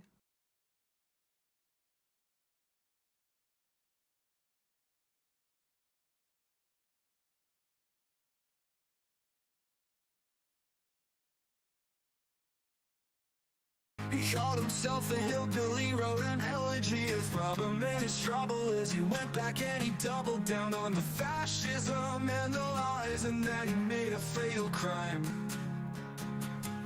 Couch fucker, what's your deal? J.D. Vance is cut by Peter Thiel. Couch fucker, why must he lie? We must stop Project 2025. But in 2005 you wrote back then only one time. I felt femininely when I saw that movie about New Jersey. I don't know what's wrong with me, but I must deny. And that's when J.D. Vance said he wants trans people to go die. Couch fucker, what's your deal? J.D. Vance is cut by Peter Thiel. Couch fucker, why must he lie? We must stop Project 2025. At the RNC, he felt maybe I'll be free if I take up on this task, being MAGA starting grass to take over the country. I think J.D. Vance needs a swirly. Couch fucker, what's your deal? J.D. Vance is cut by Peter Thiel. Couch fucker, why must he lie? We must stop Project 2025.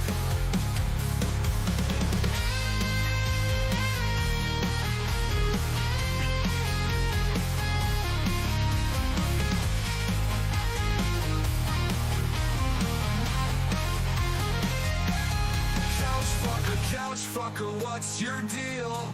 J.D. Vance is cut by Peter Thiel. Couch fucker, why must he lie? We must stop Project 2025.